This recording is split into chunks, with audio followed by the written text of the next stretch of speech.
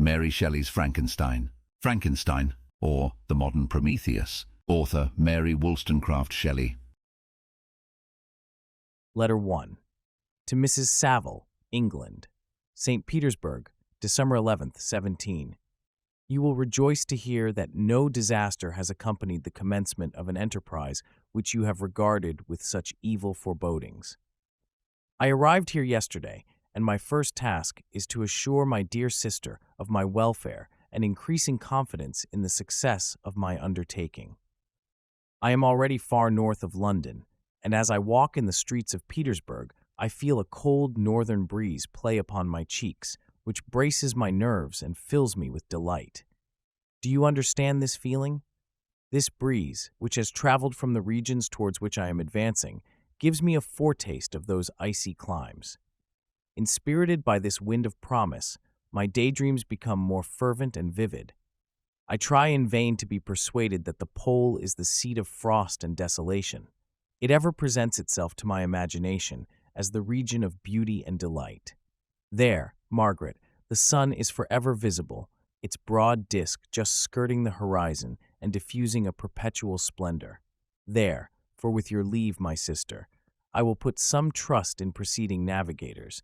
Their snow and frost are banished, and sailing over a calm sea, we may be wafted to a land surpassing in wonders and in beauty every region hitherto discovered on the habitable globe. Its productions and features may be without example, as the phenomena of the heavenly bodies undoubtedly are in those undiscovered solitudes. What may not be expected in a country of eternal light? I may there discover the wondrous power which attracts the needle, and may regulate 1,000 celestial observations that require only this voyage to render their seeming eccentricities consistent forever. I shall satiate my ardent curiosity with the sight of a part of the world never before visited, and may tread a land never before imprinted by the foot of man. These are my enticements, and they are sufficient to conquer all fear of danger or death, and to induce me to commence this laborious voyage with the joy a child feels when he embarks in a little boat with his holiday mates on an expedition of discovery up his native river. But supposing all these conjectures to be false, you cannot contest the inestimable benefit which I shall confer on all mankind to the last generation by discovering a passage near the pole to those countries, to reach which at present so many months are requisite, or by ascertaining the secret of the magnet, which, if at all possible, can only be effected by an undertaking such as mine. These reflections have dispelled the agitation with which I began my letter, and I feel my heart glow with an enthusiasm which elevates me to heaven, for nothing contributes so much to tranquilize the mind as a steady purpose, a point on which the soul may fix its intellectual eye. This expedition has been the favorite dream of my early years. I have read with ardor the accounts of the various voyages which have been made in the prospect of arriving at the North Pacific Ocean through the seas which surround the pole. You may remember that a history of all the voyages made for purposes of discovery composed the whole of our good Uncle Thomas's library. My education was neglected, yet I was passionately fond of reading.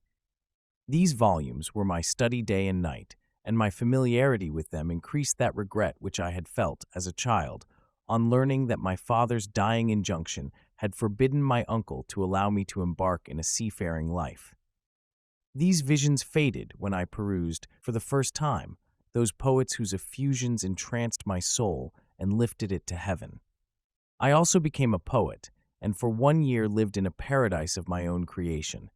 I imagined that I also might obtain a niche in the temple where the names of Homer and Shakespeare are consecrated. You are well acquainted with my failure and how heavily I bore the disappointment.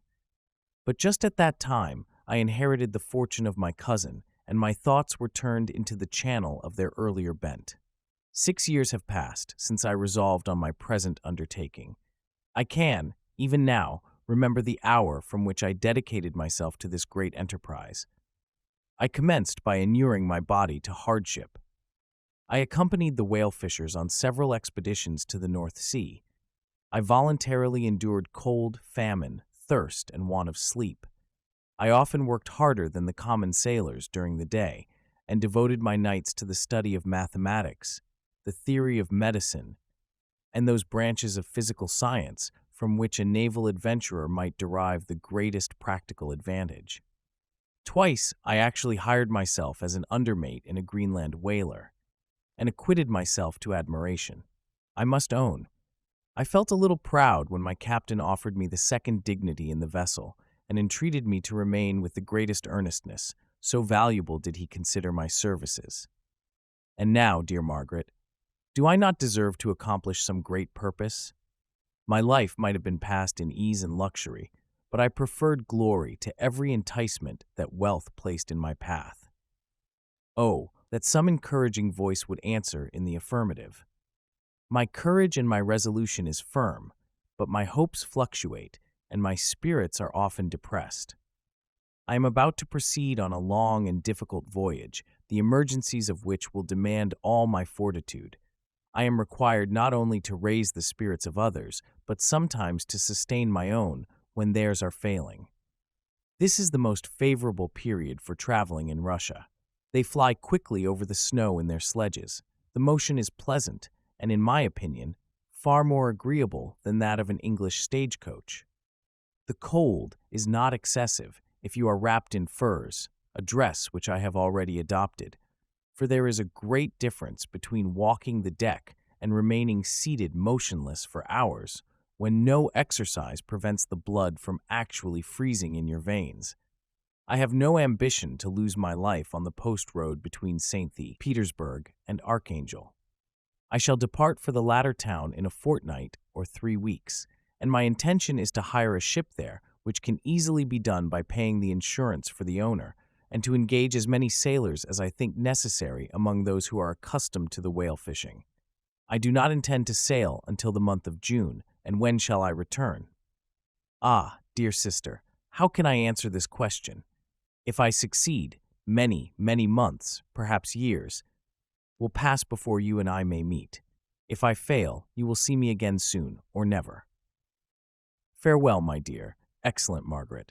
Heaven shower down blessings on you, and save me, that I may again and again testify my gratitude for all your love and kindness. Your affectionate brother, Walton. Letter 2 to Mrs. Saville, England. Archangel, 28th March, 1710. How slowly the time passes here, encompassed as I am by frost and snow. Yet a second step is taken towards my enterprise. I have hired a vessel and am occupied in collecting my sailors. Those whom I have already engaged appear to be men on whom I can depend, and are certainly possessed of dauntless courage. But I have one want which I have never yet been able to satisfy, and the absence of the object of which I now feel as a most severe evil. I have no friend, Margaret. When I am glowing with the enthusiasm of success, there will be none to participate my joy. If I am assailed by disappointment, no one will endeavor to sustain me in dejection. I shall commit my thoughts to paper, it is true, but that is a poor medium for the communication of feeling. I desire the company of a man who could sympathize with me, whose eyes would reply to mine. You may deem me romantic, my dear sister, but I bitterly feel the want of a friend. I have no one near me, gentle yet courageous, possessed of a cultivated as well as of a capacious mind, whose tastes are like my own, to approve or amend my plans. How would such a friend repair the faults of your poor brother? I am too ardent in execution and too impatient of difficulties. But it is a still greater evil to me that I am self-educated. For the first 14 years of my life, I ran wild on a common and read nothing but our Uncle Thomas's books of voyages. At that age, I became acquainted with the celebrated poets of our own country, but it was only when it had ceased to be in my power to derive its most important benefits from such a conviction that I perceived the necessity of becoming acquainted with more languages than that of my native country. Now I am 28, and am in reality more illiterate than many schoolboys of 15. It is true that I have thought more, and that my daydreams are more extended and magnificent, but they want, as the painters call it, keeping, and I greatly need a friend who would have sense enough not to despise me as romantic, and affection enough for me to endeavor to regulate my mind. Well, these are useless complaints. I shall certainly find no friend on the wide ocean, nor even here in Archangel, among merchants and seamen. Yet some feelings, unallied to the dross of human nature, beat even in these rugged bosoms. My lieutenant, for instance, is a man of wonderful courage and enterprise. He is madly desirous of glory, or rather, to word my phrase more characteristically, of advancement in his profession. He is an Englishman, and in the midst of national and professional prejudices, unsoftened by cultivation, retains some of the noblest endowments of humanity. I first became acquainted with him on board a whale vessel. Finding that he was unemployed in this city, I easily engaged him to assist in my enterprise. The master is a person of an excellent disposition and is remarkable in the ship for his gentleness and the mildness of his discipline. This circumstance, added to his well-known integrity and dauntless courage, made me very desirous to engage him. A youth passed in solitude, my best years spent under your gentle and feminine fosterage, has so refined the groundwork of my character that I cannot overcome an intense distaste to the usual brutality exercised on board ship. I have never believed it to be necessary, and when I heard of a mariner, equally noted for his kindliness of heart and the respect and obedience paid to him by his crew, I felt myself peculiarly fortunate in being able to secure his services. I heard of him first, in rather a romantic manner, from a lady who owes to him the happiness of her life. This, briefly, is his story. Some years ago, he loved a young Russian lady of moderate fortune, and having amassed a considerable sum in prize money, the father of the girl consented to the match. He saw his mistress once before the destined ceremony, but she was bathed in tears and, throwing herself at his feet, entreated him to spare her, confessing at the same time that she loved another, but that he was poor, and that her father would never consent to the union. My generous friend reassured the suppliant, and on being informed of the name of her lover, instantly abandoned his pursuit. He had already bought a farm with his money, on which he had designed to pass the remainder of his life, but he bestowed the whole on his rival, together with the remains of his prize money to purchase stock, and then himself solicited the young woman's father to consent to her marriage with her lover. But the old man decidedly refused, thinking himself bound in honor to my friend, who, when he found the father inexorable, quitted his country, nor returned until he heard that his former mistress was married according to her inclinations. What a noble fellow, you will exclaim. He is so, but then he is wholly uneducated. He is as silent as a Turk, and a kind of ignorant carelessness attends him, which, while it renders his conduct the more astonishing, detracts from the interest and sympathy which otherwise he would command. Yet do not suppose, because I complain a little, or because I can conceive a consolation for my toils which I may never know, that I am wavering in my resolutions.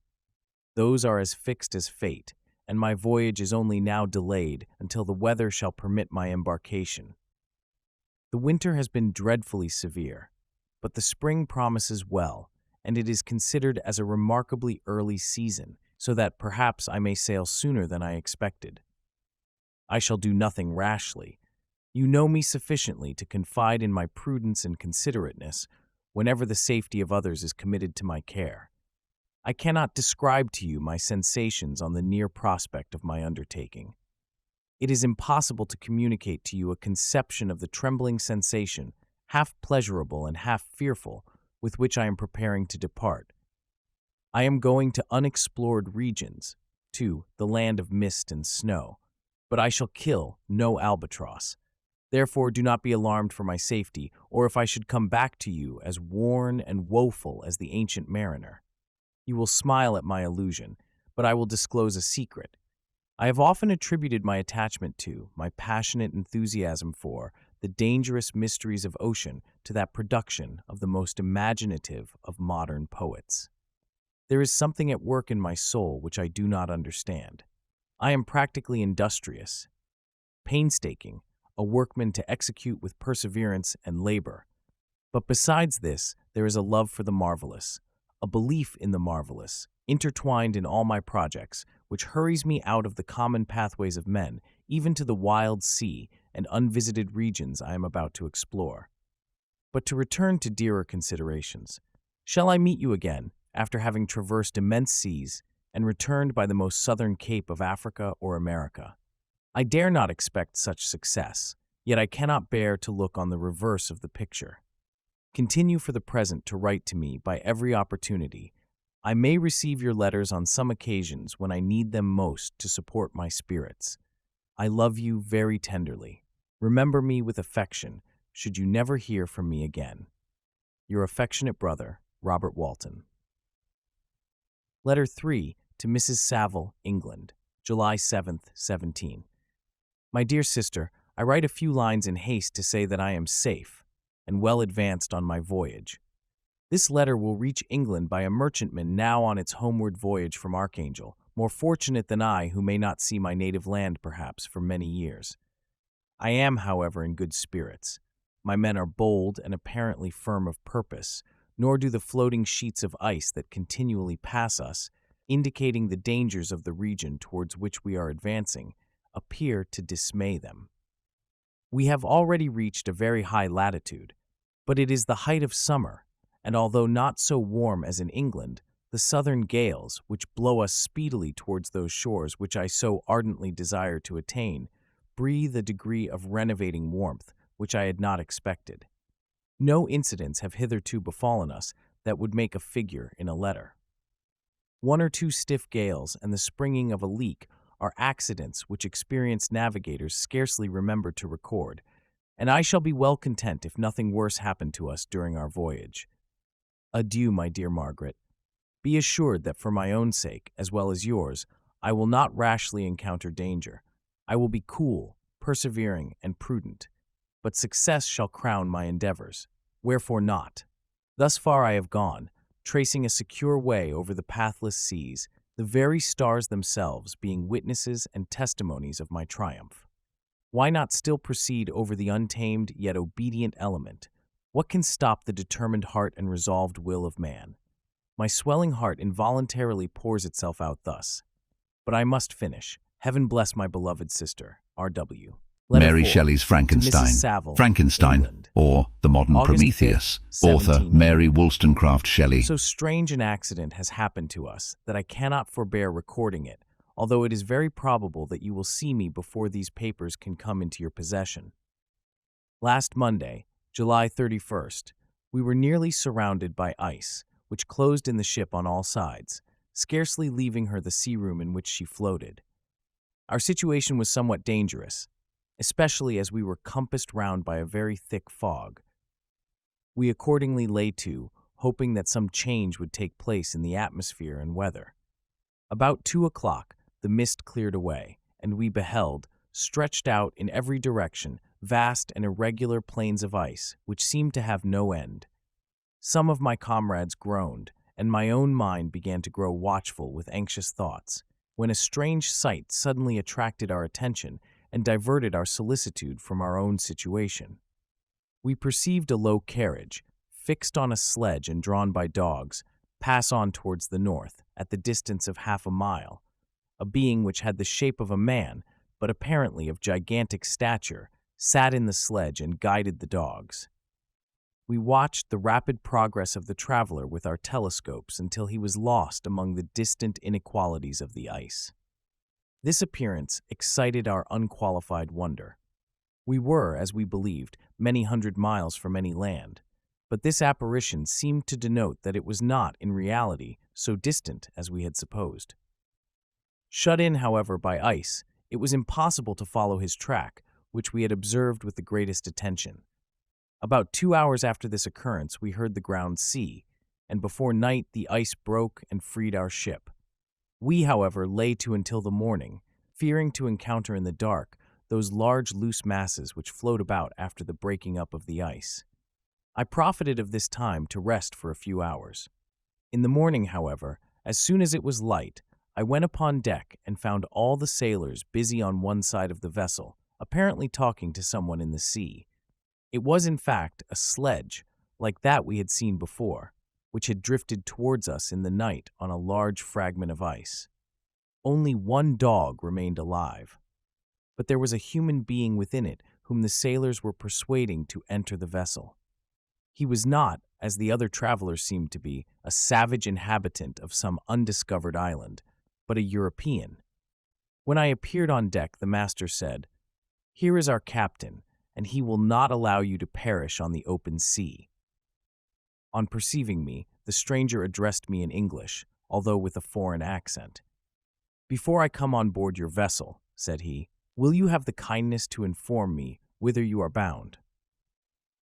You may conceive my astonishment on hearing such a question addressed to me from a man on the brink of destruction, and to whom I should have supposed that my vessel would have been a resource which he would not have exchanged for the most precious wealth the earth can afford. I replied, however, that we were on a voyage of discovery towards the northern pole. Upon hearing this, he appeared satisfied and consented to come on board. Good God, Margaret, if you had seen the man who thus capitulated for his safety, your surprise would have been boundless. His limbs were nearly frozen, and his body dreadfully emaciated by fatigue and suffering. I never saw a man in so wretched a condition.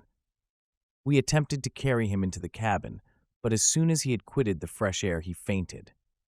We accordingly brought him back to the deck and restored him to animation by rubbing him with brandy and forcing him to swallow a small quantity. As soon as he showed signs of life, we wrapped him up in blankets and placed him near the chimney of the kitchen stove. By slow degrees, he recovered and ate a little soup, which restored him wonderfully.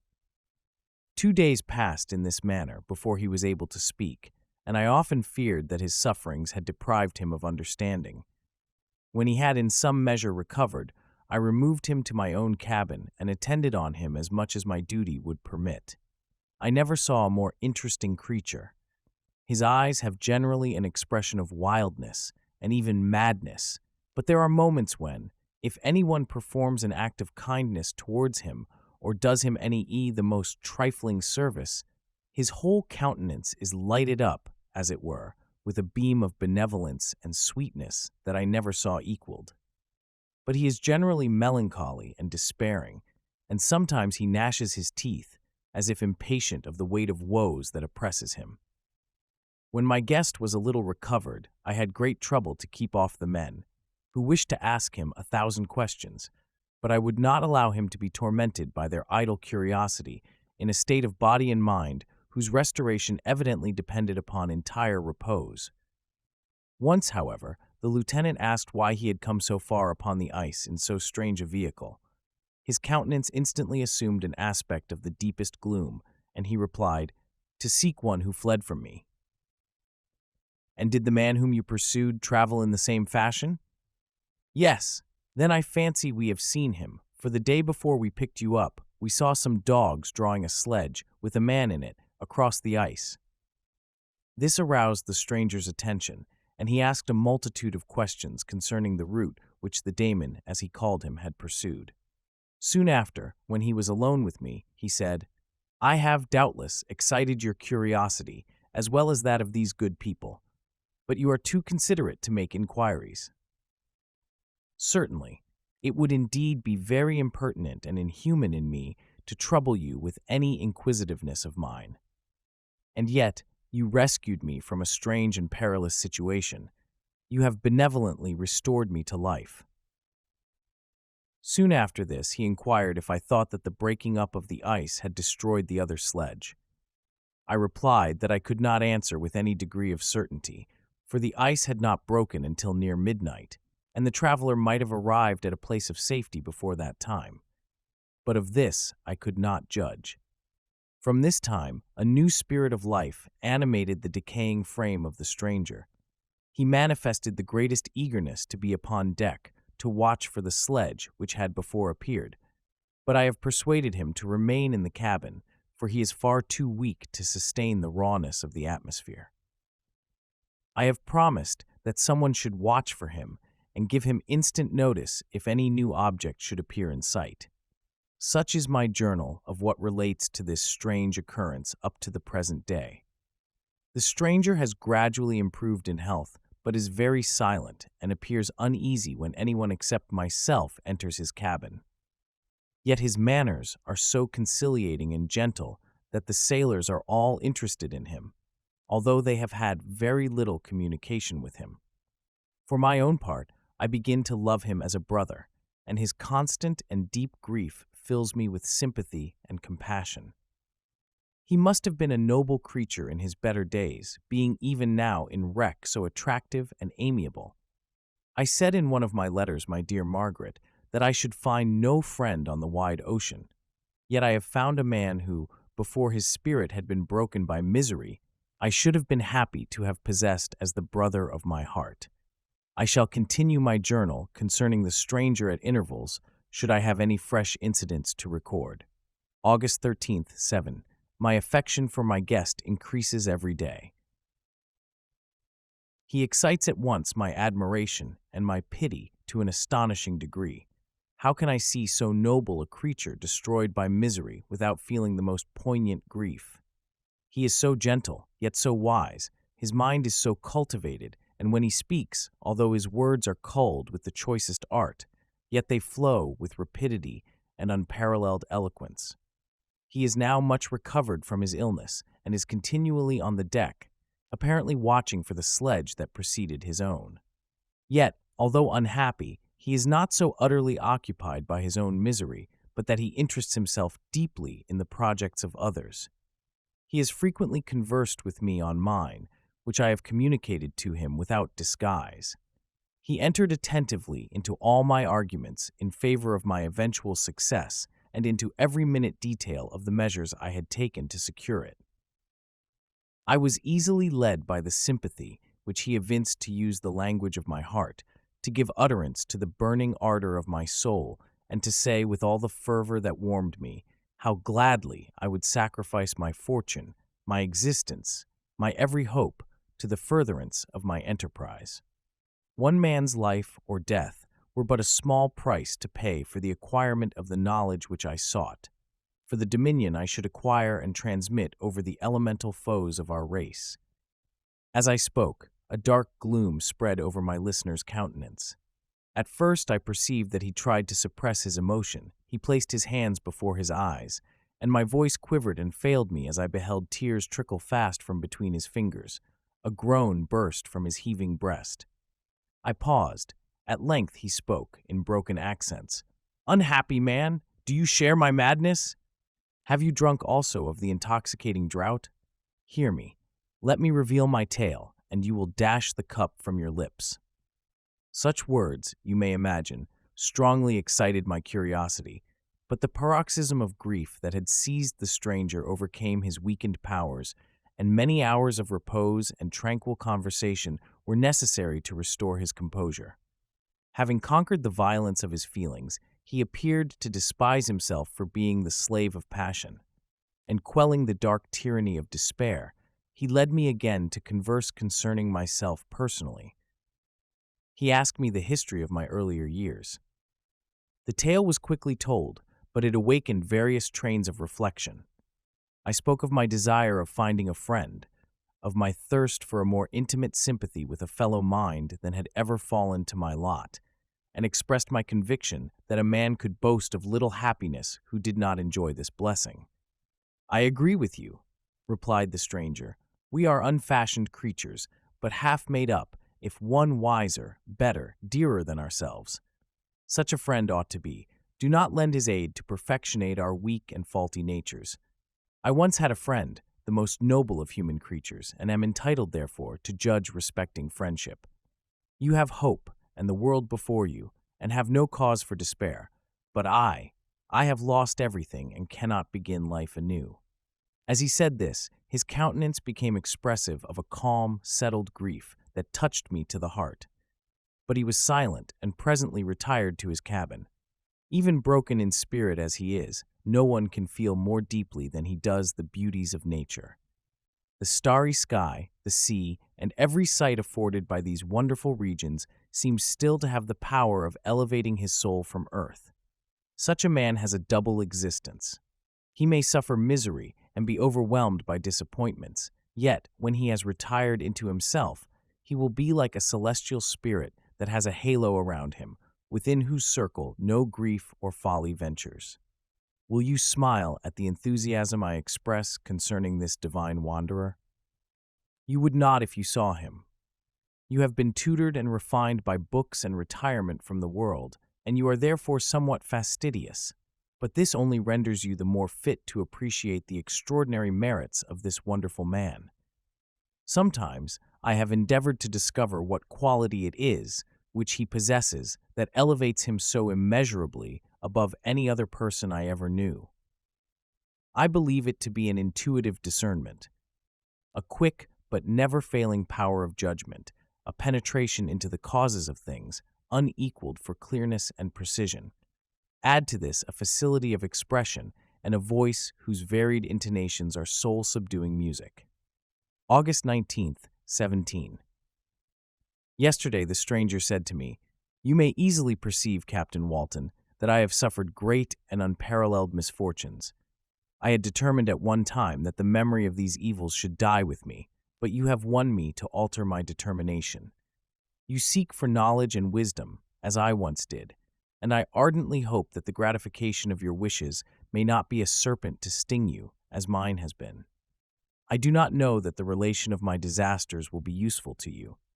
Yet, when I reflect that you are pursuing the same course, exposing yourself to the same dangers which have rendered me what I am, I imagine that you may deduce an apt moral from my tale, one that may direct you if you succeed in your undertaking and console you in case of failure. Prepare to hear of occurrences which are usually deemed marvelous. Were we among the tamer scenes of nature, I might fear to encounter your unbelief, perhaps your ridicule, but many things will appear possible in these wild and mysterious regions which would provoke the laughter of those unacquainted with the ever-varied powers of nature.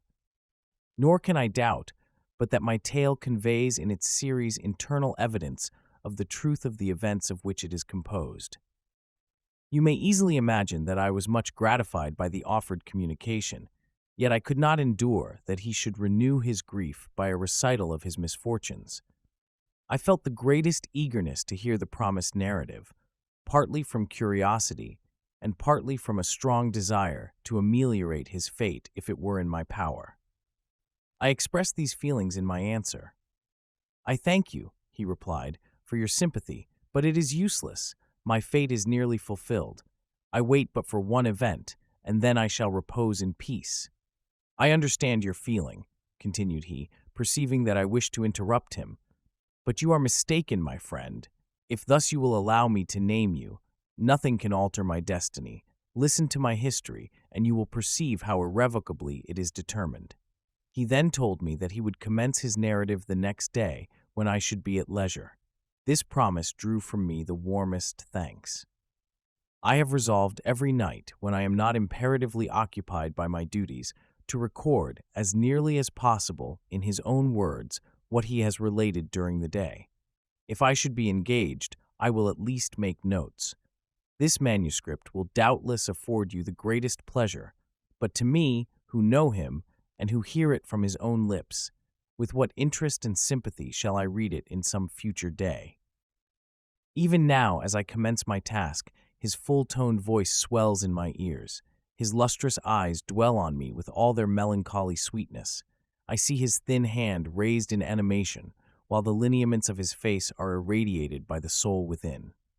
Strange and harrowing must be his story, frightful the storm which embraced the gallant vessel on its course and wrecked it. Thus, Chapter 1.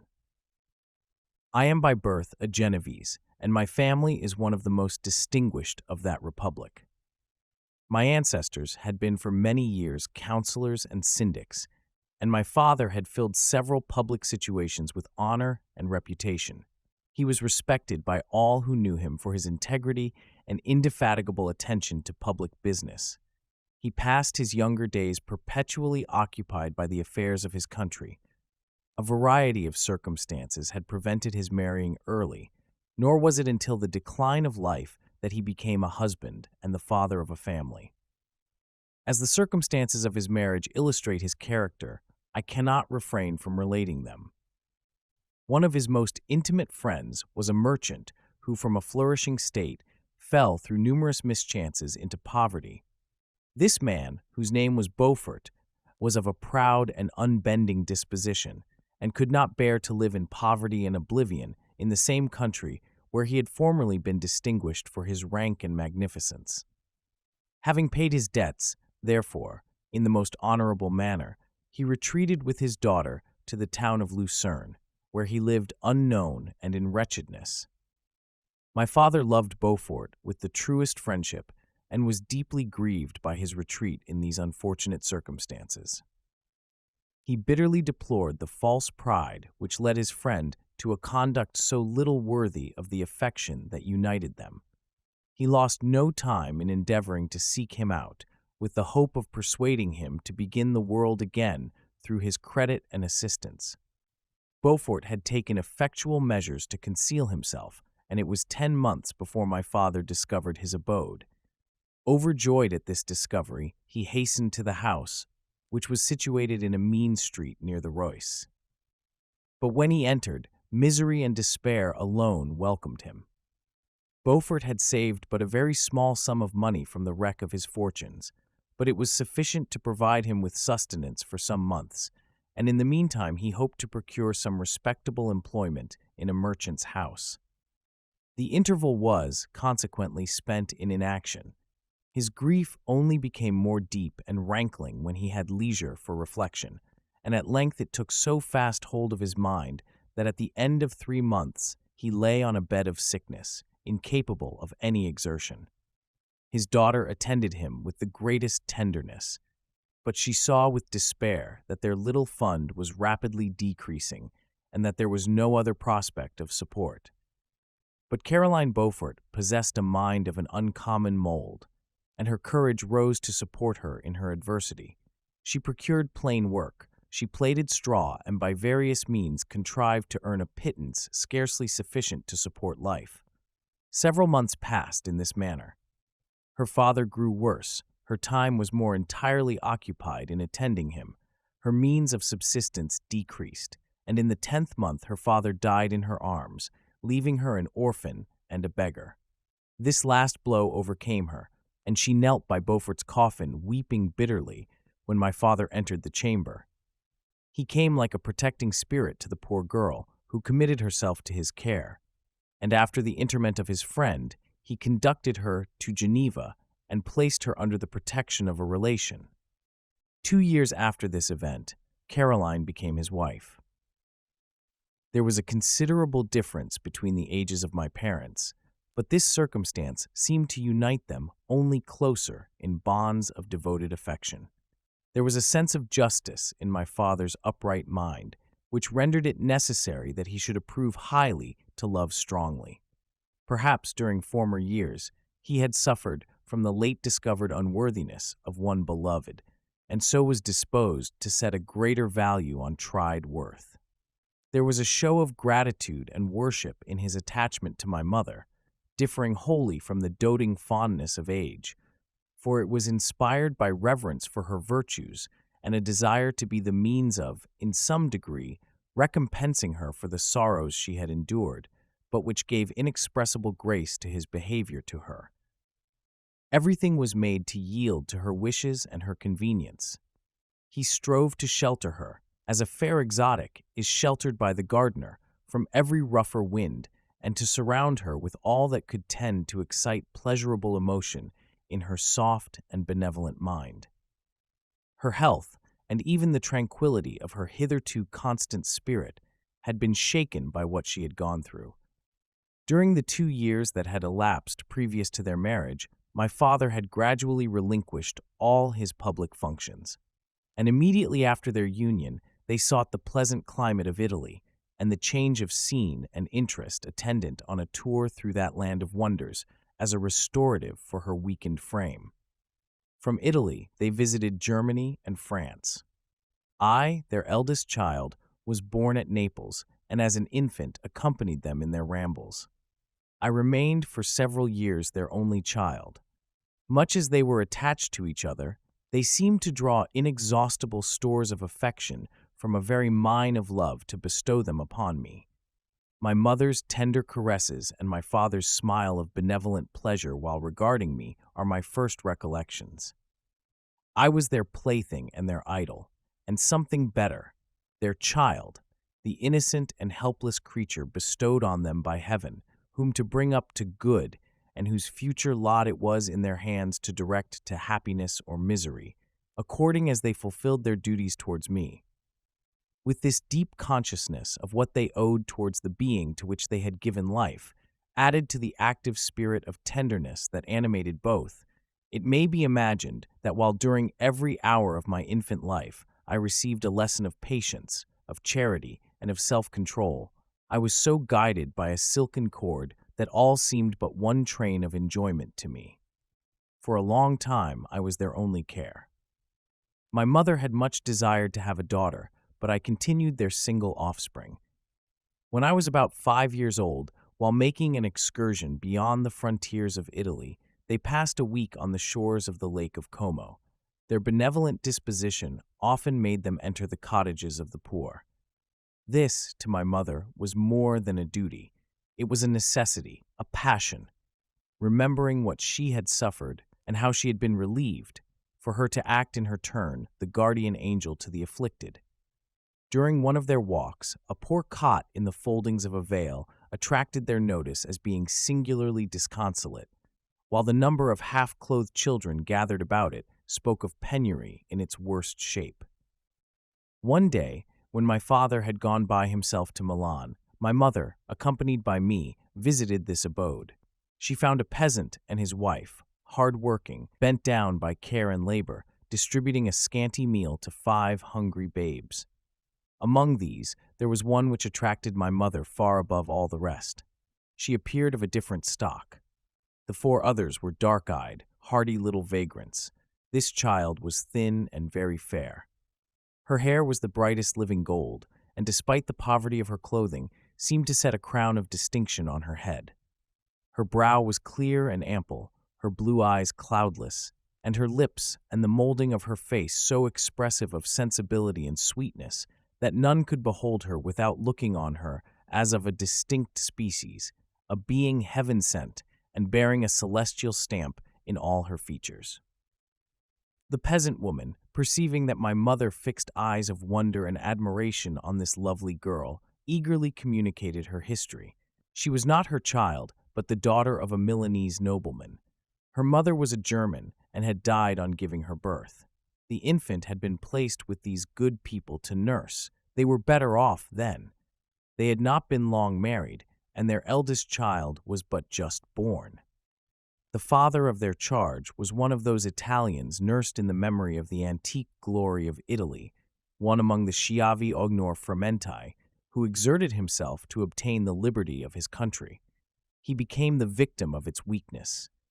Whether he had died or still lingered in the dungeons of Austria was not known.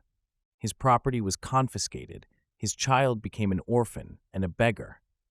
She continued with her foster parents and bloomed in their rude abode, fairer than a garden rose among dark-leaved brambles.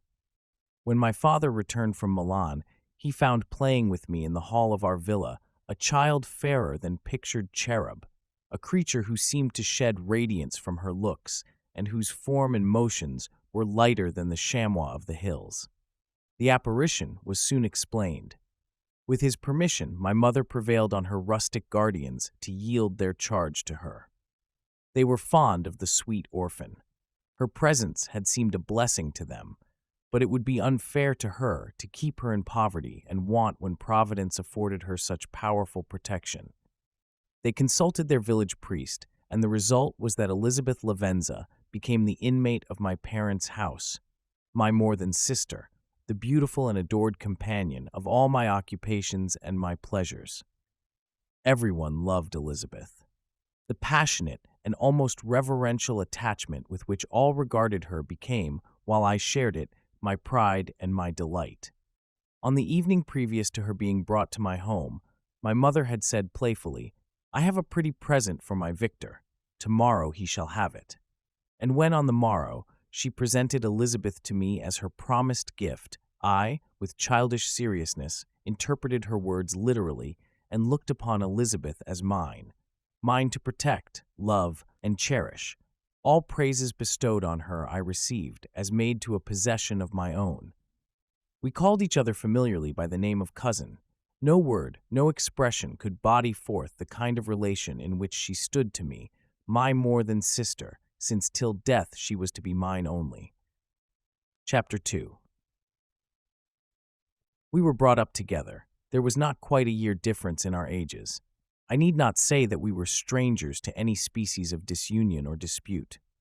Harmony was the soul of our companionship, and the diversity and contrast that subsisted in our characters drew us nearer together. Elizabeth was of a calmer and more concentrated disposition, but, with all my ardor, I was capable of a more intense application and was more deeply smitten with the thirst for knowledge. She busied herself with following the aerial creations of the poets, and in the majestic and wondrous scenes which surrounded our Swiss home, the sublime shapes of the mountains, the changes of the seasons, tempest and calm, the silence of winter, and the life and turbulence of our alpine summers, she found ample scope for admiration and delight. While my companion contemplated with a serious and satisfied spirit the magnificent appearances of things, I delighted in investigating their causes. The world was to me a secret which I desired to divine. Curiosity, earnest research to learn the hidden laws of nature, gladness akin to rapture, as they were unfolded to me, are among the earliest sensations I can remember. On the birth of a second son, my junior by 7 years, my parents gave up entirely their wandering life and fixed themselves in their native country. We possessed a house in Geneva and a campagne on Belle Rive, the eastern shore of the lake, at the distance of rather more than a league from the city. We resided principally in the latter, and the lives of my parents were passed in considerable seclusion. It was my temper to avoid a crowd and to attach myself fervently to a few. I was indifferent, therefore, to my schoolfellows in general, but I united myself in the bonds of the closest friendship to one among them. Henry Clerval was the son of a merchant of Geneva. He was a boy of singular talent and fancy. He loved enterprise, hardship, and even danger for its own sake. He was deeply read in books of chivalry and romance. He composed heroic songs and began to write many a tale of enchantment and knightly adventure. He tried to make us act plays and to enter into masquerades, in which the characters were drawn from the heroes of Roncesvalles, of the Round Table of King Arthur, and the chivalrous train who shed their blood to redeem the Holy Sepulchre from the hands of the infidels. No human being could have passed a happier childhood than myself. My parents were possessed by the very spirit of kindness and indulgence. We felt that they were not the tyrants to rule our lot according to their caprice, but the agents and creators of all the many delights which we enjoyed. When I mingled with other families, I distinctly discerned how peculiarly fortunate my lot was, and gratitude assisted the development of filial love. My temper was sometimes violent, and my passions vehement, but by some law in my temperature, they were turned not towards childish pursuits, but to an eager desire to learn, and not to learn all things indiscriminately. I confess that neither the structure of languages, nor the code of governments, nor the politics of various states possessed attractions for me. It was the secrets of heaven and earth that I desired to learn, and whether it was the outward substance of things or the inner spirit of nature and the mysterious soul of man that occupied me, still my inquiries were directed to the metaphysical, or, in its highest sense, the physical secrets of the world. Meanwhile, Clerval occupied himself, so to speak, with the moral relations of things. The busy stage of life, the virtues of heroes, and the actions of men were his theme, and his hope and his dream was to become one among those whose names are recorded in story as the gallant and adventurous benefactors of our species. The saintly soul of Elizabeth shone like a shrine-dedicated lamp in our peaceful home. Her sympathy was ours. Her smile, her soft voice, the sweet glance of her celestial eyes were ever there to bless and animate us. She was the living spirit of love to soften and attract. I might have become sullen in my study, rough through the ardor of my nature, but that she was there to subdue me to a semblance of her own gentleness. And Clerval, could aught ill entrench on the noble spirit of Clerval? Yet he might not have been so perfectly humane, so thoughtful in his generosity, so full of kindness and tenderness amidst his passion for adventurous exploit, had she not unfolded to him the real loveliness of beneficence, and made the doing good the end and aim of his soaring ambition. I feel exquisite pleasure in dwelling on the recollections of childhood, before misfortune had tainted my mind and changed its bright visions of extensive usefulness into gloomy and narrow reflections upon self. Besides, in drawing the picture of my early days, I also record those events which led, by insensible steps, to my after tale of misery, for when I would account to myself for the birth of that passion which afterwards ruled my destiny, I find it arise, like a mountain river, from ignoble and almost forgotten sources. But, swelling as it proceeded, it became the torrent which, in its course, has swept away all my hopes and joys. Natural philosophy is the genius that has regulated my fate. I desire, therefore, in this narration, to state those facts which led to my predilection for that science. When I was 13 years of age, we all went on a party of pleasure to the baths near Thonon. The inclemency of the weather obliged us to remain a day confined to the inn. In this house I chanced to find a volume of the works of Cornelius Agrippa. I opened it with apathy. The theory which he attempts to demonstrate and the wonderful facts which he relates soon changed this feeling into enthusiasm. A new light seemed to dawn upon my mind, and bounding with joy, I communicated my discovery to my father. My father looked carelessly at the title page of my book and said, "Ah, Cornelius Agrippa!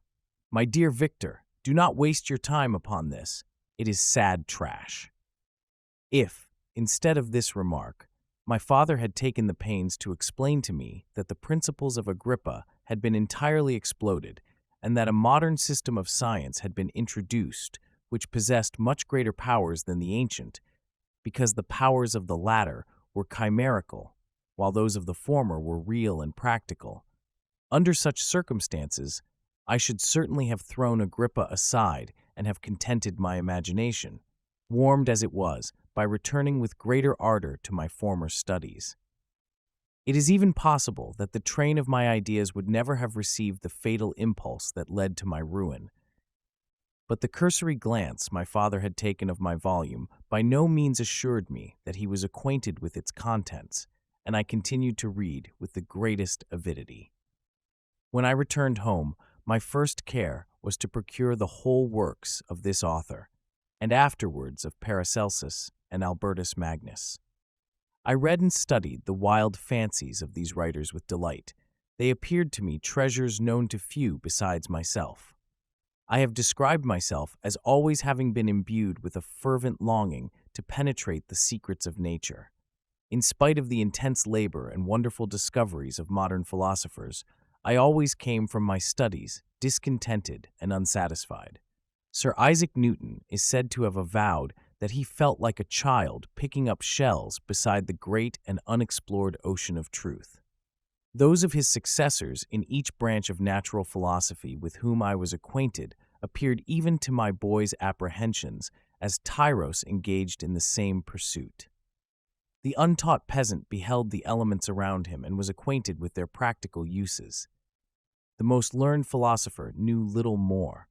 He had partially unveiled the face of nature, but her immortal lineaments were still a wonder and a mystery. He might dissect, anatomize, and give names, but not to speak of a final cause. Causes in their secondary and tertiary grades were utterly unknown to him. I had gazed upon the fortifications and impediments that seemed to keep human beings from entering the citadel of nature, and rashly and ignorantly I had repined. But here were books, and here were men who had penetrated deeper and knew more. I took their word for all that they averred, and I became their disciple. It may appear strange that such should arise in the 18th century, but while I followed the routine of education in the schools of Geneva, I was, to a great degree, self-taught with regard to my favorite studies. My father was not scientific, and I was left to struggle with a child's blindness, added to a student's thirst for knowledge.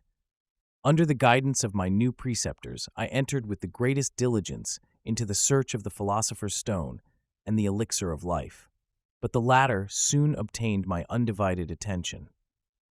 Wealth was an inferior object, but what glory would attend the discovery if I could banish disease from the human frame and render man invulnerable to any but a violent death? Nor were these my only visions.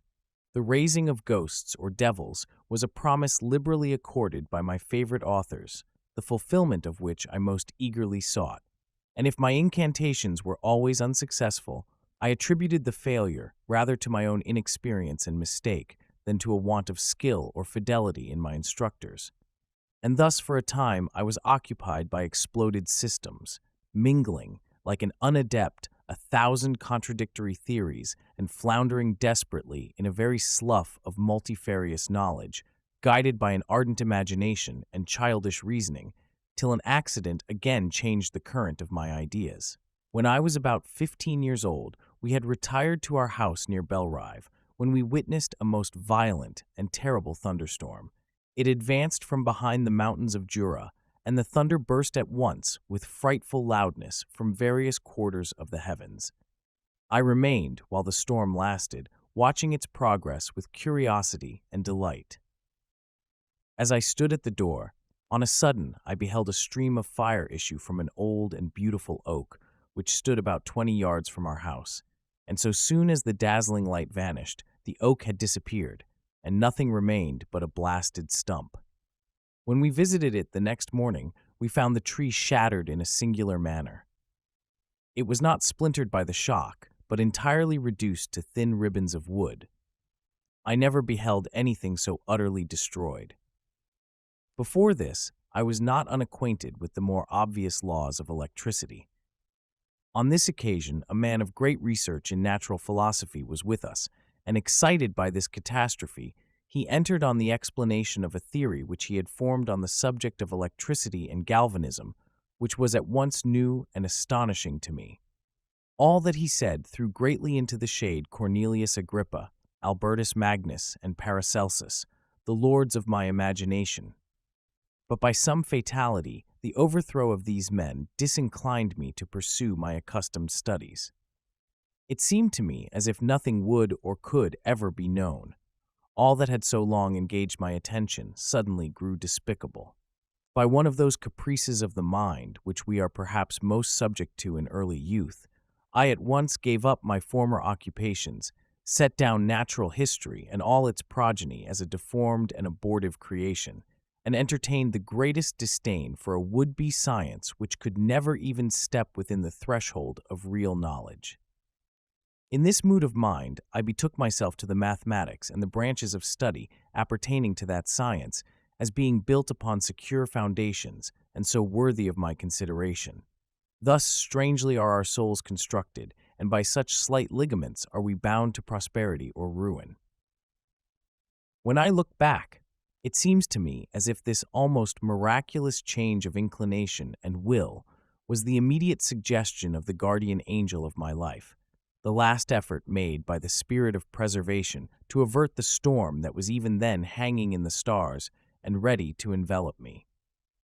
Her victory was announced by an unusual tranquility and gladness of soul which followed the relinquishing of my ancient and latterly tormenting studies.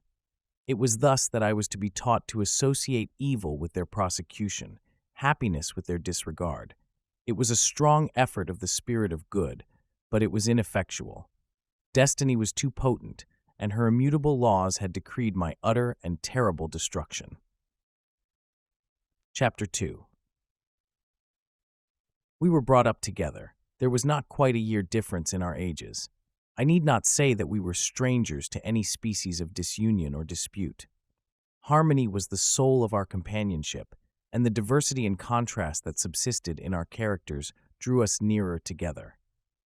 Elizabeth was of a calmer and more concentrated disposition, but, with all my ardor, I was capable of a more intense application and was more deeply smitten with the thirst for knowledge. She busied herself with following the aerial creations of the poets, and in the majestic and wondrous scenes which surrounded our Swiss home, the sublime shapes of the mountains, the changes of the seasons, tempest and calm, the silence of winter, and the life and turbulence of our alpine summers, she found ample scope for admiration and delight. While my companion contemplated with a serious and satisfied spirit the magnificent appearances of things, I delighted in investigating their causes. The world was to me a secret which I desired to divine. Curiosity, earnest research to learn the hidden laws of nature, gladness akin to rapture, as they were unfolded to me, are among the earliest sensations I can remember. On the birth of a second son, my junior by 7 years, my parents gave up entirely their wandering life and fixed themselves in their native country.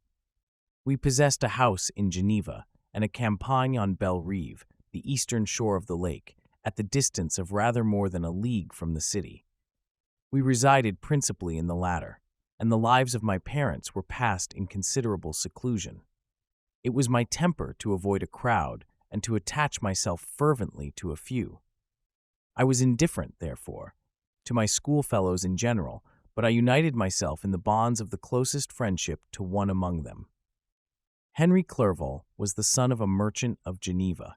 He was a boy of singular talent and fancy. He loved enterprise, hardship, and even danger for its own sake. He was deeply read in books of chivalry and romance. He composed heroic songs and began to write many a tale of enchantment and knightly adventure.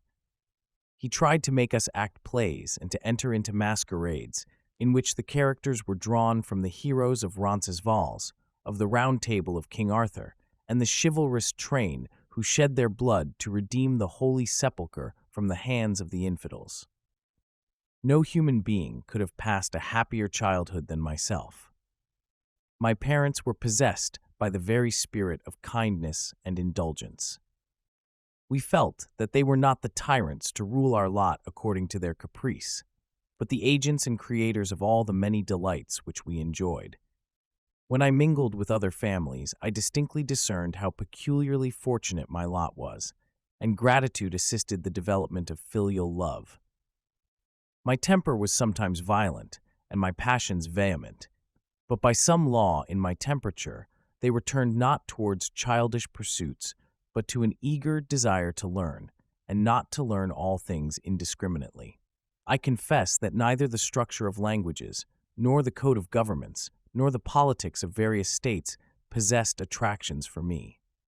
It was the secrets of heaven and earth that I desired to learn, and whether it was the outward substance of things or the inner spirit of nature and the mysterious soul of man that occupied me, still my inquiries were directed to the metaphysical, or, in its highest sense, the physical secrets of the world.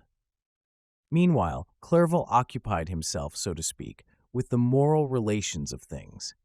The busy stage of life, the virtues of heroes, and the actions of men were his theme, and his hope and his dream was to become one among those whose names are recorded in story as the gallant and adventurous benefactors of our species. The saintly soul of Elizabeth shone like a shrine-dedicated lamp in our peaceful home. Her sympathy was ours. Her smile, her soft voice, the sweet glance of her celestial eyes were ever there to bless and animate us. She was the living spirit of love to soften and attract. I might have become sullen in my study, rough through the ardor of my nature, but that she was there to subdue me to a semblance of her own gentleness. And Clerval, could aught ill entrench on the noble spirit of Clerval? Yet he might not have been so perfectly humane, so thoughtful in his generosity, so full of kindness and tenderness amidst his passion for adventurous exploit, had she not unfolded to him the real loveliness of beneficence, and made the doing good the end and aim of his soaring ambition.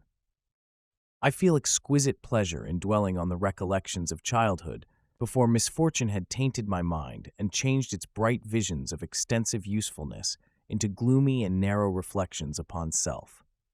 Besides, in drawing the picture of my early days, I also record those events which led, by insensible steps, to my after tale of misery, for when I would account to myself for the birth of that passion which afterwards ruled my destiny, I find it arise, like a mountain river, from ignoble and almost forgotten sources. But, swelling as it proceeded, it became the torrent which, in its course, has swept away all my hopes and joys. Natural philosophy is the genius that has regulated my fate. I desire, therefore, in this narration, to state those facts which led to my predilection for that science. When I was 13 years of age, we all went on a party of pleasure to the baths near Thonon. The inclemency of the weather obliged us to remain a day confined to the inn. In this house I chanced to find a volume of the works of Cornelius Agrippa. I opened it with apathy. The theory which he attempts to demonstrate and the wonderful facts which he relates soon changed this feeling into enthusiasm. A new light seemed to dawn upon my mind, and bounding with joy, I communicated my discovery to my father. My father looked carelessly at the title page of my book and said, "Ah, Cornelius Agrippa! My dear Victor, do not waste your time upon this. It is sad trash." If, instead of this remark, my father had taken the pains to explain to me that the principles of Agrippa had been entirely exploded, and that a modern system of science had been introduced which possessed much greater powers than the ancient, because the powers of the latter were chimerical, while those of the former were real and practical. Under such circumstances, I should certainly have thrown Agrippa aside and have contented my imagination, warmed as it was, by returning with greater ardor to my former studies. It is even possible that the train of my ideas would never have received the fatal impulse that led to my ruin. But the cursory glance my father had taken of my volume by no means assured me that he was acquainted with its contents, and I continued to read with the greatest avidity. When I returned home, my first care was to procure the whole works of this author, and afterwards of Paracelsus and Albertus Magnus. I read and studied the wild fancies of these writers with delight. They appeared to me treasures known to few besides myself. I have described myself as always having been imbued with a fervent longing to penetrate the secrets of nature. In spite of the intense labor and wonderful discoveries of modern philosophers, I always came from my studies discontented and unsatisfied. Sir Isaac Newton is said to have avowed that he felt like a child picking up shells beside the great and unexplored ocean of truth. Those of his successors in each branch of natural philosophy with whom I was acquainted appeared even to my boy's apprehensions as tyros engaged in the same pursuit. The untaught peasant beheld the elements around him and was acquainted with their practical uses.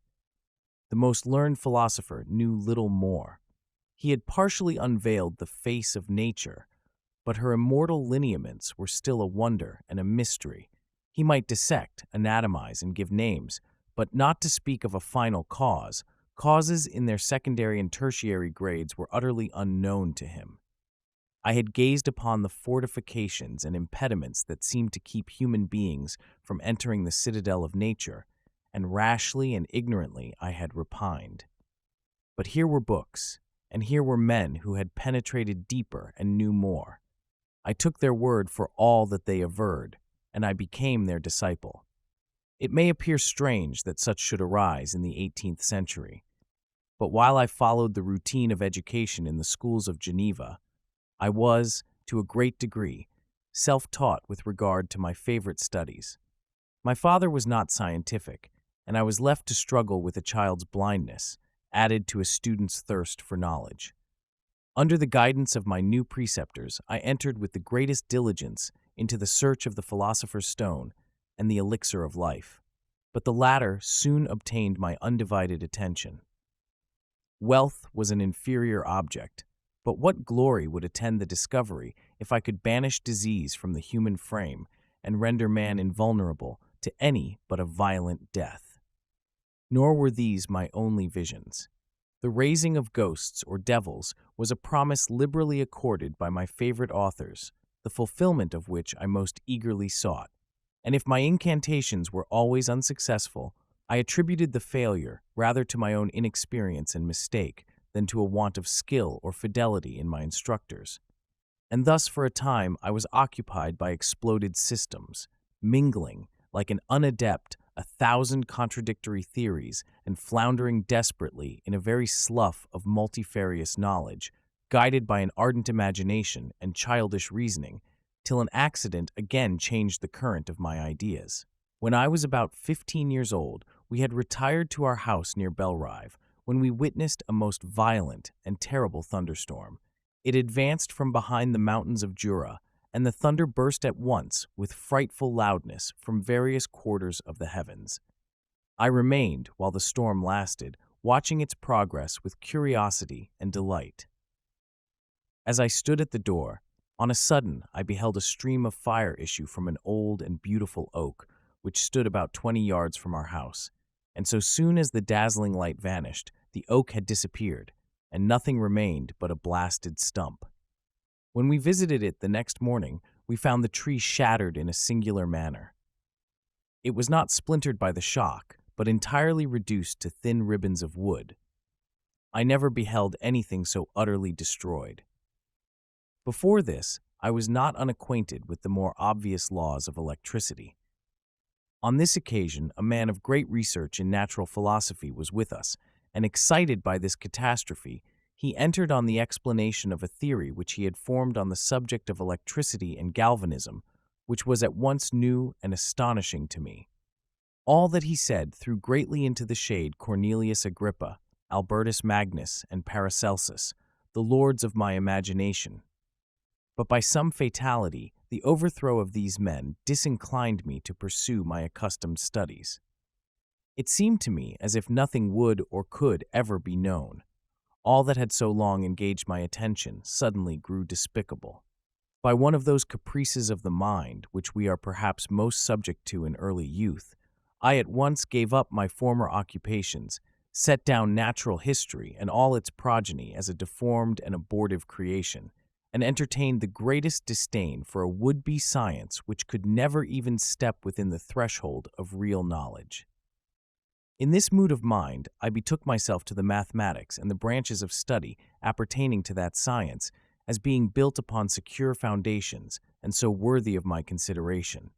Thus strangely are our souls constructed, and by such slight ligaments are we bound to prosperity or ruin. When I look back, it seems to me as if this almost miraculous change of inclination and will was the immediate suggestion of the guardian angel of my life, the last effort made by the spirit of preservation to avert the storm that was even then hanging in the stars and ready to envelop me. Her victory was announced by an unusual tranquility and gladness of soul which followed the relinquishing of my ancient and latterly tormenting studies. It was thus that I was to be taught to associate evil with their prosecution, happiness with their disregard. It was a strong effort of the spirit of good, but it was ineffectual. Destiny was too potent, and her immutable laws had decreed my utter and terrible destruction. Chapter 4. From this day, natural philosophy, and particularly chemistry, in the most comprehensive sense of the term, became nearly my sole occupation. I read with ardor those works, so full of genius and discrimination, which modern inquirers have written on these subjects. I attended the lectures and cultivated the acquaintance of the men of science of the university, and I found even in M. Krempe a great deal of sound sense and real information, combined, it is true, with a repulsive physiognomy and manners, but not on that account the less valuable. In M. Waldman I found a true friend. His gentleness was never tinged by dogmatism, and his instructions were given with an air of frankness and good nature that banished every idea of pedantry. In 1,000 ways he smoothed for me the path of knowledge and made the most abstruse inquiries clear and facile to my apprehension. My application was at first fluctuating and uncertain. It gained strength as I proceeded, and soon became so ardent and eager that the stars often disappeared in the light of morning whilst I was yet engaged in my laboratory. As I applied so closely, it may be easily conceived that my progress was rapid. My ardor was indeed the astonishment of the students, and my proficiency that of the masters. Professor Krempe often asked me, with a sly smile, how Cornelius Agrippa went on, whilst M. Waldman expressed the most heartfelt exultation in my progress. 2 years passed in this manner, during which I paid no visit to Geneva, but was engaged, heart and soul, in the pursuit of some discoveries which I hoped to make. None but those who have experienced them can conceive of the enticements of science. In other studies you go as far as others have gone before you, and there is nothing more to know. But in a scientific pursuit there is continual food for discovery and wonder. A mind of moderate capacity which closely pursues one study must infallibly arrive at great proficiency in that study. And I, who continually sought the attainment of one object of pursuit and was solely wrapped up in this, improved so rapidly that at the end of 2 years I made some discoveries in the improvement of some chemical instruments, which procured me great esteem and admiration at the university. When I had arrived at this point, and had become as well acquainted with the theory and practice of natural philosophy as depended on the lessons of any of the professors at Ingolstadt, my residence there being no longer conducive to my improvements, I thought of returning to my friends and my native town, when an incident happened that protracted my stay. One of the phenomena which had peculiarly attracted my attention was the structure of the human frame, and indeed any animal endued with life. Whence, I often asked myself, did the principle of life proceed? It was a bold question, and one which has ever been considered as a mystery. Yet with how many things are we upon the brink of becoming acquainted, if cowardice or carelessness did not restrain our inquiries? I revolved these circumstances in my mind, and determined thenceforth to apply myself more particularly to those branches of natural philosophy which relate to physiology. Unless I had been animated by an almost supernatural enthusiasm, my application to this study would have been irksome and almost intolerable. To examine the causes of life, we must first have recourse to death. I became acquainted with the science of anatomy, but this was not sufficient. I must also observe the natural decay and corruption of the human body. In my education, my father had taken the greatest precautions that my mind should be impressed with no supernatural horrors. I do not ever remember to have trembled at a tale of superstition or to have feared the apparition of a spirit. Darkness had no effect upon my fancy, and a churchyard was to me merely the receptacle of bodies deprived of life, which, from being the seat of beauty and strength, had become food for the worm. Now I was led to examine the cause and progress of this decay, and forced to spend days and nights in vaults and charnel houses.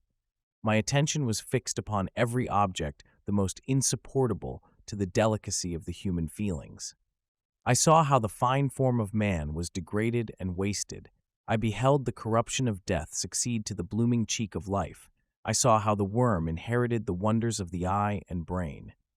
I paused, examining and analyzing all the minutiae of causation, as exemplified in the change from life to death and death to life, until from the midst of this darkness a sudden light broke in upon me, a light so brilliant and wondrous, yet so simple, that while I became dizzy with the immensity of the prospect which it illustrated, I was surprised that among so many men of genius who had directed their inquiries towards the same science, that I alone should be reserved to discover so astonishing a secret. Remember, I am not recording the vision of a madman. The sun does not more certainly shine in the heavens than that which I now affirm is true. Some miracle might have produced it, yet the stages of the discovery were distinct and probable. After days and nights of incredible labor and fatigue, I succeeded in discovering the cause of generation and life. Nay, more, I became myself capable of bestowing animation upon lifeless matter. The astonishment which I had at first experienced on this discovery soon gave place to delight and rapture. After so much time spent in painful labor, to arrive at once at the summit of my desires was the most gratifying consummation of my toils. But this discovery was so great and overwhelming that all the steps by which I had been progressively led to it were obliterated, and I beheld only the result.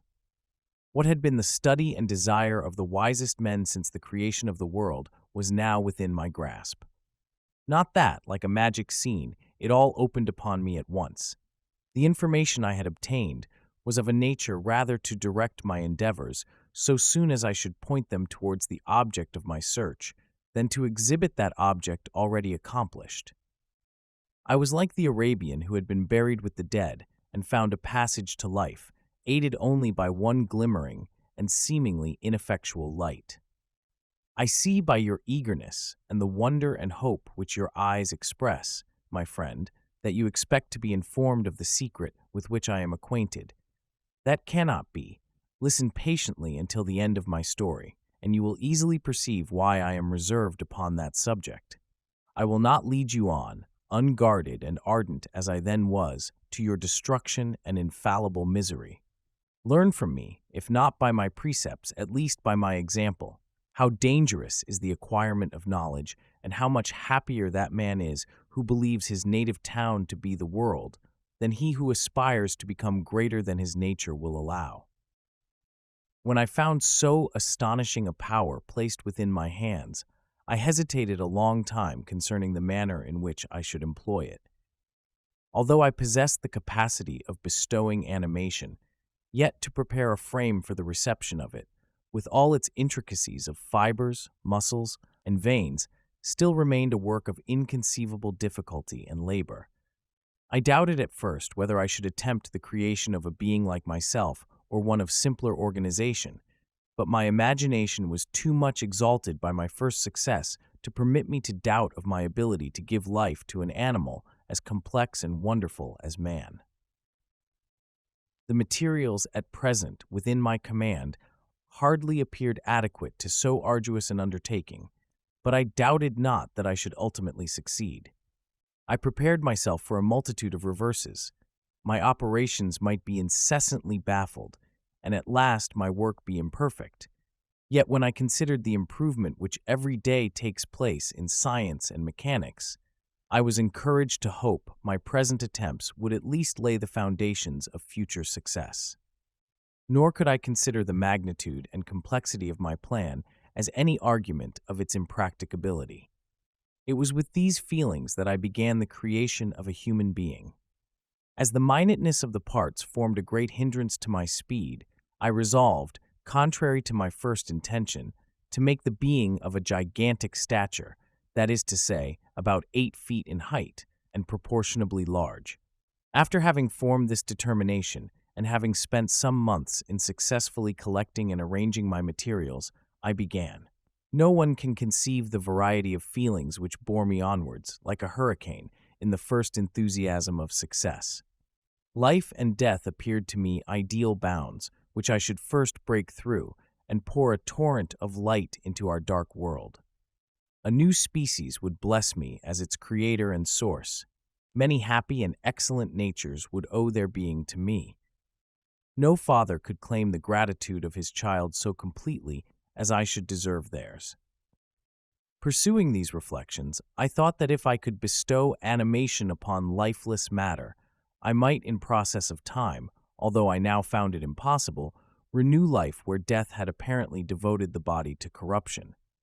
These thoughts supported my spirits, while I pursued my undertaking with unremitting ardor. My cheek had grown pale with study, and my person had become emaciated with confinement. Sometimes, on the very brink of certainty, I failed, yet still I clung to the hope which the next day or the next hour might realize. One secret which I alone possessed was the hope to which I had dedicated myself, and the moon gazed on my midnight labors, while, with unrelaxed and breathless eagerness, I pursued nature to her hiding places. Who shall conceive the horrors of my secret toil as I dabbled among the unhallowed damps of the grave or tortured the living animal to animate the lifeless clay? My limbs now tremble and my eyes swim with the remembrance, but then a resistless and almost frantic impulse urged me forward. I seemed to have lost all soul or sensation, but for this one pursuit. It was indeed but a passing trance that only made me feel with renewed acuteness so soon as, the unnatural stimulus ceasing to operate, I had returned to my old habits. I collected bones from charnel houses and disturbed, with profane fingers, the tremendous secrets of the human frame.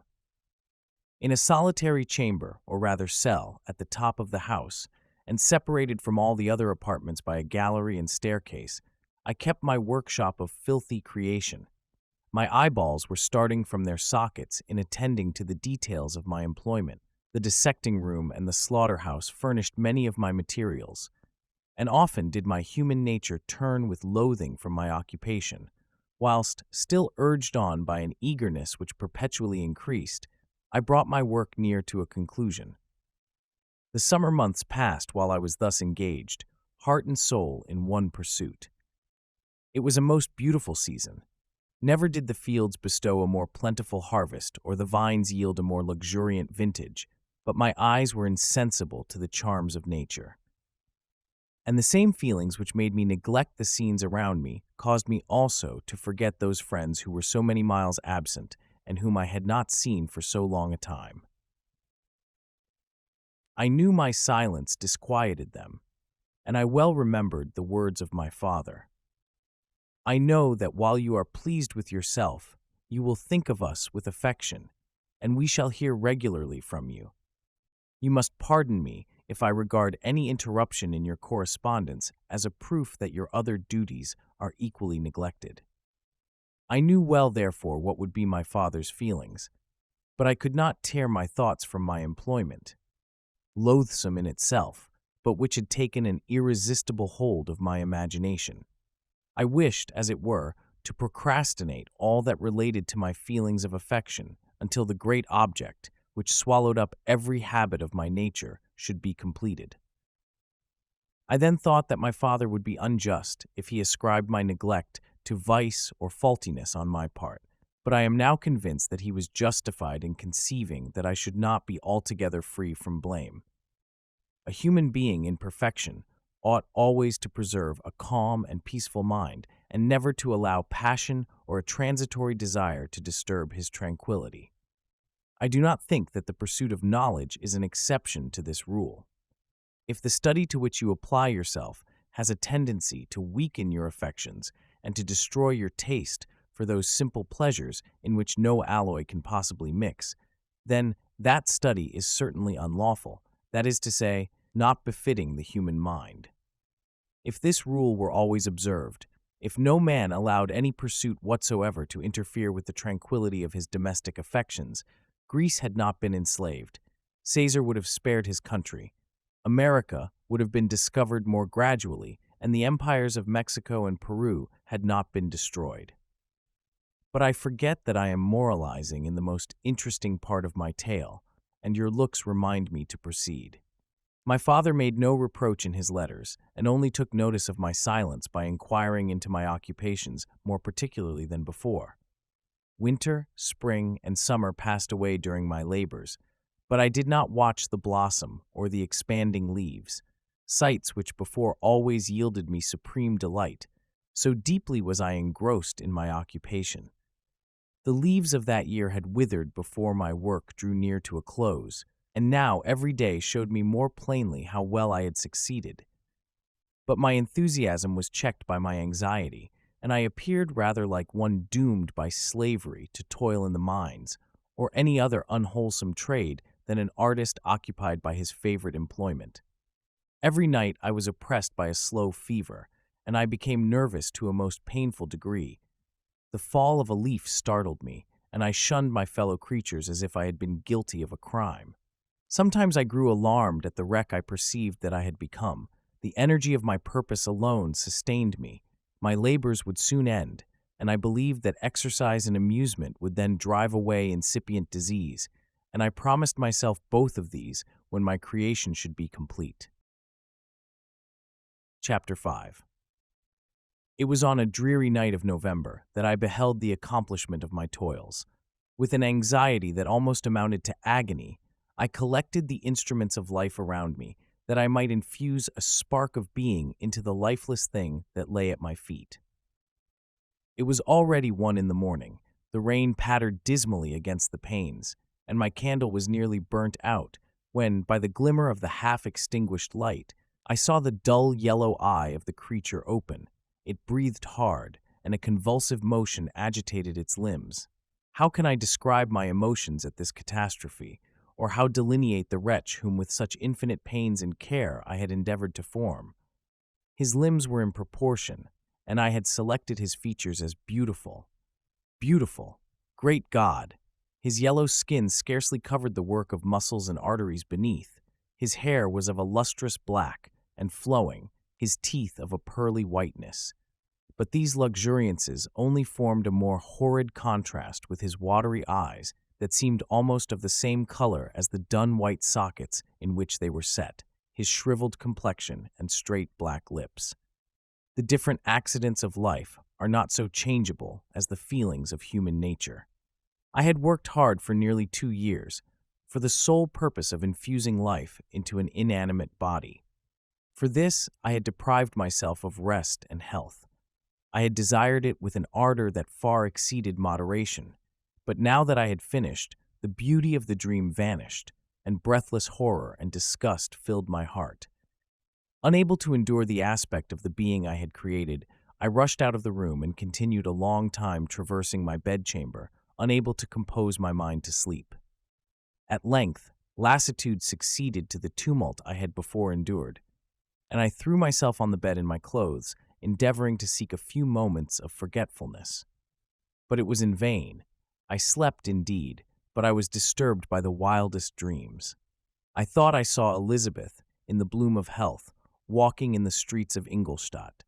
Delighted and surprised, I embraced her, but as I imprinted the first kiss on her lips, they became livid with the hue of death.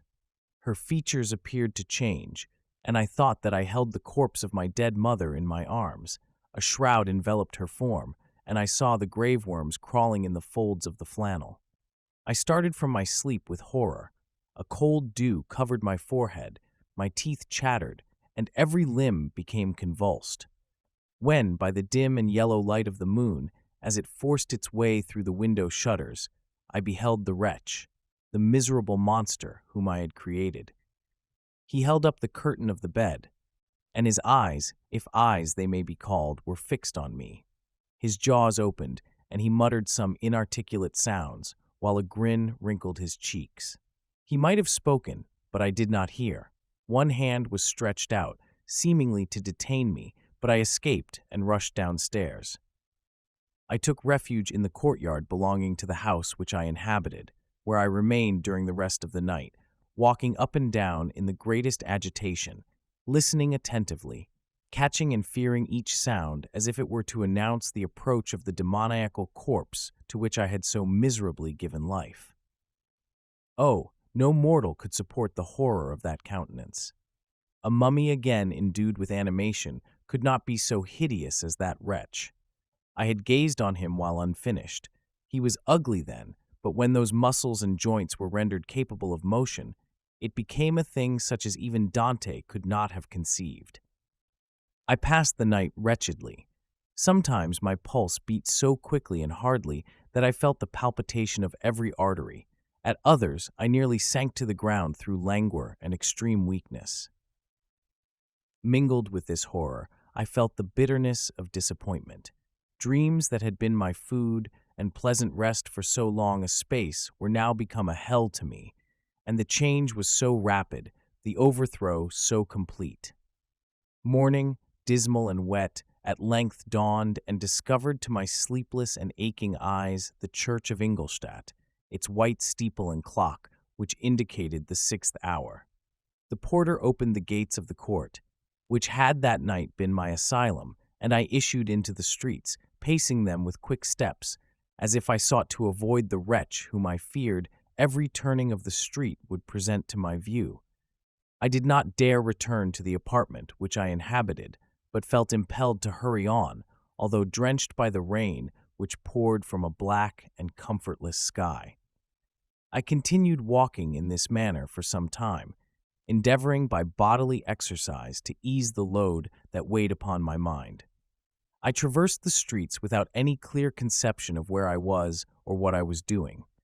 My heart palpitated in the sickness of fear, and I hurried on with irregular steps, not daring to look about me. Like one who, on a lonely road, doth walk in fear and dread, and, having once turned round, walks on, and turns no more his head. because he knows a frightful fiend doth close behind in tread. Coleridge's Ancient Mariner.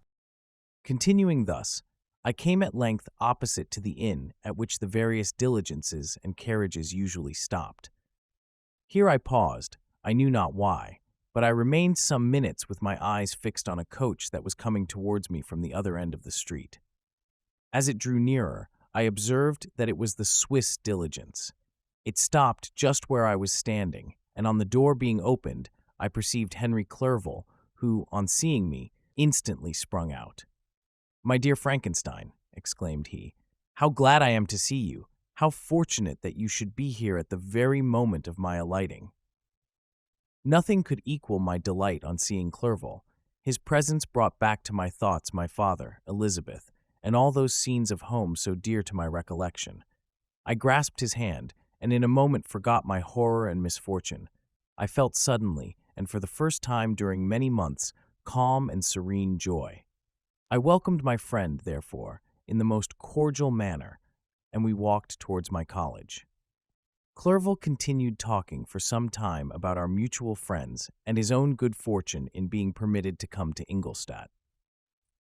"You may easily believe," said he, "how great was the difficulty to persuade my father that all necessary knowledge was not comprised in the noble art of bookkeeping, and indeed, I believe I left him incredulous to the last, for his constant answer to my unwearied entreaties was the same as that of the Dutch schoolmaster in The Vicar of Wakefield. I have 10,000 florins a year without Greek, I eat heartily without Greek. But his affection for me at length overcame his dislike of learning, and he has permitted me to undertake a voyage of discovery to the land of knowledge. It gives me the greatest delight to see you, but tell me how you left my father, brothers, and Elizabeth." "Very well, and very happy, only a little uneasy that they hear from you so seldom. By the by, I mean to lecture you a little upon their account myself. But, my dear Frankenstein," continued he, stopping short and gazing full in my face, "I did not before remark how very ill you appear, so thin and pale, you look as if you had been watching for several nights. You have guessed right. I have lately been so deeply engaged in one occupation that I have not allowed myself sufficient rest, as you see. But I sincerely hope, that all these employments are now at an end, and that I am at length free." I trembled excessively. I could not endure to think of, and far less to allude to, the occurrences of the preceding night. I walked with a quick pace, and we soon arrived at my college. I then reflected, and the thought made me shiver, that the creature whom I had left in my apartment might still be there, alive and walking about. I dreaded to behold this monster, but I feared still more that Henry should see him. Entreating him, therefore, to remain a few minutes at the bottom of the stairs, I darted up towards my own room. My hand was already on the lock of the door before I recollected myself. I then paused, and a cold shivering came over me. I threw the door forcibly open, as children are accustomed to do when they expect a spectre to stand in waiting for them on the other side. But nothing appeared. I stepped fearfully in. The apartment was empty, and my bedroom was also freed from its hideous guest. I could hardly believe that so great a good fortune could have befallen me, but when I became assured that my enemy had indeed fled, I clapped my hands for joy and ran down to Clerval. We ascended into my room, and the servant presently brought breakfast, but I was unable to contain myself. It was not joy only that possessed me. I felt my flesh tingle with excess of sensitiveness, and my pulse beat rapidly. I was unable to remain for a single instant in the same place. I jumped over the chairs, clapped my hands, and laughed aloud. Clerval at first attributed my unusual spirits to joy on his arrival, but when he observed me more attentively, he saw a wildness in my eyes for which he could not account, and my loud, unrestrained, heartless laughter frightened and astonished him. "My dear Victor," cried he, "what, for God's sake, is the matter? Do not laugh in that manner. How ill you are! What is the cause of all this?" "Do not ask me," cried I, putting my hands before my eyes, for I thought I saw the dreaded spectre glide into the room. "He can tell. Oh, save me, save me!" I imagined that the monster seized me. I struggled furiously and fell down in a fit. Poor Clerval, what must have been his feelings? A meeting, which he anticipated with such joy, so strangely turned to bitterness. But I was not the witness of his grief, for I was lifeless and did not recover my senses for a long, long time. This was the commencement of a nervous fever which confined me for several months. During all that time, Henry was my only nurse. I afterwards learned that, knowing my father's advanced age and unfitness for so long a journey, and how wretched my sickness would make Elizabeth, he spared them this grief by concealing the extent of my disorder.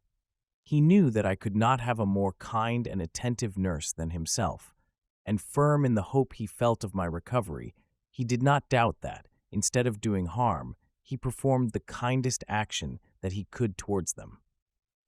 But I was in reality very ill, and surely nothing but the unbounded and unremitting attentions of my friend could have restored me to life. The form of the monster on whom I had bestowed existence was forever before my eyes, and I raved incessantly concerning him. Doubtless my words surprised Henry. He at first believed them to be the wanderings of my disturbed imagination, but the pertinacity with which I continually recurred to the same subject persuaded him that my disorder indeed owed its origin to some uncommon and terrible event.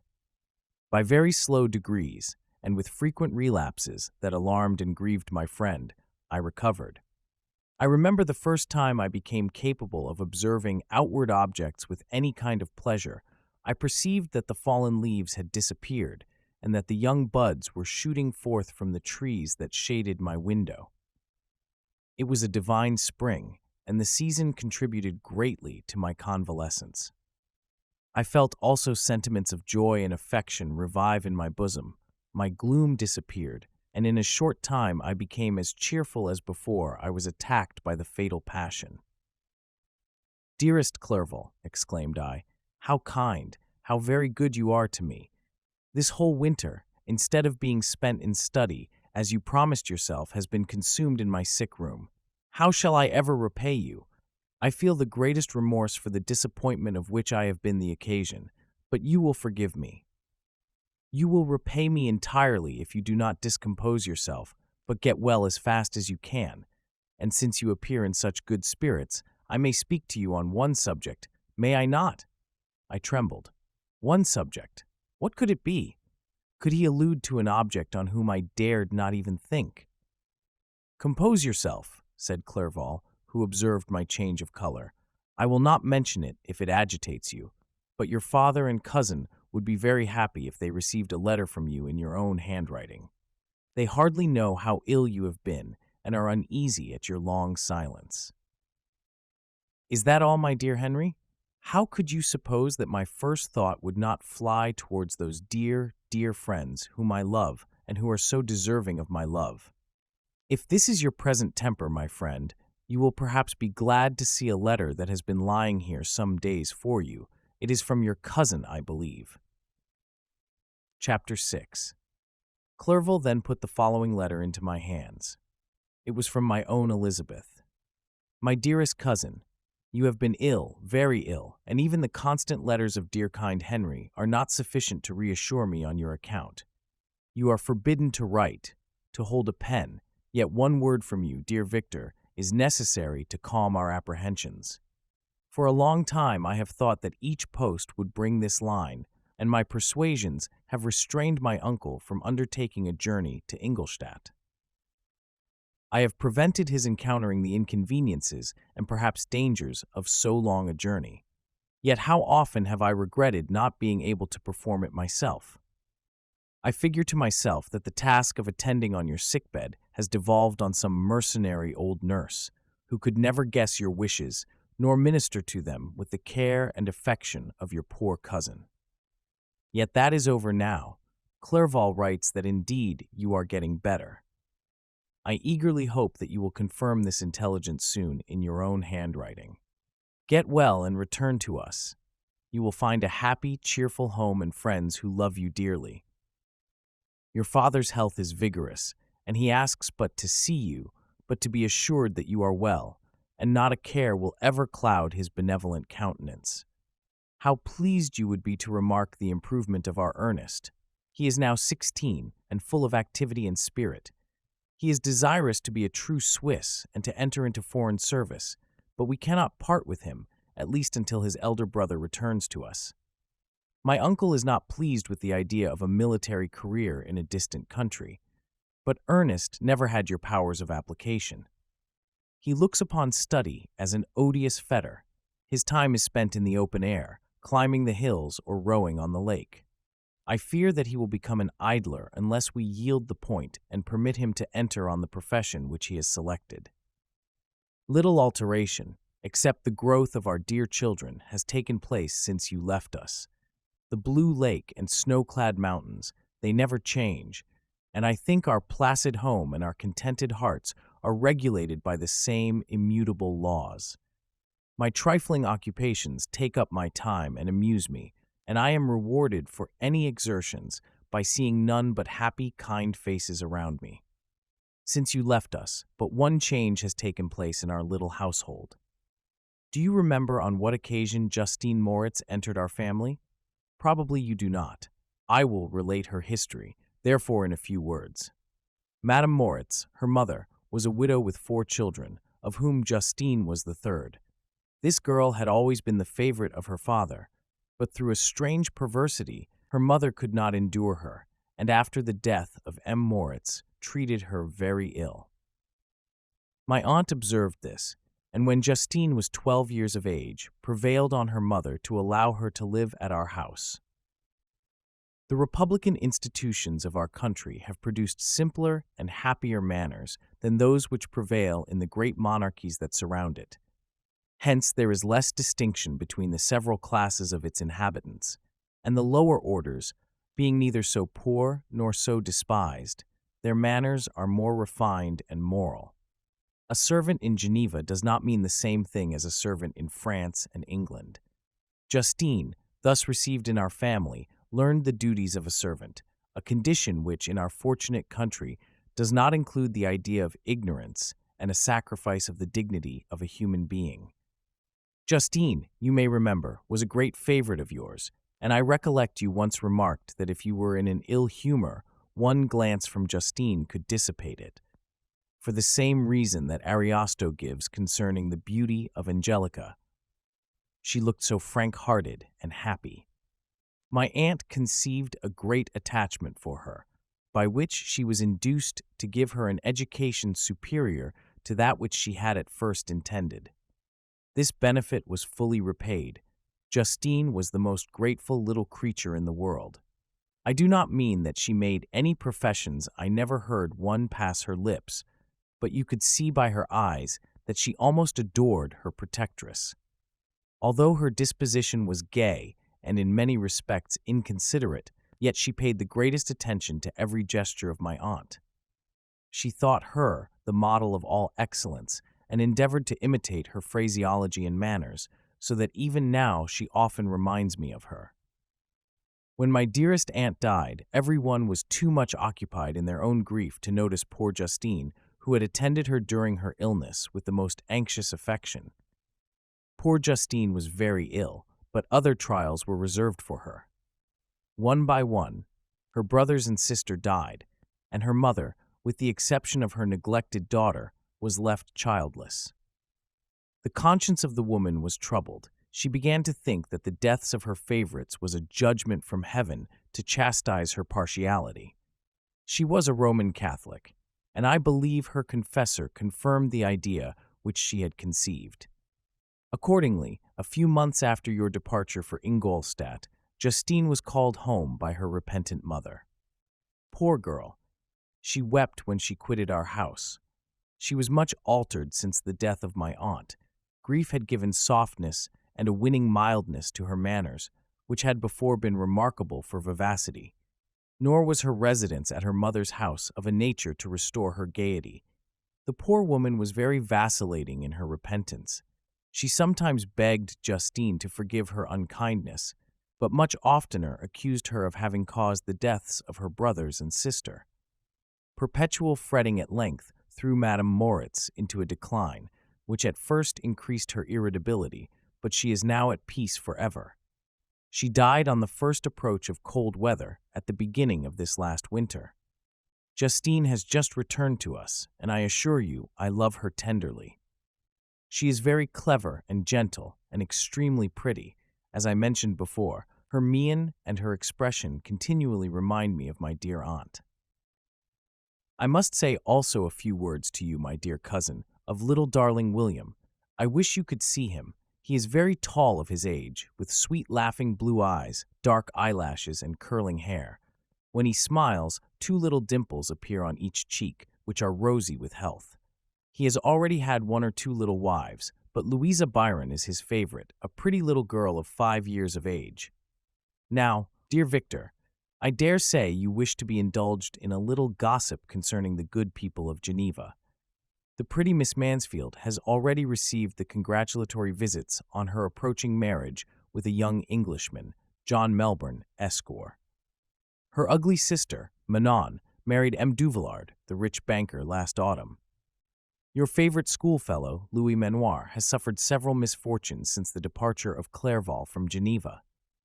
But he has already recovered his spirits and is reported to be on the point of marrying a lively, pretty Frenchwoman, Madame Tavernier. She is a widow and much older than Manoir, but she is very much admired and a favorite with everybody. I have written myself into better spirits, dear cousin, but my anxiety returns upon me as I conclude. Write, dearest Victor. 1 line, 1 word will be a blessing to us. 10,000 thanks to Henry for his kindness, his affection, and his many letters. We are sincerely grateful. Adieu, my cousin. Take care of yourself, and I entreat you, write. Elizabeth Lavenza, Geneva, March 18th, 17. Dear, dear Elizabeth, I exclaimed when I had read her letter, I will write instantly and relieve them from the anxiety they must feel. I wrote, and this exertion greatly fatigued me, but my convalescence had commenced and proceeded regularly. In another fortnight, I was able to leave my chamber. One of my first duties on my recovery was to introduce Clerval to the several professors of the university. In doing this, I underwent a kind of rough usage, ill befitting the wounds that my mind had sustained. Ever since the fatal night, the end of my labors, and the beginning of my misfortunes, I had conceived a violent antipathy even to the name of natural philosophy. When I was otherwise quite restored to health, the sight of a chemical instrument would renew all the agony of my nervous symptoms. Henry saw this, and had removed all my apparatus from my view.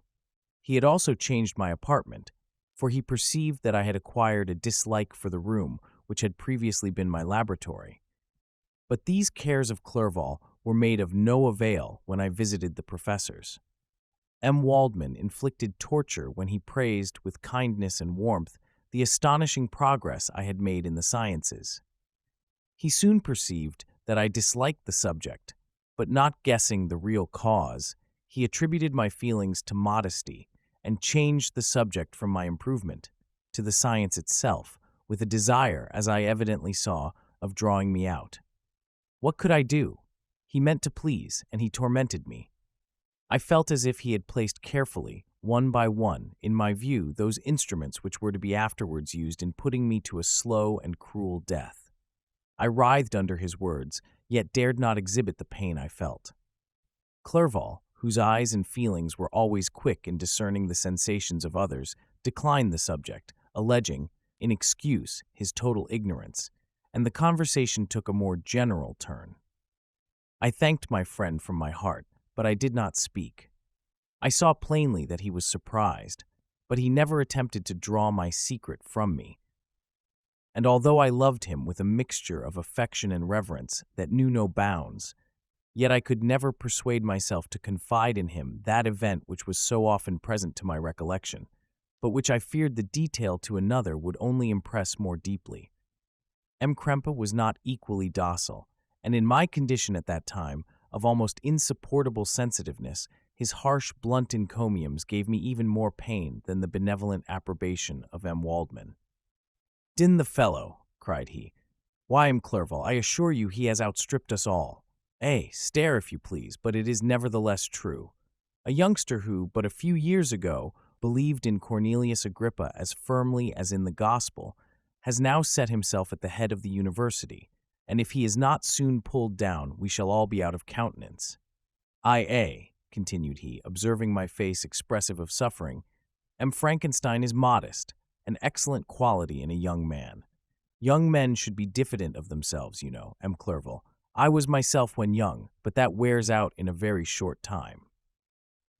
Krempe had now commenced an eulogy on himself, which happily turned the conversation from a subject that was so annoying to me. Clerval had never sympathized in my tastes for natural science, and his literary pursuits differed wholly from those which had occupied me.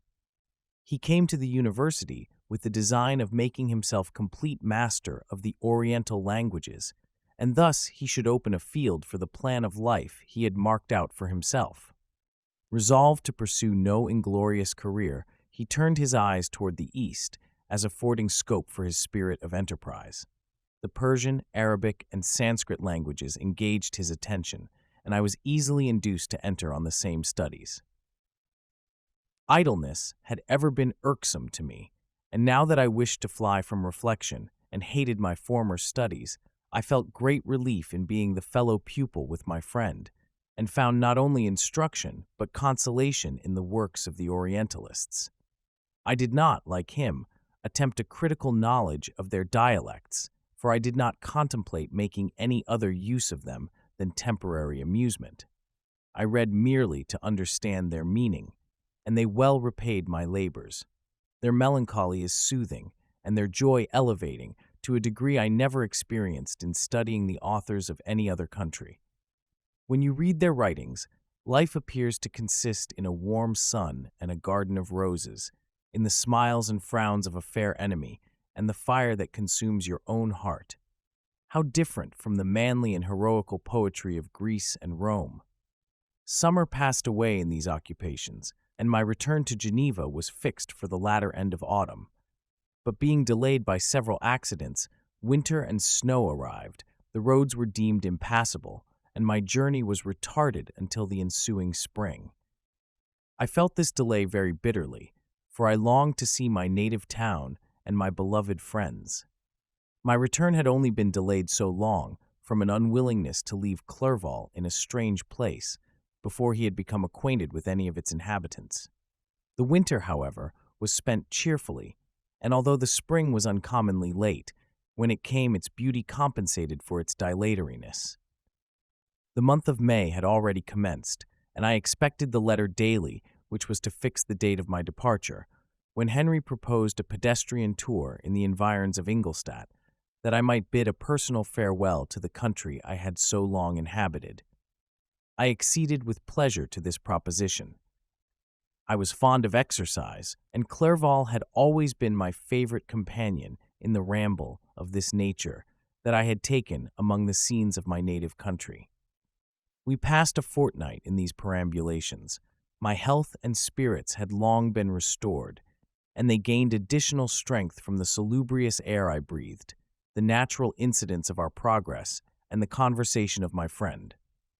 Study had before secluded me from the intercourse of my fellow creatures, and rendered me unsocial, but Clerval called forth the better feelings of my heart. He again taught me to love the aspect of nature and the cheerful faces of children. Excellent friend, how sincerely you did love me, and endeavor to elevate my mind until it was on a level with your own. A selfish pursuit had cramped and narrowed me, until your gentleness and affection warmed and opened my senses. I became the same happy creature who, a few years ago, loved and beloved by all, had no sorrow or care. When happy, inanimate nature had the power of bestowing on me the most delightful sensations. A serene sky and verdant fields filled me with ecstasy. The present season was indeed divine. The flowers of spring bloomed in the hedges, while those of summer were already in bud. I was undisturbed by thoughts which during the preceding year had pressed upon me, notwithstanding my endeavors to throw them off with an invincible burden. Henry rejoiced in my gaiety, and sincerely sympathized in my feelings. He exerted himself to amuse me, while he expressed the sensations that filled his soul. The resources of his mind on this occasion were truly astonishing. His conversation was full of imagination, and very often, in imitation of the Persian and Arabic writers, he invented tales of wonderful fancy and passion. At other times, he repeated my favorite poems or drew me out into arguments, which he supported with great ingenuity. We returned to our college on a Sunday afternoon. The peasants were dancing, and everyone we met appeared gay and happy. My own spirits were high, and I bounded along with feelings of unbridled joy and hilarity. Chapter 7.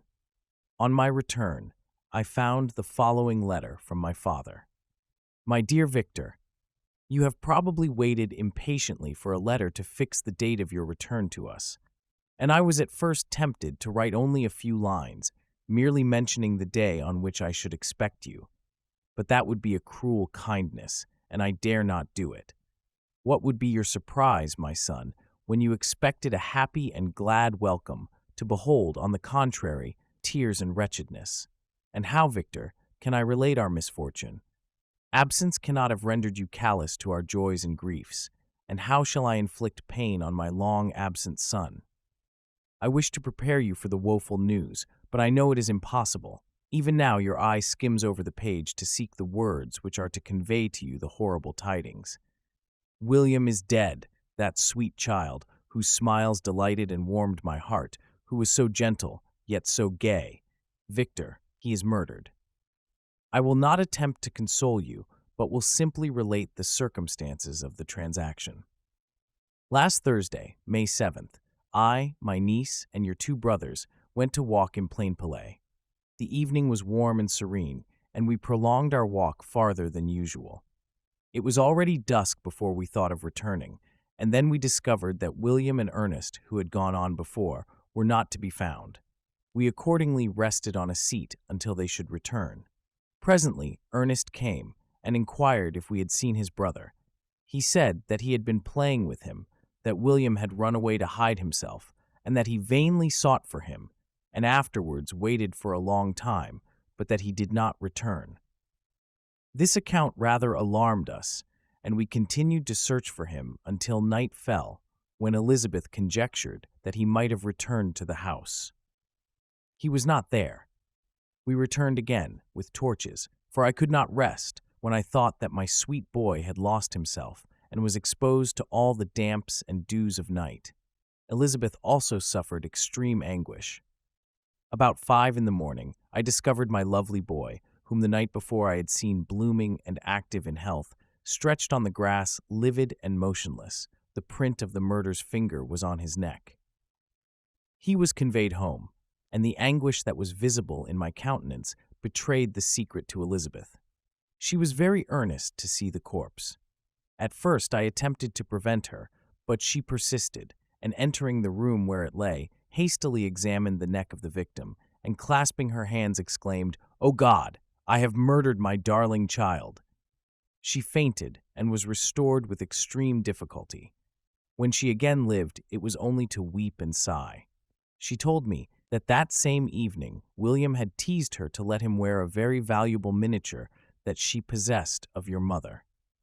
This picture is gone, and was doubtless the temptation which urged the murderer to the deed. We have no trace of him at present, although our exertions to discover him are unremitted, but they will not restore my beloved William. Come, dearest Victor, you alone can console Elizabeth. She weeps continually, and accuses herself unjustly as the cause of his death. Her words pierce my heart. We are all unhappy, but will not that be an additional motive for you, my son, to return and be our comforter? Your dear mother. Alas, Victor, I now say, thank God she did not live to witness the cruel, miserable death of her youngest darling.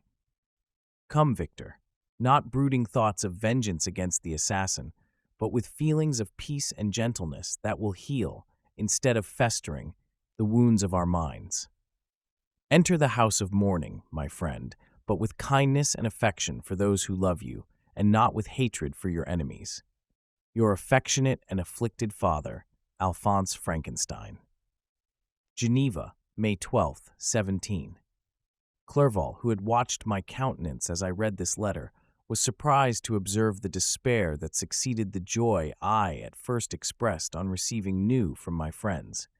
I threw the letter on the table and covered my face with my hands.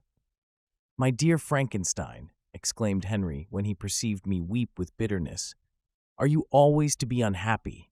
My dear friend, what has happened?" I motioned him to take up the letter while I walked up and down the room in the extremest agitation. Tears also gushed from the eyes of Clerval as he read the account of my misfortune. "I can offer you no consolation, my friend," said he. "Your disaster is irreparable. What do you intend to do?" "To go instantly to Geneva. Come with me, Henry, to order the horses." During our walk, Clerval endeavored to say a few words of consolation.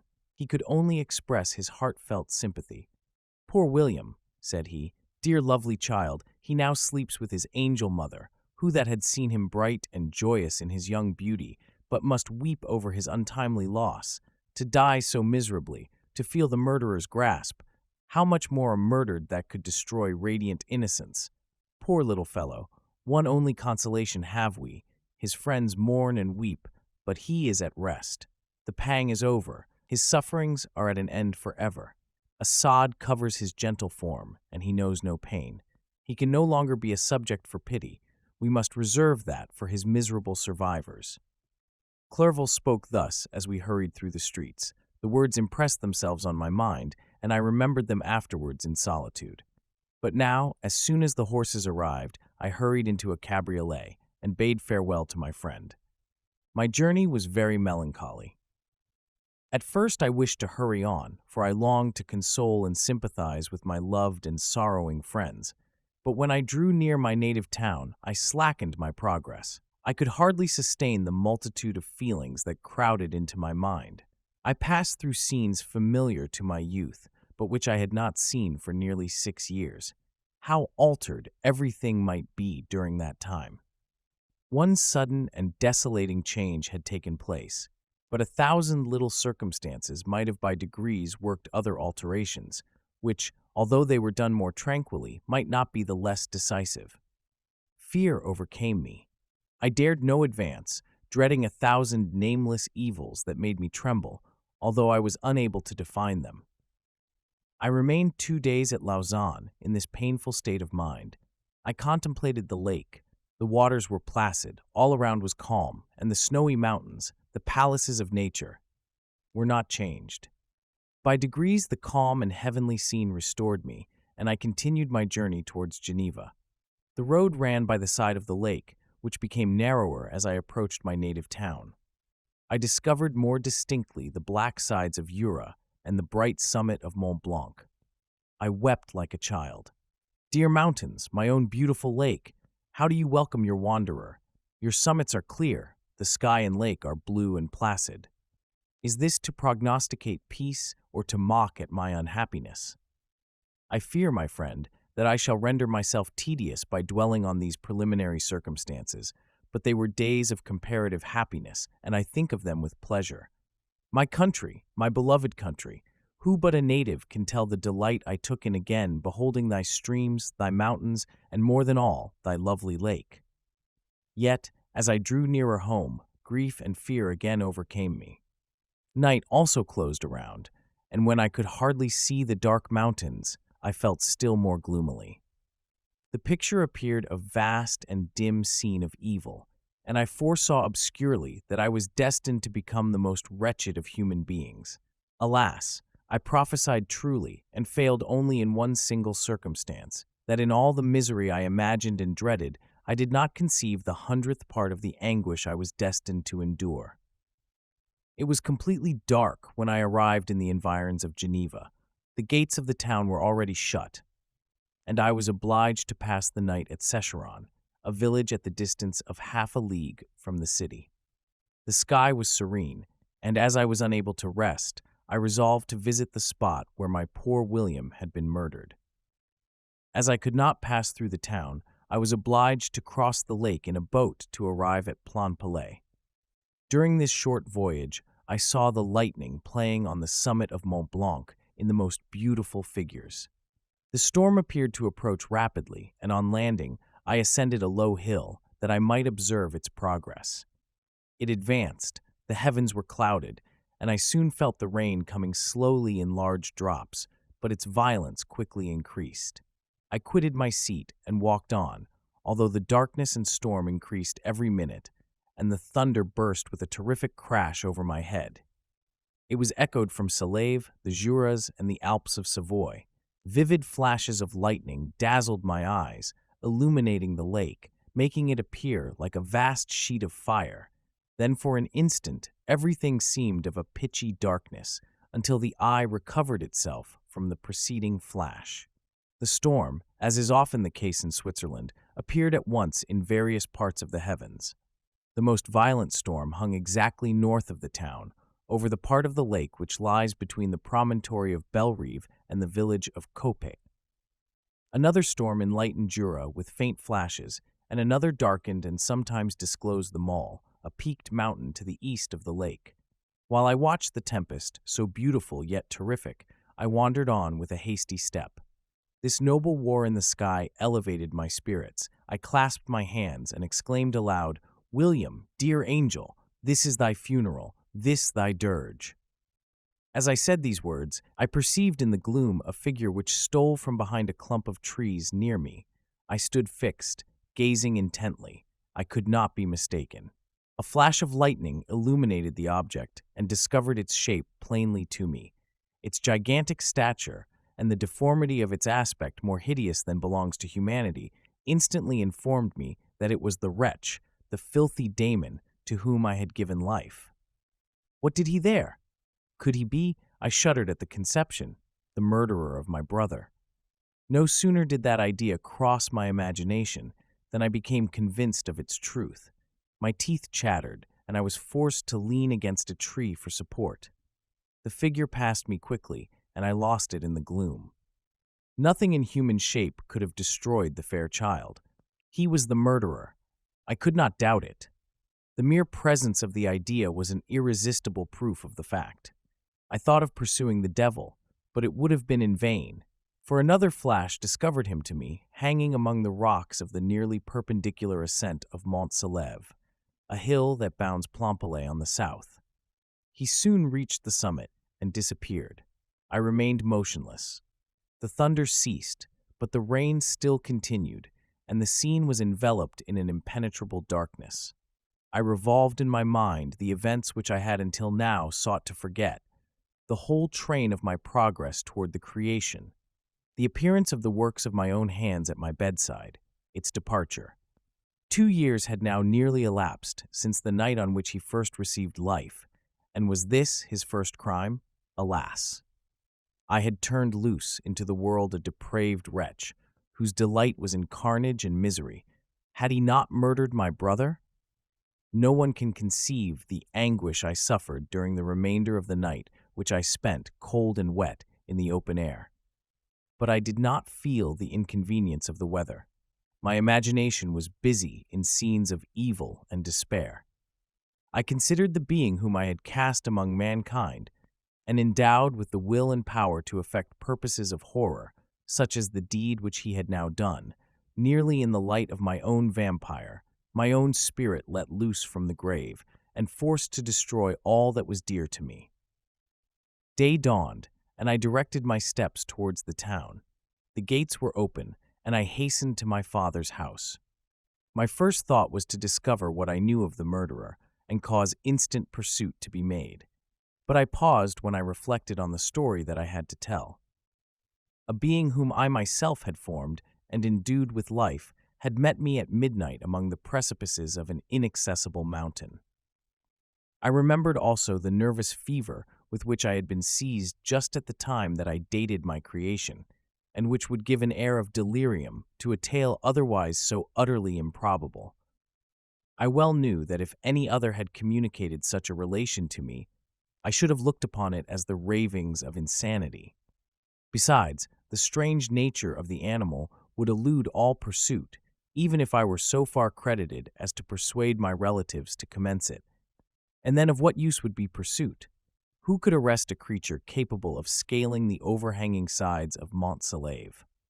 These reflections determined me, and I resolved to remain silent. It was about 5 in the morning when I entered my father's house. I told the servants not to disturb the family and went into the library to attend their usual hour of rising. 6 years had elapsed, passed in a dream, but for one indelible trace, and I stood in the same place where I had last embraced my father before my departure for Ingolstadt. Beloved and venerable parent, he still remained to me. I gazed on the picture of my mother, which stood over the mantelpiece. It was an historical subject, painted at my father's desire, and represented Caroline Beaufort in an agony of despair, kneeling by the coffin of her dead father. Her garb was rustic and her cheek pale, but there was an air of dignity and beauty that hardly permitted the sentiment of pity. Below this picture was a miniature of William, and my tears flowed when I looked upon it. While I was thus engaged, Ernest entered. He had heard me arrive and hastened to welcome me. "Welcome, my dearest Victor," said he. "Ah, I wish you had come 3 months ago, and then you would have found us all joyous and delighted. You come to us now to share a misery which nothing can alleviate, yet your presence will, I hope, revive our father, who seems sinking under his misfortune, and your persuasions will induce poor Elizabeth to cease her vain and tormenting self-accusations. Poor William, he was our darling and our pride." Tears, unrestrained, fell from my brother's eyes. A sense of mortal agony crept over my frame. Before, I had only imagined the wretchedness of my desolated home. The reality came on me as a new and a not less terrible disaster. I tried to calm Ernest. I inquired more minutely concerning my father, and here I named my cousin. "She most of all," said Ernest, "requires consolation. She accused herself of having caused the death of my brother, and that made her very wretched. But since the murderer has been discovered—" "The murderer discovered! Good God! How can that be? Who could attempt to pursue him? It is impossible. One might as well try to overtake the winds or confine a mountain stream with a straw. I saw him too. He was free last night." "I do not know what you mean," replied my brother, in accents of wonder, "but to us the discovery we have made completes our misery. No one would believe it at first, and even now Elizabeth will not be convinced, notwithstanding all the evidence. Indeed, who would credit that Justine Moritz, who was so amiable and fond of all the family, could suddenly become so capable of so frightful, so appalling a crime? Justine Moritz! Poor, poor girl! Is she the accused? But it is wrongfully. Everyone knows that. No one believes it, surely, Ernest?" "No one did at first, but several circumstances came out that have almost forced conviction upon us, and her own behavior has been so confused as to add to the evidence of facts a weight that, I fear, leaves no hope for doubt. But she will be tried today, and you will then hear all." He then related that, the morning on which the murder of poor William had been discovered, Justine had been taken ill and confined to her bed for several days. During this interval, one of the servants, happening to examine the apparel she had worn on the night of the murder, had discovered in her pocket the picture of my mother, which had been judged to be the temptation of the murderer. The servant instantly showed it to one of the others, who, without saying a word to any of the family, went to a magistrate, and upon their deposition, Justine was apprehended.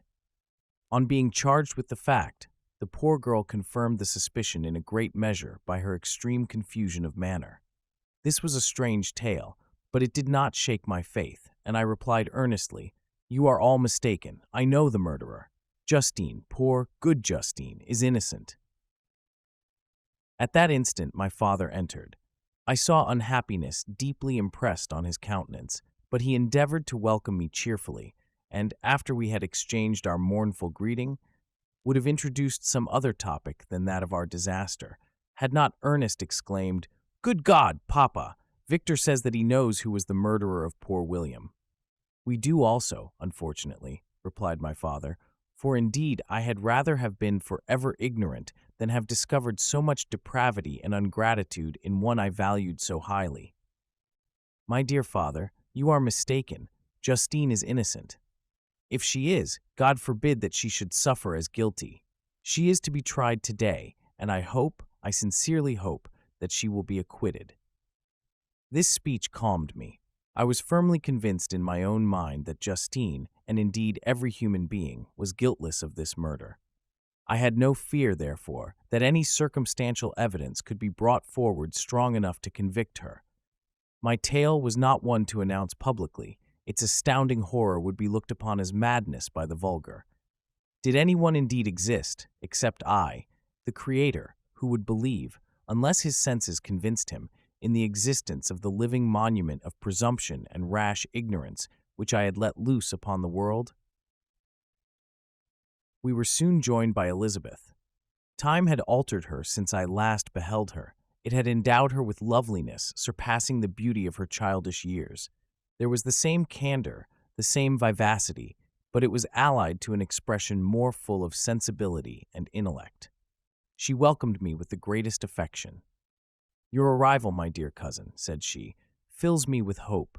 You perhaps will find some means to justify my poor guiltless Justine. Alas, who is safe if she be convicted of crime? I rely on her innocence as certainly as I do upon my own. Our misfortune is doubly hard to us. We have not only lost that lovely darling boy, but this poor girl, whom I sincerely love, is to be torn away by even a worse fate. If she is condemned, I never shall know joy more. But she will not. I am sure she will not. And then I shall be happy again, even after the sad death of my little William." "She is innocent, my Elizabeth," said I, "and that shall be proved. Fear nothing, but let your spirits be cheered by the assurance of her acquittal." "How kind and generous you are.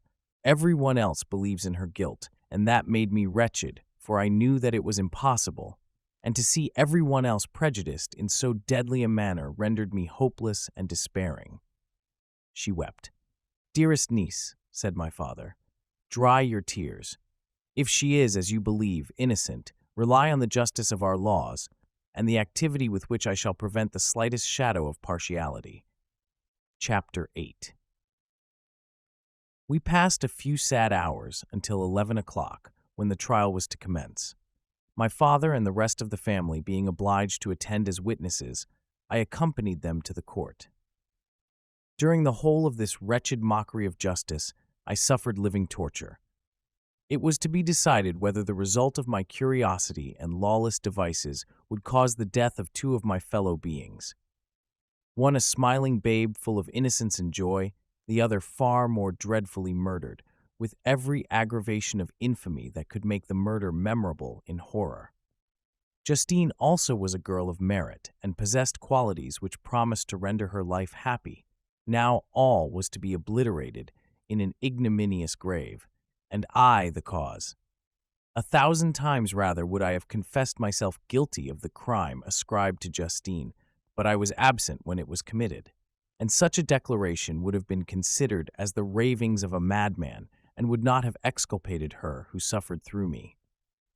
The appearance of Justine was calm. She was dressed in mourning, and her countenance, always engaging, was rendered by the solemnity of her feelings exquisitely beautiful. Yet she appeared confident in innocence and did not tremble, although gazed on and execrated by thousands. For all the kindness which her beauty might otherwise have excited was obliterated in the minds of the spectators by the imagination of the enormity she was supposed to have committed.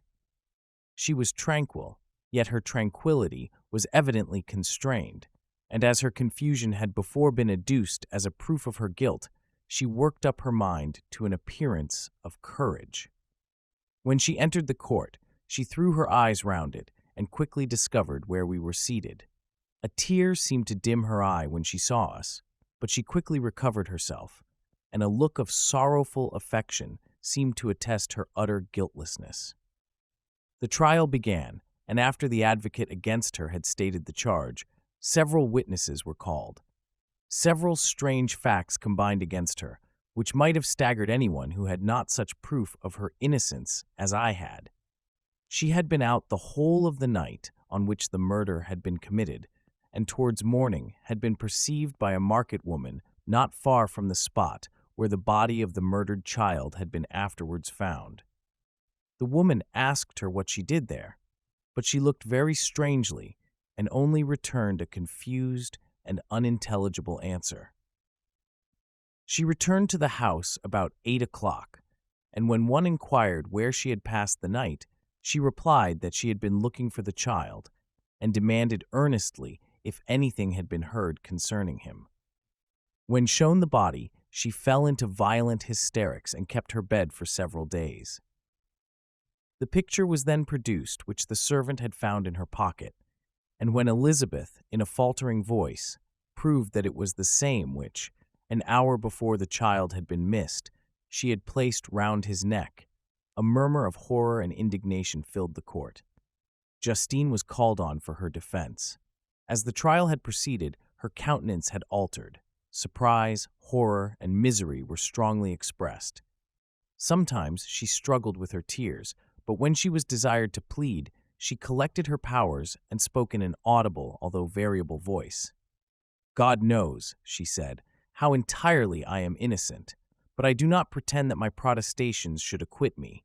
I rest my innocence on a plain and simple explanation of the facts which have been adduced against me, and I hope the character I have always borne will incline my judges to a favorable interpretation where any circumstance appears doubtful or suspicious."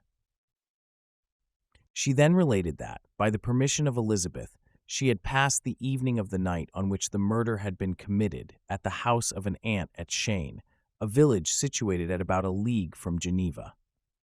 On her return, at about 9 o'clock, she met a man who asked her if she had seen anything of the child who was lost. She was alarmed by this account and passed several hours in looking for him, when the gates of Geneva were shut, and she was forced to remain several hours of the night in a barn belonging to a cottage, being unwilling to call up the inhabitants, to whom she was well known. Most of the night she spent here watching. Towards morning, she believed that she slept for a few minutes. Some steps disturbed her, and she awoke. It was dawn, and she quitted her asylum, that she might again endeavor to find my brother. If she had gone near the spot where his body lay, it was without her knowledge. That she had been bewildered when questioned by the market woman was not surprising, since she had passed a sleepless night, and the fate of poor William was yet uncertain. Concerning the picture, she could give no account. "I know," continued the unhappy victim, "how heavily and fatally this one circumstance weighs against me, but I have no power of explaining it, and when I have expressed my utter ignorance, I am only left to conjecture concerning the probabilities by which it might have been placed in my pocket. But here also I am checked. I believe that I have no enemy on earth, and none surely would have been so wicked as to destroy me wantonly. Did the murderer place it there? I know of no opportunity afforded him for so doing, or, if I had, why should he have stolen the jewel, to part with it again so soon? I commit my cause to the justice of my judges, yet I see no room for hope. I beg permission to have a few witnesses examined concerning my character, and if their testimony shall not overweigh my supposed guilt, I must be condemned, although I would pledge my salvation on my innocence." Several witnesses were called who had known her for many years, and they spoke well of her, but fear and hatred of the crime of which they supposed her guilty rendered them timorous and unwilling to come forward. Elizabeth saw even this last resource, her excellent dispositions and irreproachable conduct, about to fail the accused, when, although violently agitated, she desired permission to address the court. "I am," said she, "the cousin of the unhappy child who was murdered, or rather his sister, for I was educated by and have lived with his parents ever since, and even long before his birth. It may therefore be judged indecent in me to come forward on this occasion, but when I see a fellow creature about to perish through the cowardice of her pretended friends, I wish to be allowed to speak, that I may say what I know of her character. I am well acquainted with the accused. I have lived in the same house with her, at one time for 5 and at another for nearly 2 years. During all that period she appeared to me the most amiable and benevolent of human creatures. She nursed Madame Frankenstein, my aunt, in her last illness, with the greatest affection and care, and afterwards attended her own mother during a tedious illness, in a manner that excited the admiration of all who knew her, after which she again lived in my uncle's house, where she was beloved by all the family. She was warmly attached to the child who is now dead, and acted towards him like a most affectionate mother. For my own part, I do not hesitate to say that, notwithstanding all the evidence produced against her, I believe and rely on her perfect innocence. She had no temptation for such an action. As to the bauble on which the chief proof rests, if she had earnestly desired it, I should have willingly given it to her. So much do I esteem and value her. A murmur of approbation followed Elizabeth's simple and powerful appeal, but it was excited by her generous interference, and not in favor of poor Justine, on whom the public indignation was turned with renewed violence, charging her with the blackest ingratitude. She herself wept as Elizabeth spoke, but she did not answer. My own agitation and anguish was extreme during the whole trial. I believed in her innocence. I knew it. Could the daemon who had, I did not for a minute doubt, murdered my brother also in his hellish sport, have betrayed the innocent to death and ignominy? I could not sustain the horror of my situation, and when I perceived that the popular voice and the countenances of the judges had already condemned my unhappy victim, I rushed out of the court in agony. The tortures of the accused did not equal mine. She was sustained by innocence, but the fangs of remorse tore my bosom and would not forgo their hold. I passed a night of unmingled wretchedness. In the morning, I went to the court. My lips and throat were parched. I dared not ask the fatal question, but I was known, and the officer guessed the cause of my visit. The ballots had been thrown. They were all black, and Justine was condemned. I cannot pretend to describe what I then felt. I had before experienced sensations of horror, and I have endeavored to bestow upon them adequate expressions, but words cannot convey an idea of the heart-sickening despair that I then endured. The person to whom I addressed myself added that Justine had already confessed her guilt. That evidence, he observed, was hardly required in so glaring a case, but I am glad of it, and indeed, none of our judges like to condemn a criminal upon circumstantial evidence, be it ever so decisive. This was strange and unexpected intelligence.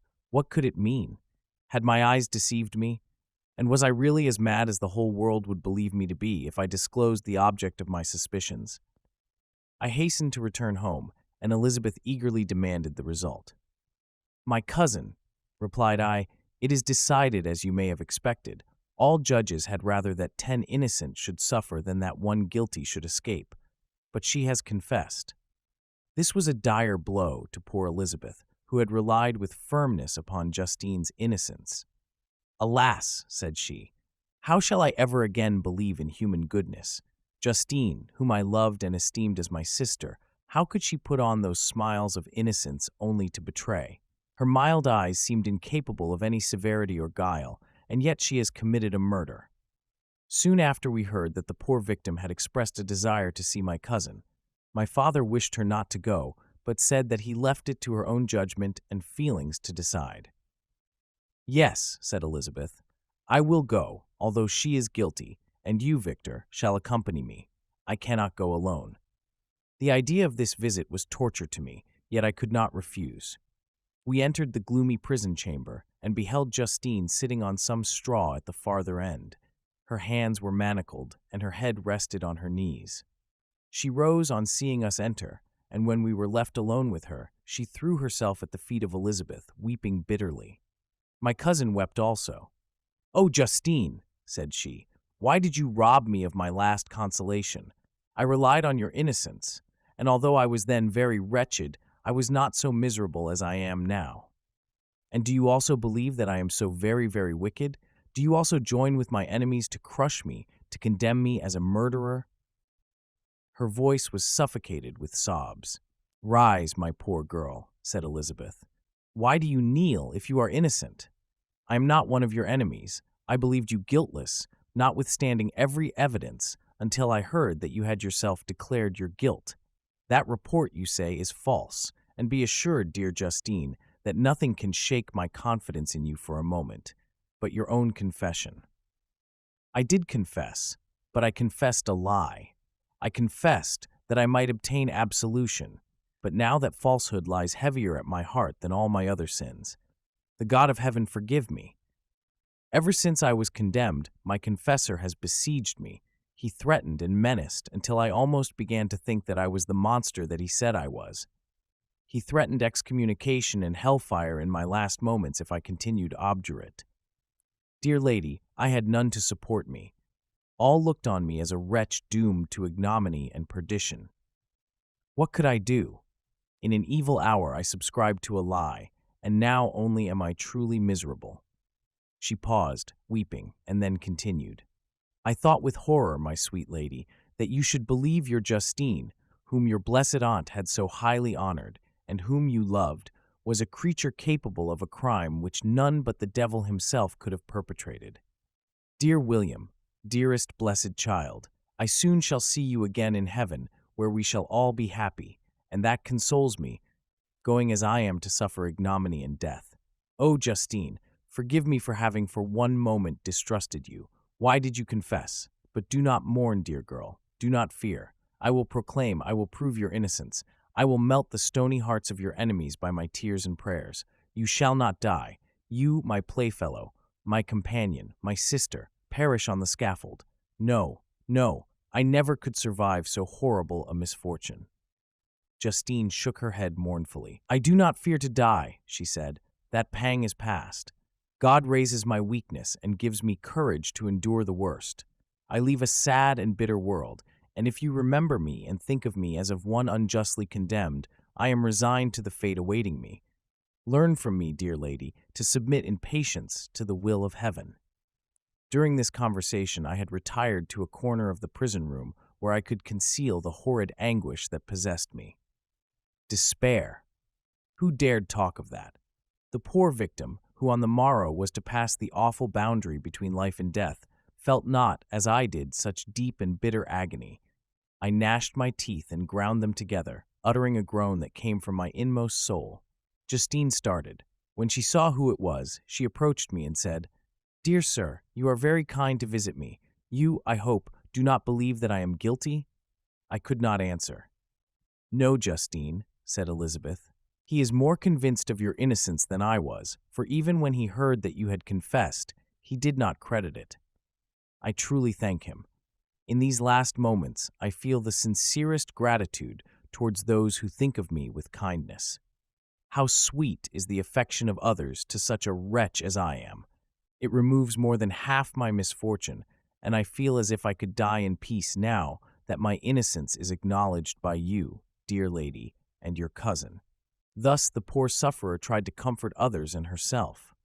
She indeed gained the resignation she desired. But I, the true murderer, felt the never-dying worm alive in my bosom, which allowed of no hope or consolation. Elizabeth also wept and was unhappy, but hers also was the misery of innocence, which, like a cloud that passes over the fair moon, for a while hides but cannot tarnish its brightness. Anguish and despair had penetrated into the core of my heart. I bore a hell within me which nothing could extinguish. We stayed several hours with Justine, and it was with great difficulty that Elizabeth could tear herself away. I wish, cried she, that I were to die with you. I cannot live in this world of misery. Justine assumed an air of cheerfulness, while she with difficulty repressed her bitter tears. She embraced Elizabeth and said in a voice of half-suppressed emotion, Farewell, sweet lady, dearest Elizabeth, my beloved and only friend. May heaven, in its bounty, bless and preserve you. May this be the last misfortune that you will ever suffer. Live and be happy, and make others so. And on the morrow, Justine died. Elizabeth's heart-rending eloquence failed to move the judges from their settled conviction in the criminality of the saintly sufferer.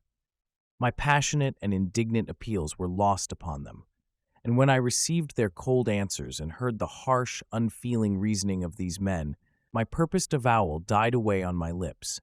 Thus I might proclaim myself a madman, but not revoke the sentence passed upon my wretched victim. She perished on the scaffold as a murderess.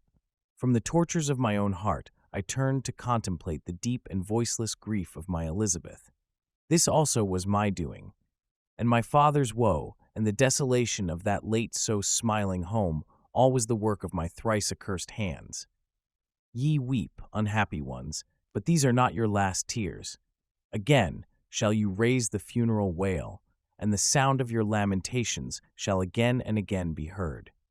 Frankenstein, your son, your kinsman, your early, much-loved friend, he who would spend each vital drop of blood for your sakes, who has no thought nor sense of joy except as it is mirrored also in your dear countenances, who would fill the air with blessings and spend his life in serving you, he bids you weep, to shed countless tears. Happy beyond his hopes, if thus inexorable fate be satisfied, and if the destruction pause before the peace of the grave have succeeded to your sad torments. Thus spoke my prophetic soul, as torn by remorse, horror, and despair, I beheld those I loved spend vain sorrow upon the graves of William and Justine, the first hapless victims to my unhallowed arts. Chapter 9. Nothing is more painful to the human mind than after the feelings have been worked up by a quick succession of events, the dead calmness of inaction and certainty which follows and deprives the soul both of hope and fear. Justine died, she rested, and I was alive. The blood flowed freely in my veins, but a weight of despair and remorse pressed on my heart, which nothing could remove. Sleep fled from my eyes. I wandered like an evil spirit, for I had committed deeds of mischief beyond description horrible, and more, much more, I persuaded myself, was yet behind. Yet my heart overflowed with kindness and the love of virtue. I had begun life with benevolent intentions, and thirsted for the moment when I should put them in practice and make myself useful to my fellow beings. Now all was blasted. Instead of that serenity of conscience, which allowed me to look back upon the past with self-satisfaction, and from thence to gather promise of new hopes, I was seized by remorse and the sense of guilt, which hurried me away to a hell of intense tortures such as no language can describe. This state of mind preyed upon my health, which had perhaps never entirely recovered from the first shock it had sustained. I shunned the face of man. All sound of joy or complacency was torture to me. Solitude was my only consolation, deep, dark, death-like solitude. My father observed with pain the alteration perceptible in my disposition and habits, and endeavored by arguments deduced from the feelings of his serene conscience and guiltless life to inspire me with fortitude and awaken in me the courage to dispel the dark cloud which brooded over me. "Do you think, Victor," said he, "that I do not suffer also? No one could love a child more than I loved your brother." Tears came into his eyes as he spoke. "But is it not a duty to the survivors that we should refrain from augmenting their unhappiness by an appearance of immoderate grief? It is also a duty owed to yourself, for excessive sorrow prevents improvement or enjoyment, or even the discharge of daily usefulness, without which no man is fit for society." This advice, although good, was totally inapplicable to my case. I should have been the first to hide my grief and console my friends if remorse had not mingled its bitterness and terror its alarm with my other sensations. Now I could only answer my father with a look of despair and endeavor to hide myself from his view. About this time we retired to our house at Belrive. This change was particularly agreeable to me. The shutting of the gates regularly at 10 o'clock and the impossibility of remaining on the lake after that hour had rendered our residence within the walls of Geneva very irksome to me. I was now free. Often, after the rest of the family had retired for the night, I took the boat and passed many hours upon the water. Sometimes, with my sails set, I was carried by the wind, and sometimes, after rowing into the middle of the lake, I left the boat to pursue its own course and gave way to my own miserable reflections. I was often tempted, when all was at peace around me, and I the only unquiet thing that wandered restless in a scene so beautiful and heavenly, if I except some bat or the frogs whose harsh and interrupted croaking was heard only when I approached the shore. Often, I say, I was tempted to plunge into the silent lake, that the waters might close over me and my calamities forever. But I was restrained when I thought of the heroic and suffering Elizabeth, whom I tenderly loved, and whose existence was bound up in mine. I thought also of my father and surviving brother. Should I, by my base desertion, leave them exposed and unprotected to the malice of the fiend whom I had let loose among them? At these moments I wept bitterly, and wished that peace would revisit my mind, only that I might afford them consolation and happiness. But that could not be. Remorse extinguished every hope. I had been the author of unalterable evils, and I lived in daily fear lest the monster whom I had created should perpetrate some new wickedness. I had an obscure feeling that all was not over and that he would still commit some signal crime, which by its enormity should almost efface the recollection of the past. There was always scope for fear so long as anything I loved remained behind. My abhorrence of this fiend cannot be conceived. When I thought of him, I gnashed my teeth, my eyes became inflamed, and I ardently wished to extinguish that life which I had so thoughtlessly bestowed. When I reflected on his crimes and malice, my hatred and revenge burst all bounds of moderation. I would have made a pilgrimage to the highest peak of the Andes, could I, when there, have precipitated him to their base. I wished to see him again, that I might wreak the utmost extent of abhorrence on his head and avenge the deaths of William and Justine. Our house was the house of mourning. My father's health was deeply shaken by the horror of the recent events. Elizabeth was sad and desponding. She no longer took delight in her ordinary occupations. All pleasure seemed to her sacrilege toward the dead. Eternal woe and tears she then thought was the just tribute she should pay to innocence so blasted and destroyed. She was no longer that happy creature who in earlier youth wandered with me on the banks of the lake and talked with ecstasy of our future prospects. The first of those sorrows which are sent to wean us from the earth had visited her, and its dimming influence quenched her dearest smiles. "When I reflect, my dear cousin," said she, "on the miserable death of Justine Moritz, I no longer see the world and its works as they before appeared to me. Before, I looked upon the accounts of vice and injustice that I read in books or heard from others as tales of ancient days or imaginary evils. At least they were remote and more familiar to reason than to the imagination. But now misery has come home, and men appear to me as monsters thirsting for each other's blood. Yet I am certainly unjust.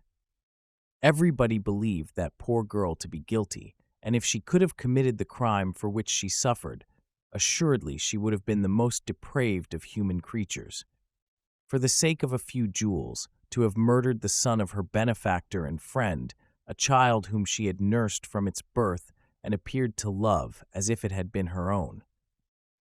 I could not consent to the death of any human being, but certainly I should have thought such a creature unfit to remain in the society of men.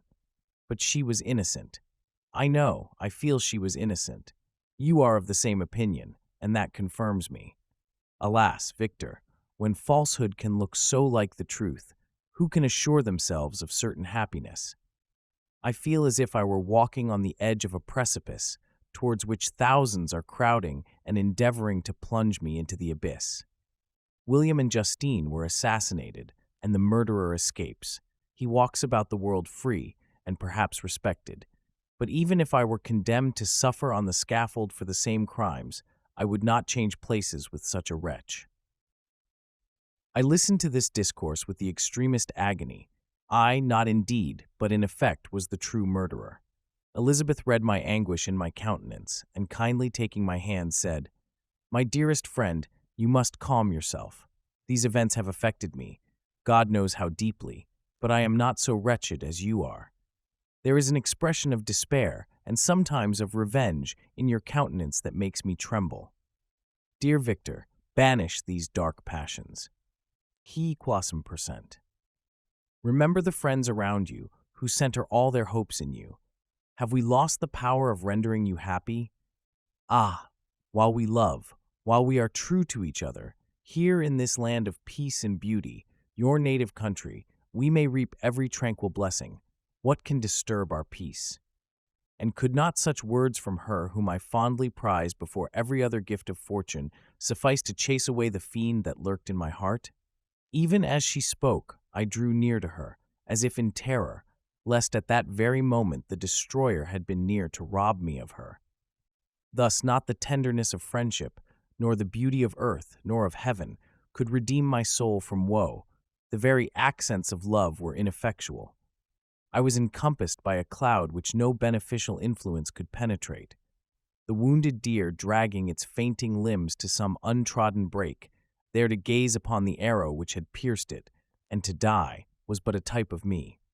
Sometimes I could cope with the sullen despair that overwhelmed me, but sometimes the whirlwind passions of my soul drove me to seek, by bodily exercise and by change of place, some relief from my intolerable sensations.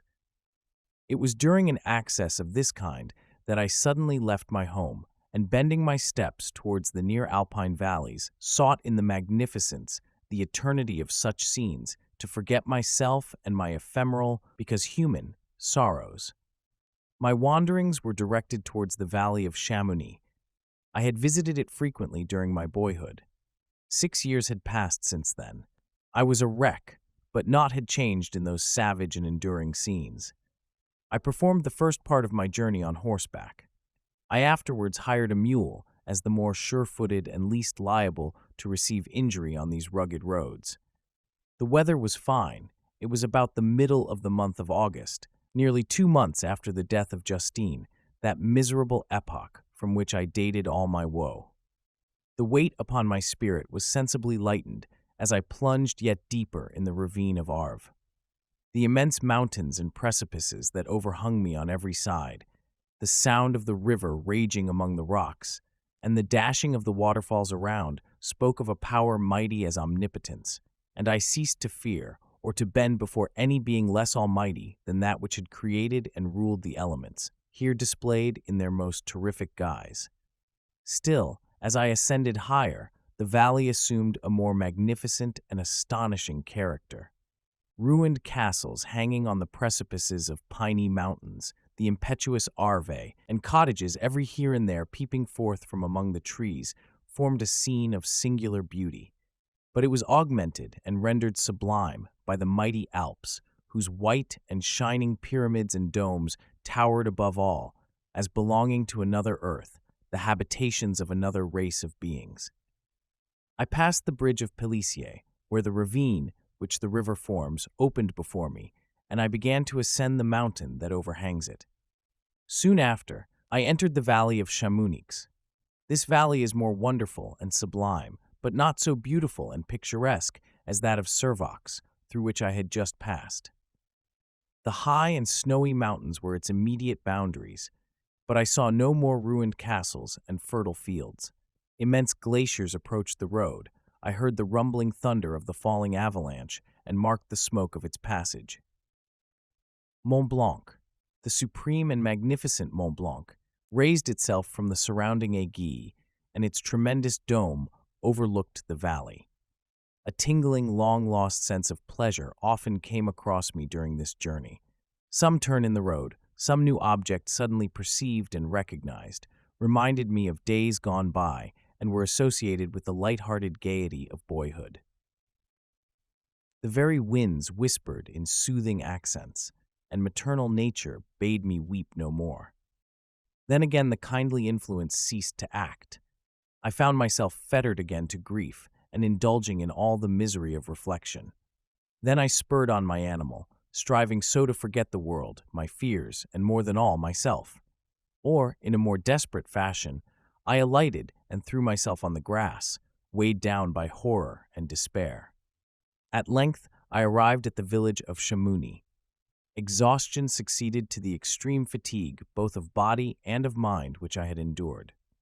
For a short space of time, I remained at the window, watching the pallid lightnings that played above Mont Blanc, and listening to the rushing of the Arve, which pursued its noisy way beneath.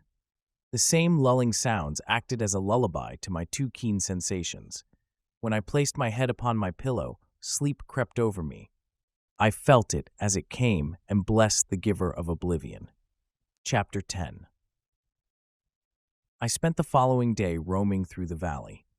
I stood beside the sources of the Arveyron, which take their rise in a glacier that with slow pace is advancing down from the summit of the hills to barricade the valley. The abrupt sides of vast mountains were before me. The icy wall of the glacier overhung me. A few shattered pines were scattered around.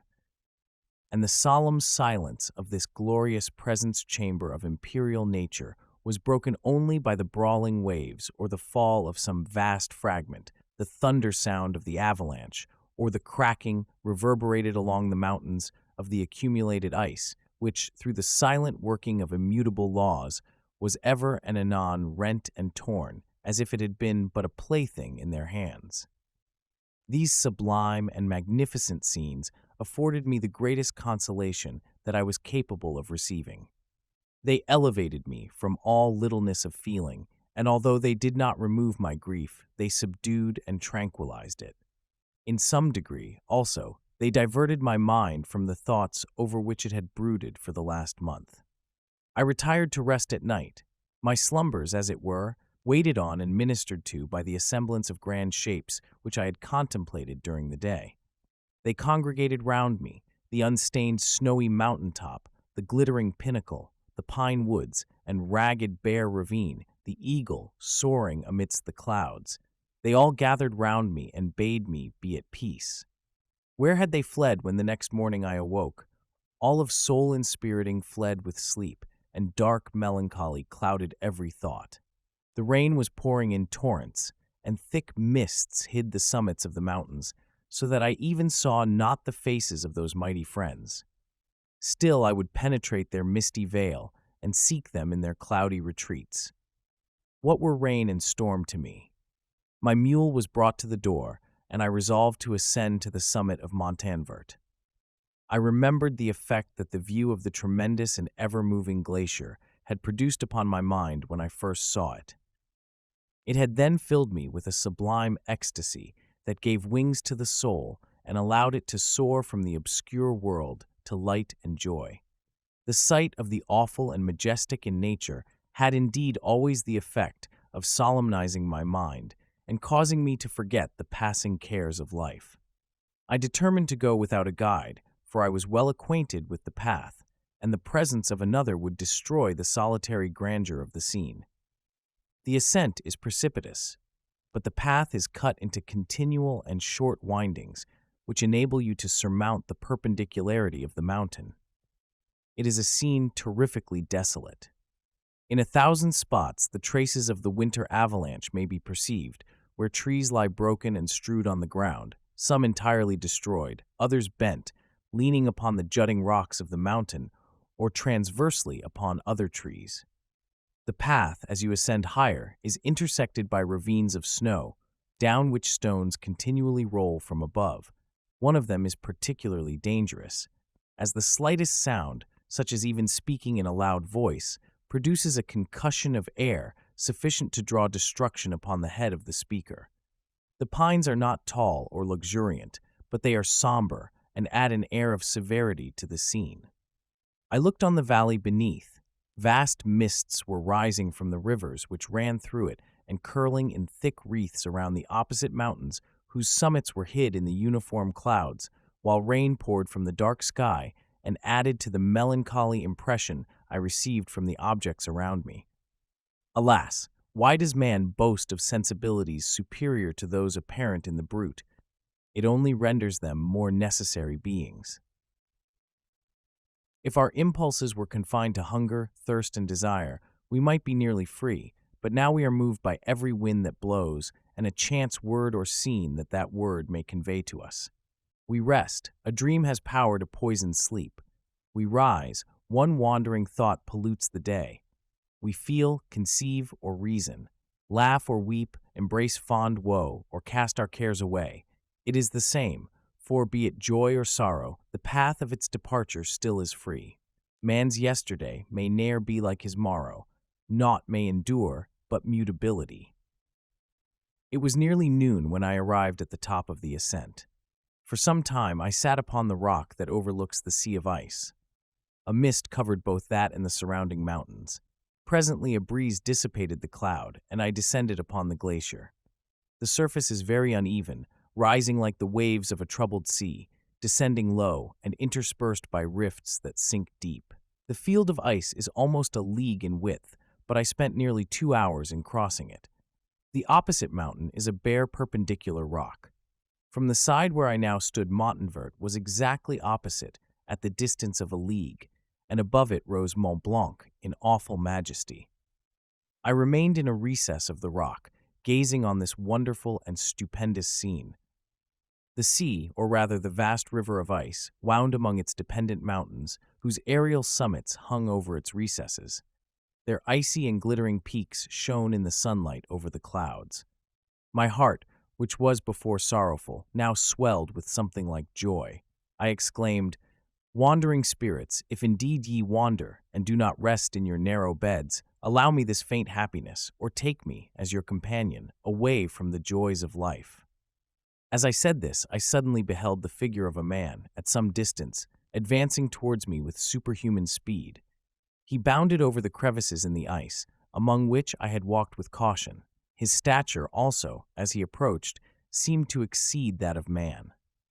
I was troubled, a mist came over my eyes, and I felt a faintness seize me, but I was quickly restored by the cold gale of the mountains. I perceived, as the shape came nearer, sight tremendous and abhorred, that it was the wretch whom I had created. I trembled with rage and horror, resolving to wait his approach, and then close with him in mortal combat. He approached. His countenance bespoke bitter anguish, combined with disdain and malignity, while its unearthly ugliness rendered it almost too horrible for human eyes. But I scarcely observed this. Rage and hatred had at first deprived me of utterance, and I recovered only to overwhelm him with words expressive of furious detestation and contempt. "Devil!" I exclaimed, "do you dare approach me? And do not you fear the fierce vengeance of my arm wreaked on your miserable head? Begone, vile insect, or rather, stay, that I may trample you to dust. And oh, that I could, with the extinction of your miserable existence, restore those victims whom you have so diabolically murdered." "I expected this reception," said the daemon. "All men hate the wretched. How then must I be hated, who am miserable beyond all living things? Yet you, my creator, detest and spurn me, thy creature, to whom thou art bound by ties only dissoluble by the annihilation of one of us. You purpose to kill me. How dare you sport thus with life? Do your duty towards me, and I will do mine towards you and the rest of mankind.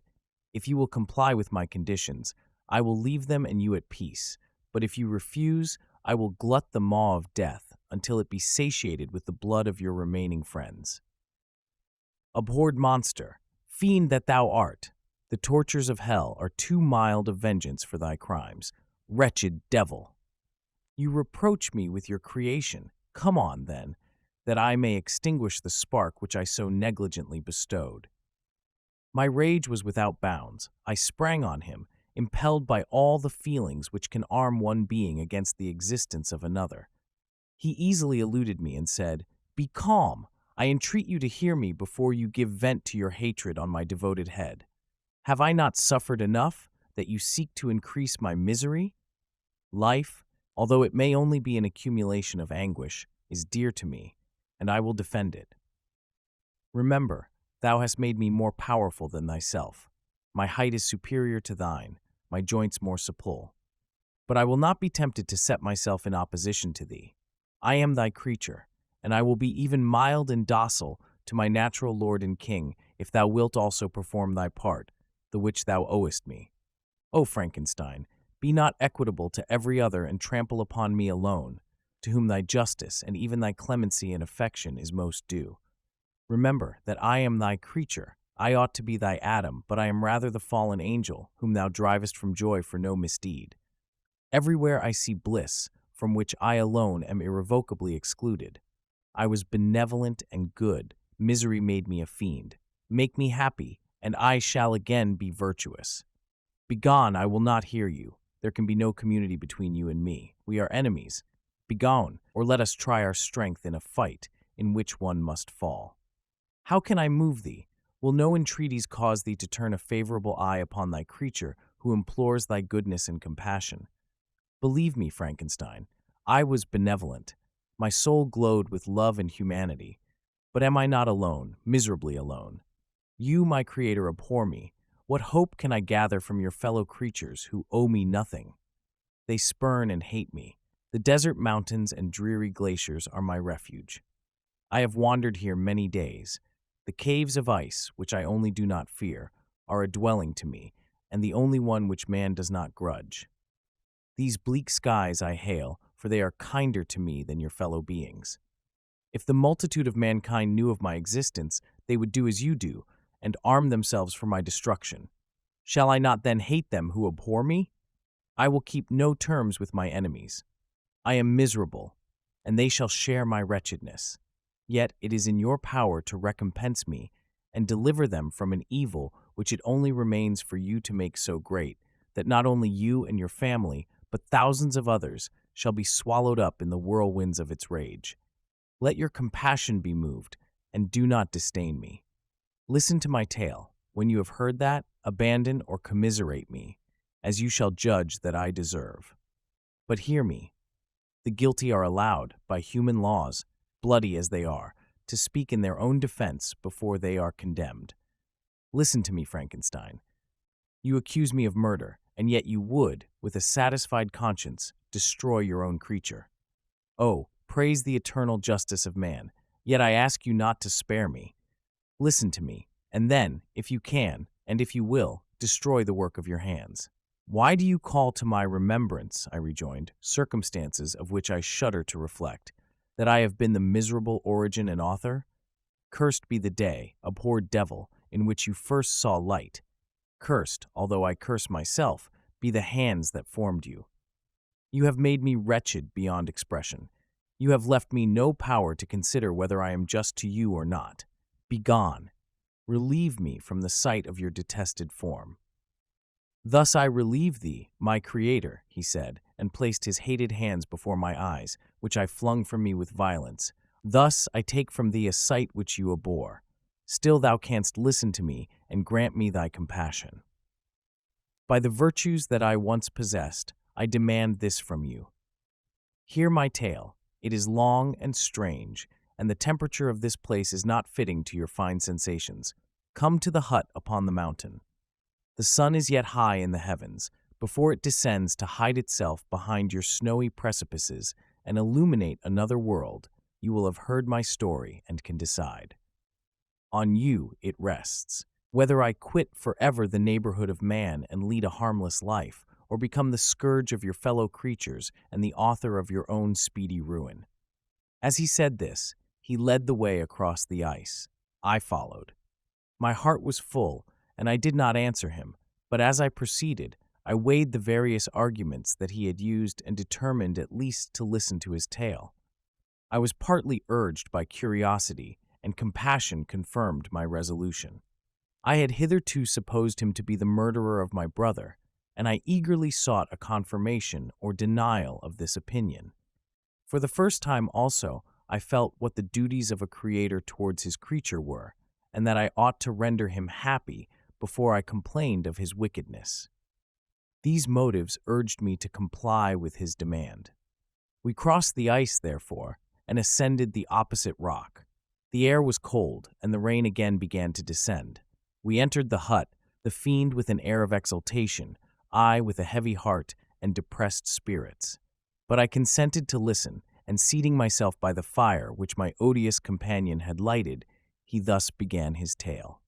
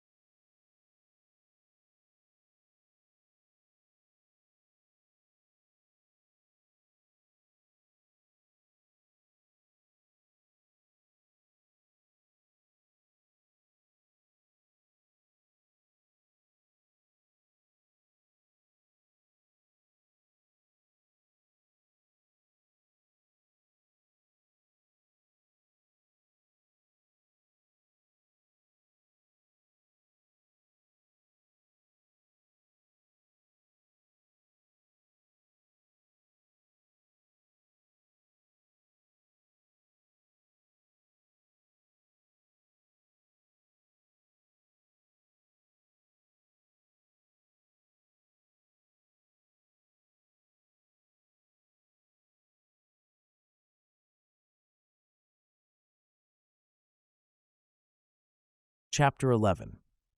It is with considerable difficulty that I remember the original era of my being. All the events of that period appear confused and indistinct. A strange multiplicity of sensations seized me, and I saw, felt, heard, and smelt at the same time. And it was indeed a long time before I learned to distinguish between the operations of my various senses. By degrees, I remember, a stronger light pressed upon my nerves, so that I was obliged to shut my eyes.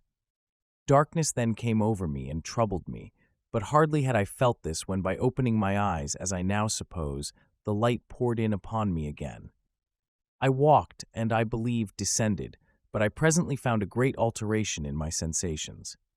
Before, dark and opaque bodies had surrounded me, impervious to my touch or sight, but I now found that I could wander on at liberty, with no obstacles which I could not either surmount or avoid. The light became more and more oppressive to me, and the heat wearying me as I walked, I sought a place where I could receive shade. This was the forest near Ingolstadt, and here I lay by the side of a brook, resting from my fatigue, until I felt tormented by hunger and thirst. This roused me from my nearly dormant state, and I ate some berries which I found hanging on the trees or lying on the ground. I slaked my thirst at the brook, and then lying down, was overcome by sleep. It was dark when I awoke. I felt cold also, and half frightened, as it were, instinctively, finding myself so desolate. Before I had quitted your apartment, on a sensation of cold, I had covered myself with some clothes, but these were insufficient to secure me from the dews of night. I was a poor, helpless, miserable wretch. I knew and could distinguish nothing, but feeling pain invade me on all sides, I sat down and wept. Soon a gentle light stole over the heavens and gave me a sensation of pleasure. I started up and beheld a radiant form rise from among the trees. The moon, I gazed with a kind of wonder. It moved slowly, but it enlightened my path, and I again went out in search of berries.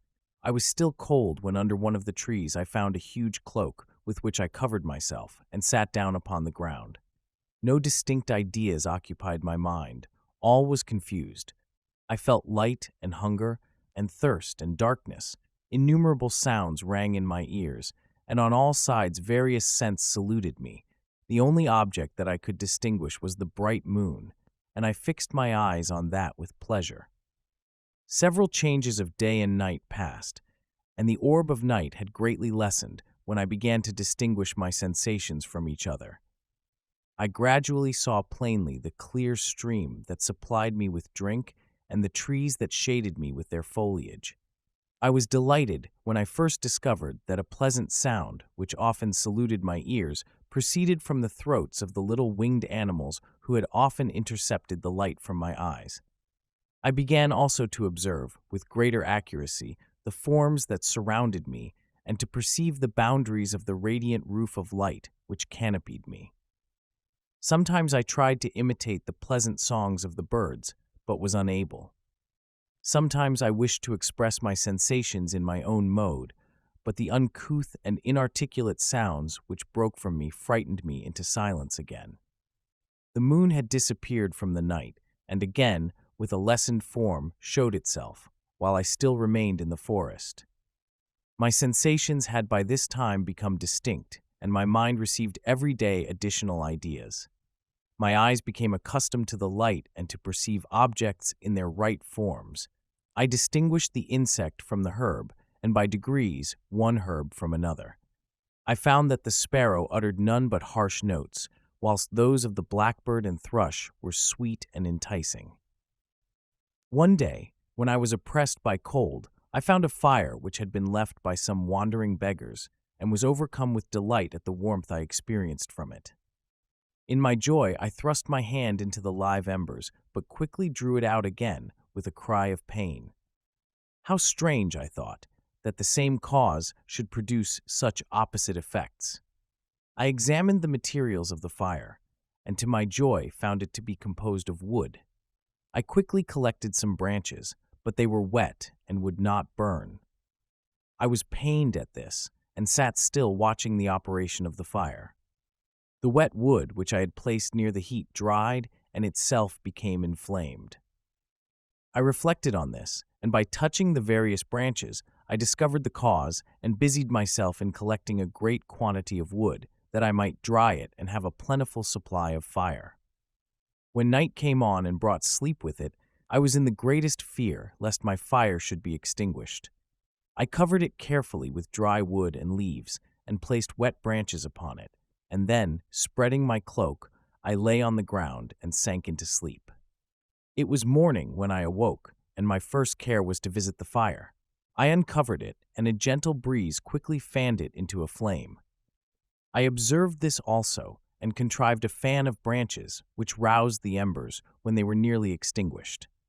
When night came again, I found, with pleasure, that the fire gave light as well as heat, and that the discovery of this element was useful to me in my food, for I found some of the offals that the travelers had left had been roasted, and tasted much more savory than the berries I gathered from the trees.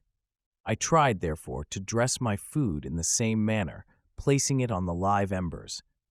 I found that the berries were spoiled by this operation, and the nuts and roots much improved.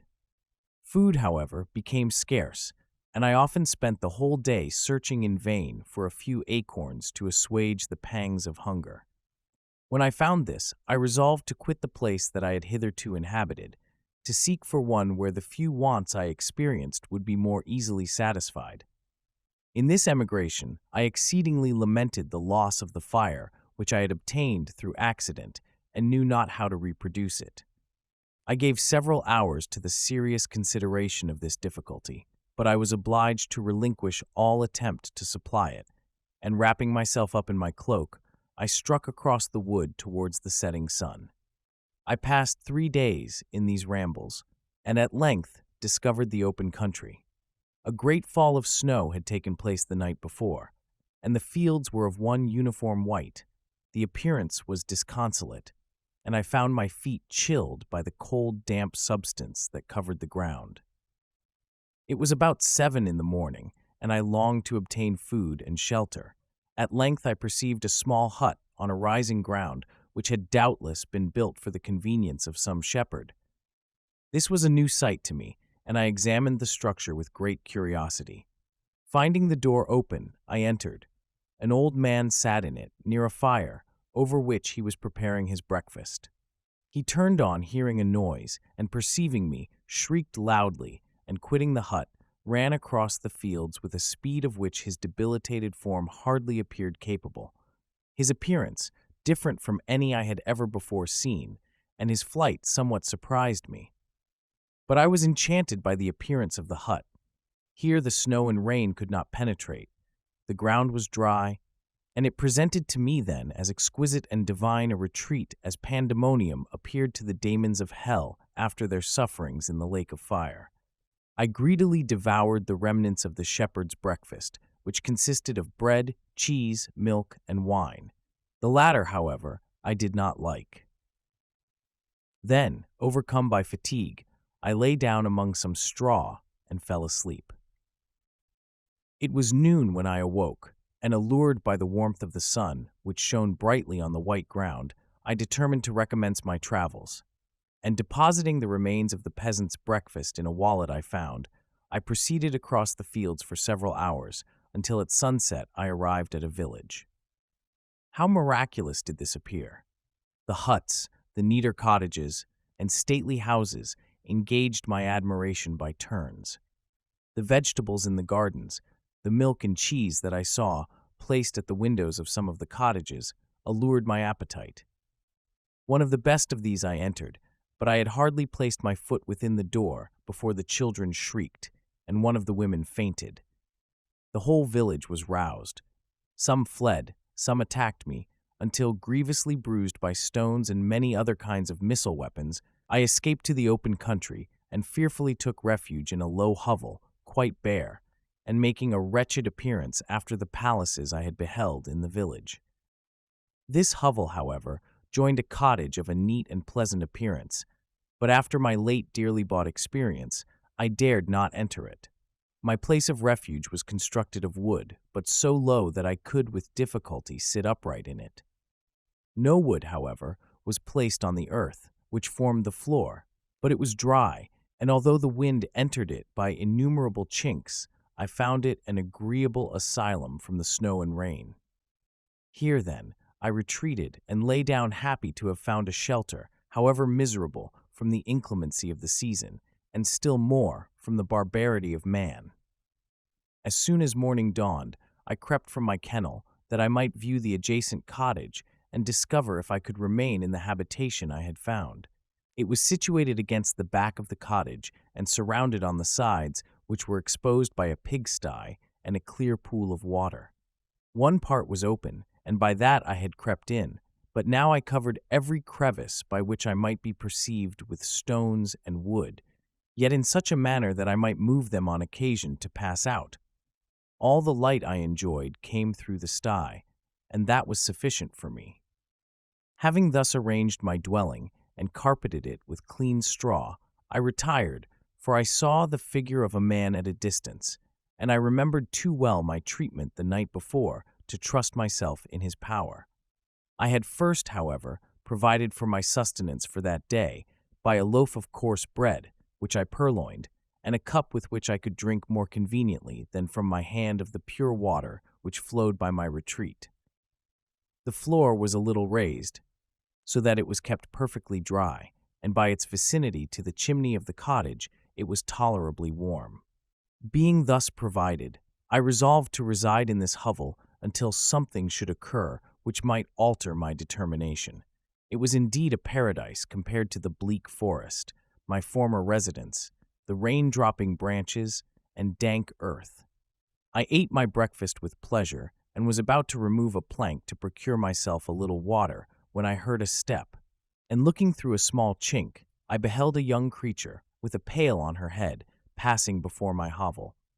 The girl was young and of gentle demeanor, unlike what I have since found cottagers and farmhouse servants to be. Yet she was meanly dressed, a coarse blue petticoat and a linen jacket being her only garb.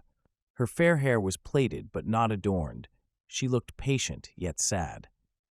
I lost sight of her, and in about a quarter of an hour she returned bearing the pail, which was now partly filled with milk. As she walked along, seemingly incommoded by the burden, a young man met her, whose countenance expressed a deeper despondence. Uttering a few sounds with an air of melancholy, he took the pail from her head and bore it to the cottage himself. She followed, and they disappeared. Presently, I saw the young man again with some tools in his hand cross the field behind the cottage, and the girl was also busied, sometimes in the house and sometimes in the yard. On examining my dwelling, I found that one of the windows of the cottage had formerly occupied a part of it, but the panes had been filled up with wood. In one of these was a small and almost imperceptible chink through which the eye could just penetrate.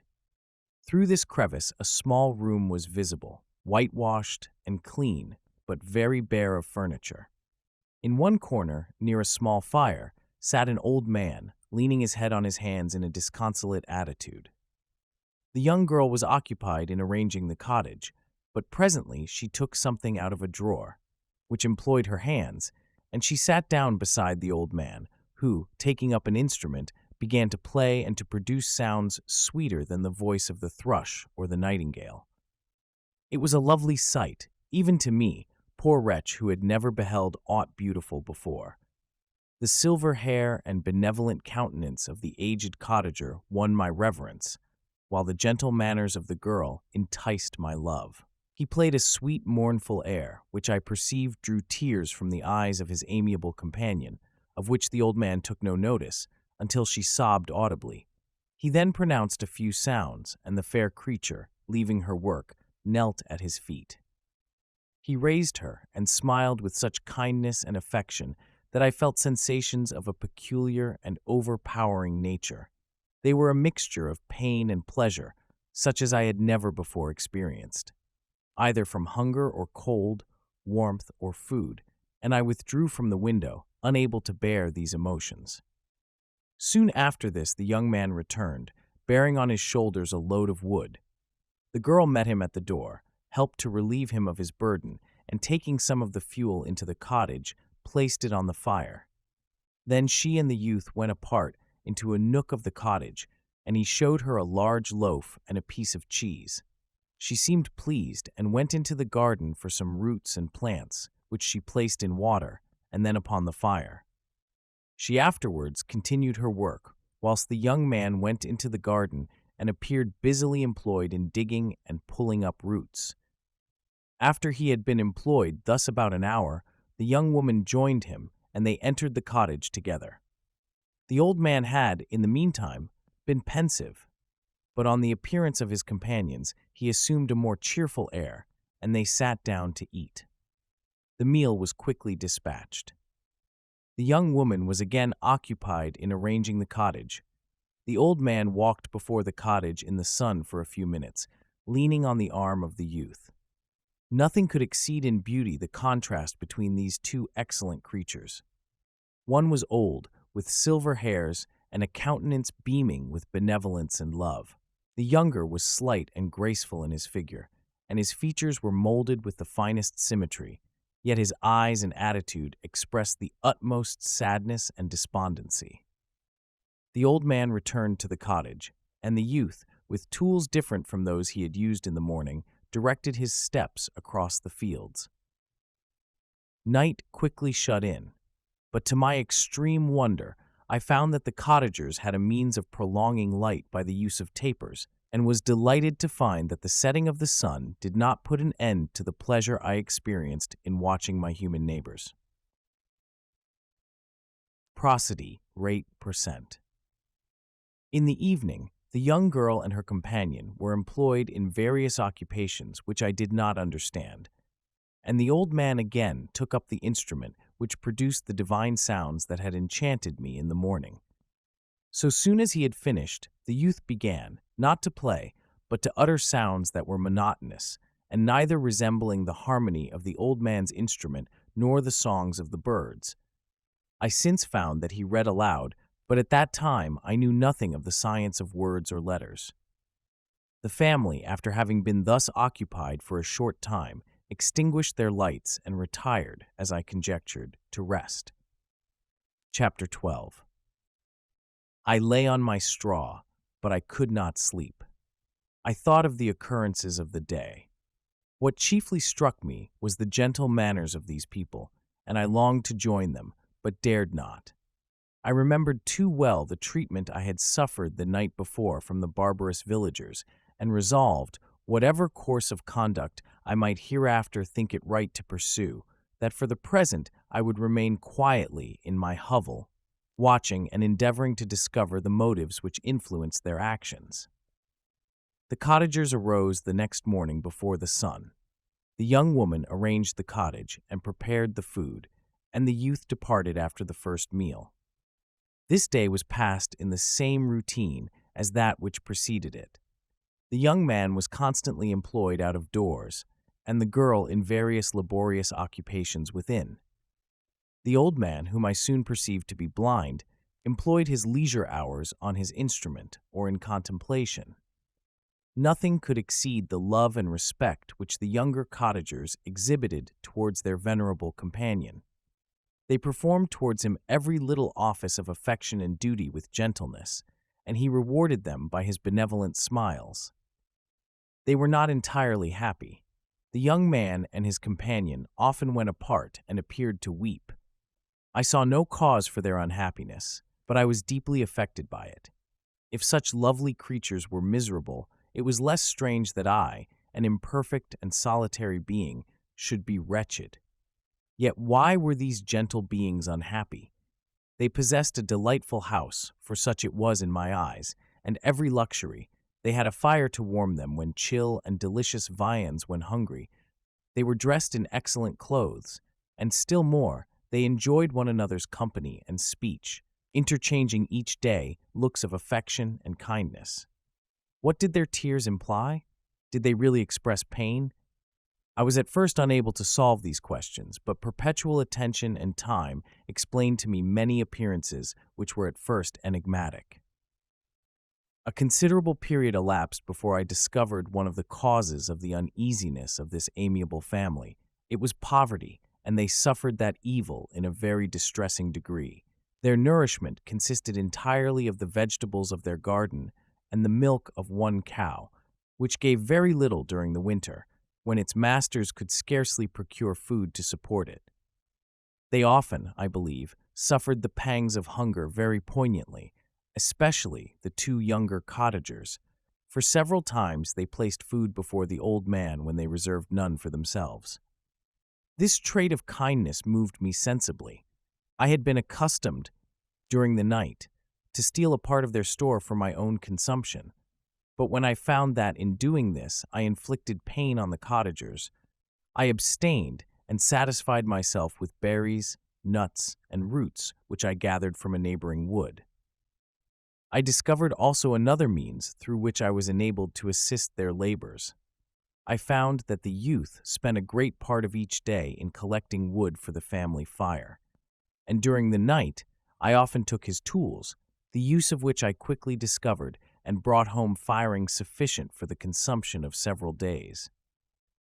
I remember the first time that I did this, the young woman, when she opened the door in the morning, appeared greatly astonished on seeing a great pile of wood on the outside. She uttered some words in a loud voice, and the youth joined her, who also expressed surprise. I observed with pleasure that he did not go to the forest that day, but spent it in repairing the cottage and cultivating the garden. By degrees I made a discovery of still greater moment. I found that these people possessed a method of communicating their experience and feelings to one another by articulate sounds. I perceived that the words they spoke sometimes produced pleasure or pain, smiles or sadness, in the minds and countenances of the hearers. This was indeed a godlike science, and I ardently desired to become acquainted with it. But I was baffled in every attempt I made for this purpose. Their pronunciation was quick, and the words they uttered, not having any apparent connection with visible objects, I was unable to discover any clue by which I could unravel the mystery of their reference.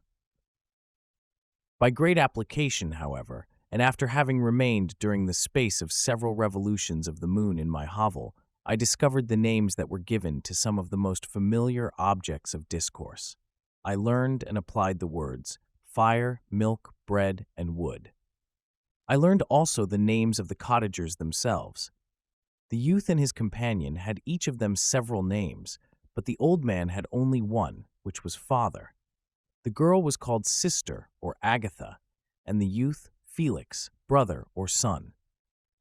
I cannot describe the delight I felt when I learned the ideas appropriated to each of these sounds and was able to pronounce them. I distinguished several other words without being able as yet to understand or apply them, such as good, dearest, unhappy. I spent the winter in this manner. The gentle manners and beauty of the cottagers greatly endeared them to me. When they were unhappy, I felt depressed. When they rejoiced, I sympathized in their joys. I saw few human beings besides them, and if any other happened to enter the cottage, their harsh manners and rude gait only enhanced to me the superior accomplishments of my friends. The old man, I could perceive, often endeavored to encourage his children, as sometimes I found that he called them, to cast off their melancholy. He would talk in a cheerful accent, with an expression of goodness that bestowed pleasure even upon me. Agatha listened with respect, her eyes sometimes filled with tears, which she endeavored to wipe away unperceived. But I generally found that her countenance and tone were more cheerful after having listened to the exhortations of her father. It was not thus with Felix. He was always the saddest of the group, and even to my unpracticed senses, he appeared to have suffered more deeply than his friends. But if his countenance was more sorrowful, his voice was more cheerful than that of his sister, especially when he addressed the old man. I could mention innumerable instances which, although slight, marked the dispositions of these amiable cottagers.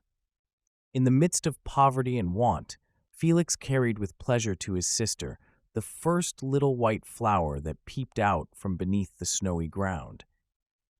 Early in the morning, before she had risen, he cleared away the snow that obstructed her path to the milk-house, drew water from the well, and brought the wood from the outhouse, where, to his perpetual astonishment, he found his store always replenished by an invisible hand. In the day, I believe, he worked sometimes for a neighboring farmer, because he often went forth and did not return until dinner, yet brought no wood with him. At other times he worked in the garden, but as there was little to do in the frosty season, he read to the old man and Agatha. This reading had puzzled me extremely at first, but by degrees I discovered that he uttered many of the same sounds when he read as when he talked. I conjectured, therefore, that he found on the paper signs for speech which he understood, and I ardently longed to comprehend these also. But how was that possible when I did not even understand the sounds for which they stood as signs? I improved, however, sensibly in this science, but not sufficiently to follow up any kind of conversation, although I applied my whole mind to the endeavor, for I easily perceived that, although I eagerly longed to discover myself to the cottagers, I ought not to make the attempt until I had first become master of their language, which knowledge might enable me to make them overlook the deformity of my figure. For with this, also the contrast perpetually presented to my eyes had made me acquainted. I had admired the perfect forms of my cottagers, their grace, beauty, and delicate complexions. But how was I terrified when I viewed myself in a transparent pool? At first, I started back, unable to believe that it was indeed I who was reflected in the mirror. And when I became fully convinced that I was in reality the monster that I am, I was filled with the bitterest sensations of despondence and mortification. Alas, I did not yet entirely know the fatal effects of this miserable deformity. As the sun became warmer and the light of day longer, the snow vanished, and I beheld the bare trees and the black earth. From this time Felix was more employed, and the heart-moving indications of impending famine disappeared. Their food, as I afterwards found, was coarse, but it was wholesome, and they procured a sufficiency of it. Several new kinds of plants sprang up in the garden, which they dressed, and these signs of comfort increased daily as the season advanced. The old man, leaning on his son, walked each day at noon, when it did not rain, as I found it was called, when the heavens poured forth its waters. This frequently took place, but a high wind quickly dried the earth, and the season became far more pleasant than it had been. My mode of life in my hovel was uniform. During the morning I attended the motions of the cottagers, and when they were dispersed in various occupations, I slept. The remainder of the day was spent in observing my friends. When they had retired to rest, if there was any moon or the night was starlight, I went into the woods and collected my own food and fuel for the cottage. When I returned, as often as it was necessary, I cleared their path from the snow and performed those offices that I had seen done by Felix. I afterwards found that these labors, performed by an invisible hand, greatly astonished them, and once or twice I heard them, on these occasions, utter the words good spirit, wonderful, but I did not then understand the signification of these terms. My thoughts now became more active, and I longed to discover the motives and feelings of these lovely creatures. I was inquisitive to know why Felix appeared so miserable and Agatha so sad. I thought, foolish wretch, that it might be in my power to restore happiness to these deserving people. When I slept or was absent, the forms of the venerable blind father, the gentle Agatha, and the excellent Felix flitted before me.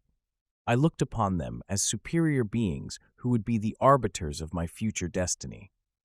I formed in my imagination 1,000 pictures of presenting myself to them and their reception of me. I imagined that they would be disgusted until, by my gentle demeanor and conciliating words, I should first win their favor and afterwards their love. These thoughts exhilarated me and led me to apply with fresh ardor to the acquiring the art of language. My organs were indeed harsh but supple, and although my voice was very unlike the soft music of their tones, yet I pronounced such words as I understood with tolerable ease. It was as the ass and the lapdog, yet surely the gentle ass, whose intentions were affectionate, although his manners were rude, deserved better treatment than blows and execration. The pleasant showers and genial warmth of spring greatly altered the aspect of the earth. Men who before this change seemed to have been hid in caves dispersed themselves and were employed in various arts of cultivation. The birds sang in more cheerful notes, and the leaves began to bud forth on the trees. Happy, happy earth! Fit habitation for gods, which, so short a time before, was bleak, damp, and unwholesome. My spirits were elevated by the enchanting appearance of nature. The past was blotted from my memory, the present was tranquil, and the future gilded by bright rays of hope and anticipations of joy. Chapter 13. I now hasten to the more moving part of my story. I shall relate events that impressed me with feelings which, from what I had been, have made me what I am. Spring advanced rapidly, the weather became fine and the skies cloudless. It surprised me that what before was desert and gloomy should now bloom with the most beautiful flowers and verdure. My senses were gratified and refreshed by 1,000 scents of delight and 1,000 sights of beauty. It was on one of these days, when my cottagers periodically rested from labor, the old man played on his guitar and the children listened to him, that I observed the countenance of Felix was melancholy beyond expression. He sighed frequently, and once his father paused in his music, and I conjectured by his manner that he inquired the cause of his son's sorrow. Felix replied in a cheerful accent, and the old man was recommencing his music when someone tapped at the door.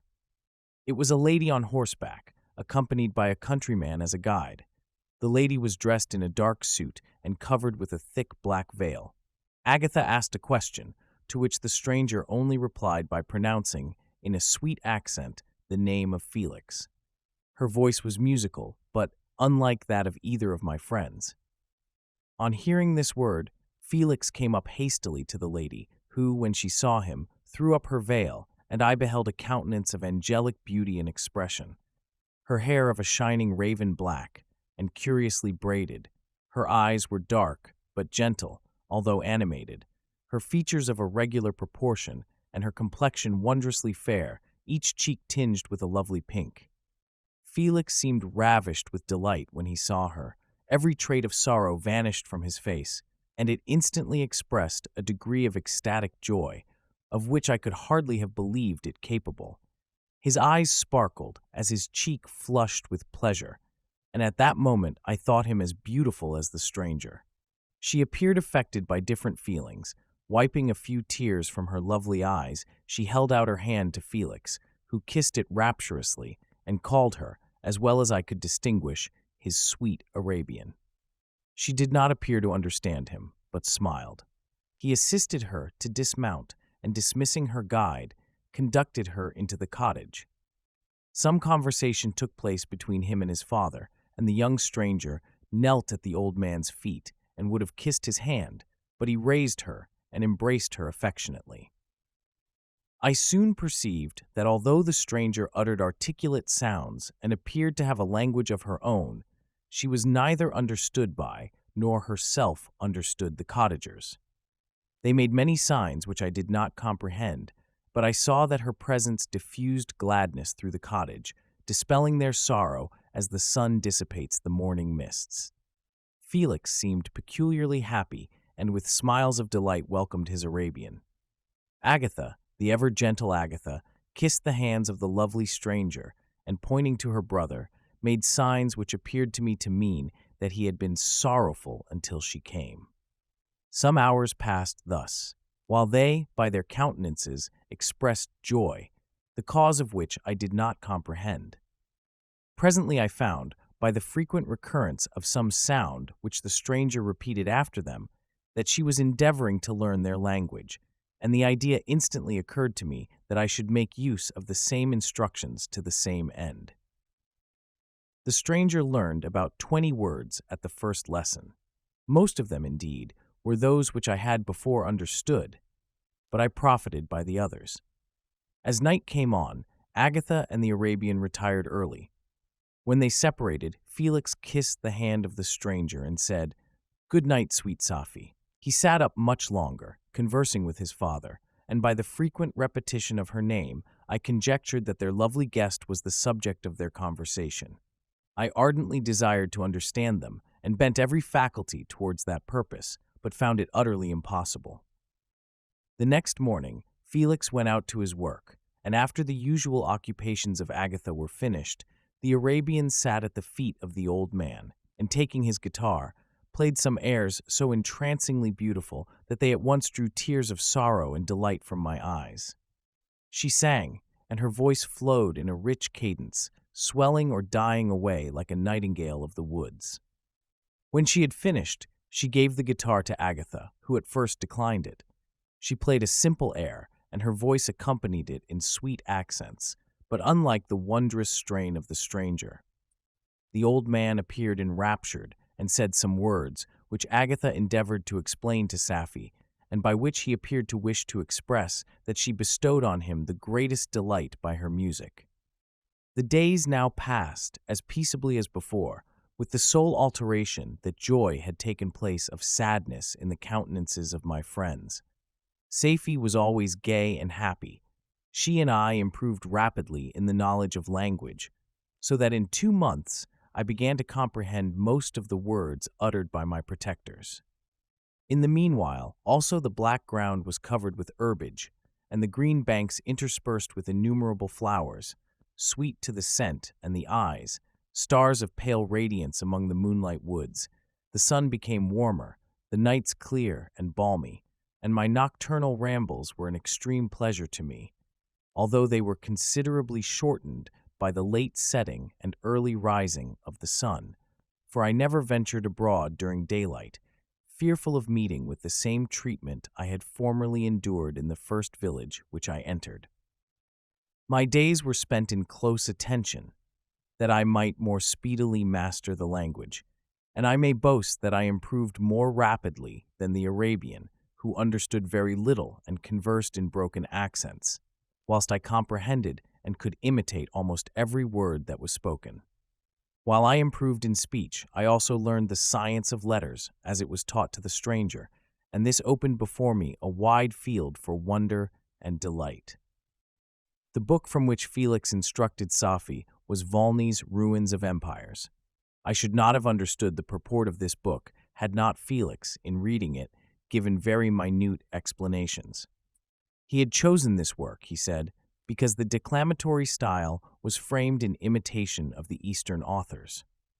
Through this work, I obtained a cursory knowledge of history and a view of the several empires at present existing in the world. It gave me an insight into the manners, governments, and religions of the different nations of the earth. I heard of the slothful Asiatics, of the stupendous genius and mental activity of the Grecians, of the wars and wonderful virtue of the early Romans, of their subsequent degenerating, of the decline of that mighty empire, of chivalry, Christianity, and kings. I heard of the discovery of the American hemisphere and wept with Safie over the hapless fate of its original inhabitants. These wonderful narrations inspired me with strange feelings. Was man indeed at once so powerful, so virtuous and magnificent, yet so vicious and base? He appeared at one time a mere scion of the evil principle, and at another as all that can be conceived of noble and godlike. To be a great and virtuous man appeared the highest honor that can befall a sensitive being. To be base and vicious, as many on record have been, appeared the lowest degradation, a condition more abject than that of the blind mole or harmless worm. For a long time I could not conceive how one man could go forth to murder his fellow, or even why there were laws and governments.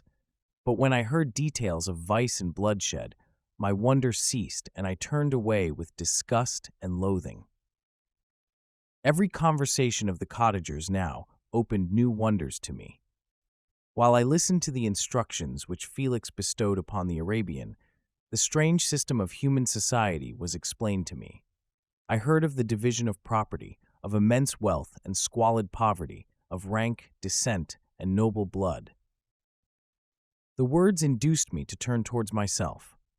I learned that the possessions most esteemed by your fellow creatures were high and unsullied descent united with riches. A man might be respected with only one of these advantages, but without either he was considered, except in very rare instances, as a vagabond and a slave, doomed to waste his powers for the profits of the chosen few. And what was I? Of my creation and creator I was absolutely ignorant, but I knew that I possessed no money, no friends, no kind of property. I was, besides, endued with a figure hideously deformed and loathsome. I was not even of the same nature as man. I was more agile than they, and could subsist upon coarser diet. I bore the extremes of heat and cold with less injury to my frame. My stature far exceeded theirs. When I looked around, I saw and heard of none like me. Was I, then, a monster, a blot upon the earth, from which all men fled and whom all men disowned? I cannot describe to you the agony that these reflections inflicted upon me. I tried to dispel them, but sorrow only increased with knowledge. Oh, that I had forever remained in my native wood, nor known nor felt beyond the sensations of hunger, thirst, and heat. Of what a strange nature is knowledge! It clings to the mind when it has once seized on it like a lichen on the rock. I wished sometimes to shake off all thought and feeling, but I learned that there was but one means to overcome the sensation of pain, and that was death, a state which I feared yet did not understand. I admired virtue and good feelings, and loved the gentle manners and amiable qualities of my cottagers, but I was shut out from intercourse with them, except through means which I obtained by stealth, when I was unseen and unknown, and which rather increased than satisfied the desire I had of becoming one among my fellows. The gentle words of Agatha and the animated smiles of the charming Arabian were not for me. The mild exhortations of the old man and the lively conversation of the loved Felix were not for me. Miserable, unhappy wretch! Other lessons were impressed upon me even more deeply. I heard of the difference of sexes and the birth and growth of children, how the father doted on the smiles of the infant and the lively sallies of the older child, how all the life and cares of the mother were wrapped up in the precious charge, how the mind of youth expanded and gained knowledge of brother, sister, and all the various relationships which bind one human being to another in mutual bonds. But where were my friends and relations? No father had watched my infant days, no mother had blessed me with smiles and caresses, or if they had, all my past life was now a blot, a blind vacancy in which I distinguished nothing. From my earliest remembrance, I had been as I then was in height and proportion.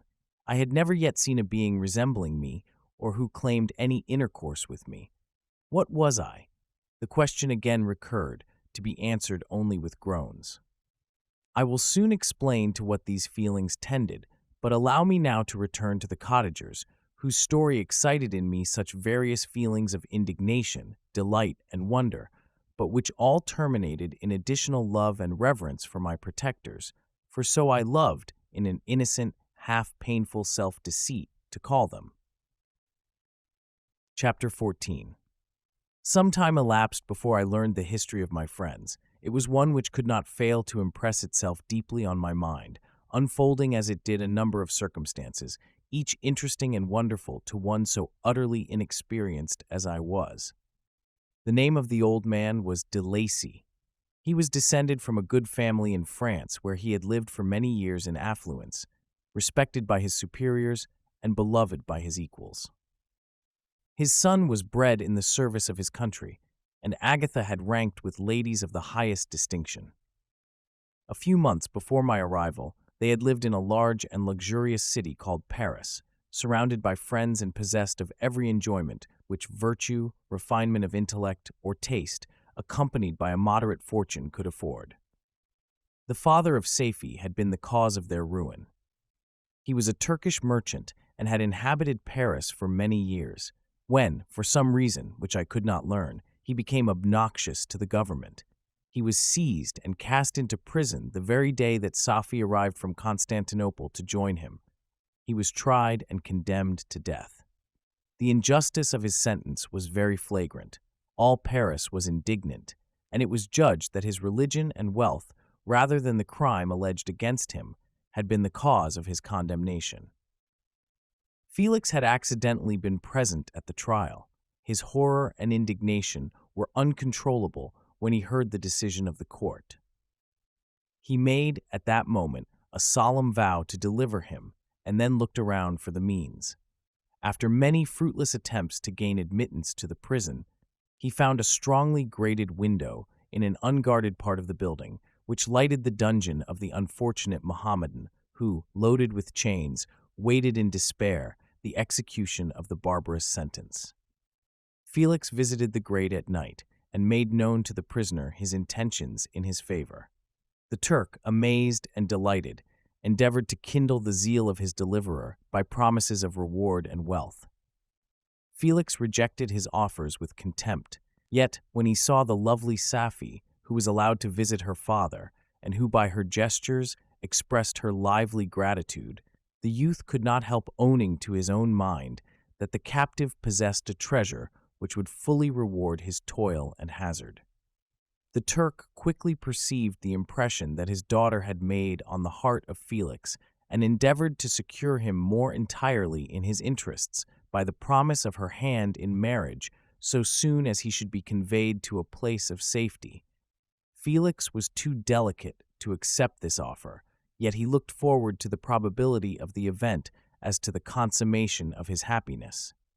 During the ensuing days, while the preparations were going forward for the escape of the merchant, the zeal of Felix was warmed by several letters that he received from this lovely girl, who found means to express her thoughts in the language of her lover by the aid of an old man, a servant of her father, who understood French. She thanked him in the most ardent terms for his intended services towards her parent, and at the same time she gently deplored her own fate. I have copies of these letters, for I found means, during my residence in the hovel, to procure the implements of writing, and the letters were often in the hands of Felix or Agatha. Before I depart, I will give them to you.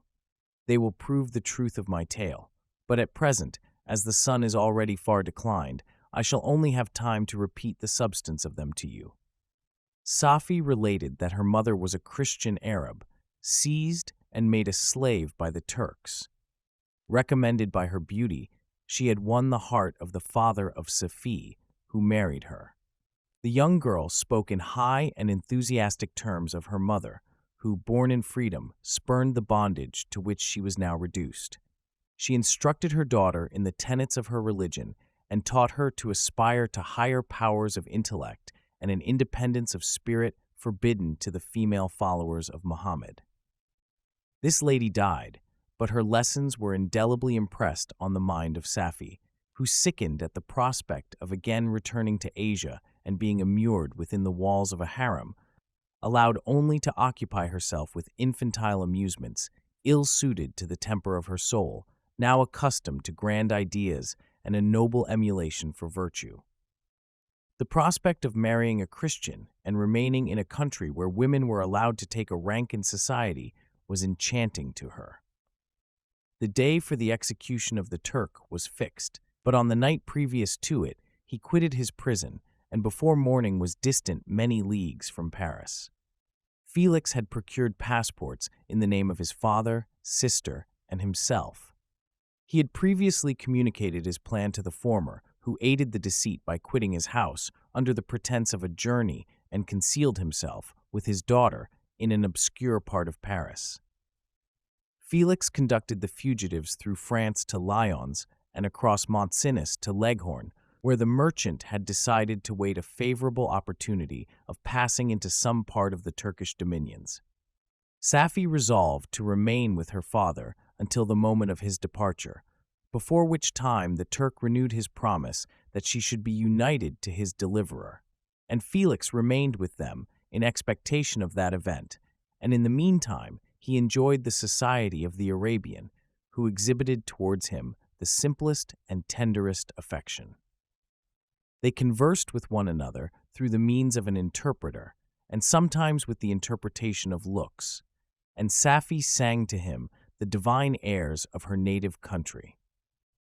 The Turk allowed this intimacy to take place and encouraged the hopes of the youthful lovers, while in his heart he had formed far other plans. He loathed the idea that his daughter should be united to a Christian, but he feared the resentment of Felix if he should appear lukewarm, for he knew that he was still in the power of his deliverer if he should choose to betray him to the Italian state which they inhabited. He revolved 1,000 plans by which he should be enabled to prolong the deceit until it might be no longer necessary, and secretly to take his daughter with him when he departed. His plans were facilitated by the news which arrived from Paris. The government of France were greatly enraged at the escape of their victim and spared no pains to detect and punish his deliverer. The plot of Felix was quickly discovered, and De Lacy and Agatha were thrown into prison. The news reached Felix and roused him from his dream of pleasure. His blind and aged father and his gentle sister lay in a noisome dungeon while he enjoyed the free air and the society of her whom he loved. This idea was torture to him. He quickly arranged with the Turk that if the latter should find a favorable opportunity for escape before Felix could return to Italy, Safie should remain as a boarder at a convent at Leghorn. And then, quitting the lovely Arabian, he hastened to Paris and delivered himself up to the vengeance of the law, hoping to free De Lacy and Agatha by this proceeding. He did not succeed. They remained confined for 5 months before the trial took place, the result of which deprived them of their fortune and condemned them to a perpetual exile from their native country. They found a miserable asylum in the cottage in Germany, where I discovered them. Felix soon learned that the treacherous Turk, for whom he and his family endured such unheard-of oppression, on discovering that his deliverer was thus reduced to poverty and ruin, became a traitor to good feeling and honor, and had quitted Italy with his daughter, insultingly sending Felix a pittance of money to aid him, as he said, in some plan of future maintenance. Such were the events that preyed on the heart of Felix and rendered him, when I first saw him, the most miserable of his family. He could have endured poverty, and while this distress had been the meed of his virtue, he gloried in it, but the ingratitude of the Turk and the loss of his beloved Safie were misfortunes more bitter and irreparable. The arrival of the Arabian now infused new life into his soul. When the news reached Leghorn that Felix was deprived of his wealth and rank, the merchant commanded his daughter to think no more of her lover, but to prepare to return to her native country. The generous nature of Safie was outraged by this command. She attempted to expostulate with her father, but he left her angrily, reiterating his tyrannical mandate. A few days after, the Turk entered his daughter's apartment and told her hastily that he had reason to believe that his residence at Leghorn had been divulged and that he should speedily be delivered up to the French government. He had consequently hired a vessel to convey him to Constantinople, for which city he should sail in a few hours. He intended to leave his daughter under the care of a confidential servant, to follow at her leisure with the greater part of his property, which had not yet arrived at Leghorn. When alone, Safie resolved in her own mind the plan of conduct that it would become her to pursue in this emergency. A residence in Turkey was abhorrent to her. Her religion and her feelings were alike averse to it. By some papers of her father, which fell into her hands, she heard of the exile of her lover and learnt the name of the spot where he then resided. She hesitated some time, but at length she formed her determination. Taking with her some jewels that belonged to her and a sum of money, she quitted Italy with an attendant, a native of Leghorn, but who understood the common language of Turkey, and departed for Germany. She arrived in safety at a town about 20 leagues from the cottage of De Lacy, when her attendant fell dangerously ill. Safie nursed her with the most devoted affection, but the poor girl died, and the Arabian was left alone, unacquainted with the language of the country and utterly ignorant of the customs of the world. She fell, however, into good hands. The Italian had mentioned the name of the spot for which they were bound, and after her death, the woman of the house in which they had lived took care that Safie should arrive in safety at the cottage of her lover.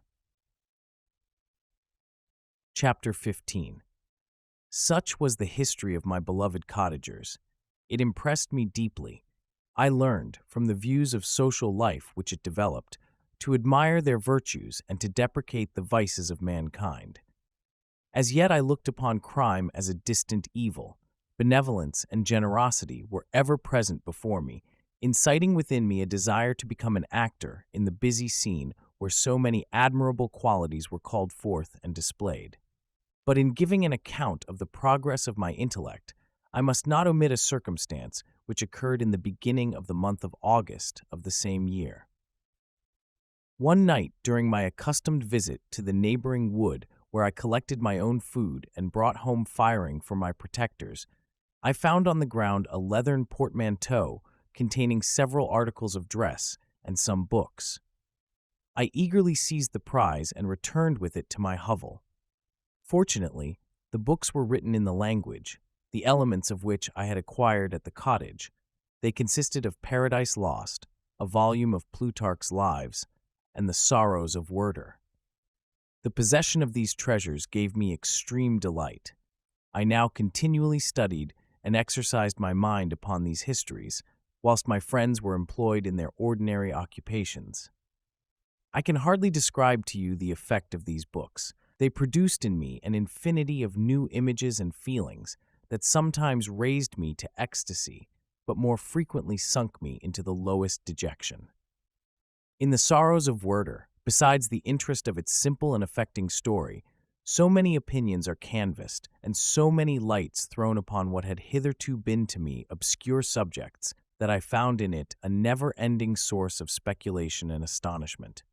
The gentle and domestic manners it described, combined with lofty sentiments and feelings, which had for their object something out of self, accorded well with my experience among my protectors, and with the wants which were forever alive in my own bosom. But I thought Werter himself a more divine being than I had ever beheld or imagined. His character contained no pretension, but it sank deep. The disquisitions upon death and suicide were calculated to fill me with wonder. I did not pretend to enter into the merits of the case, yet I inclined towards the opinions of the hero, whose extinction I wept without precisely understanding it. As I read, however, I applied much personally to my own feelings and condition. I found myself similar, yet at the same time strangely unlike to the beings concerning whom I read and to whose conversation I was a listener. I sympathized with and partly understood them, but I was unformed in mind. I was dependent on none and related to none. The path of my departure was free, and there was none to lament my annihilation. My person was hideous and my stature gigantic. What did this mean? Who was I? What was I? Whence did I come? What was my destination? These questions continually recurred, but I was unable to solve them. The volume of Plutarch's Lives which I possessed contained the histories of the first founders of the ancient republics. This book had a far different effect upon me from the Sorrows of Werter.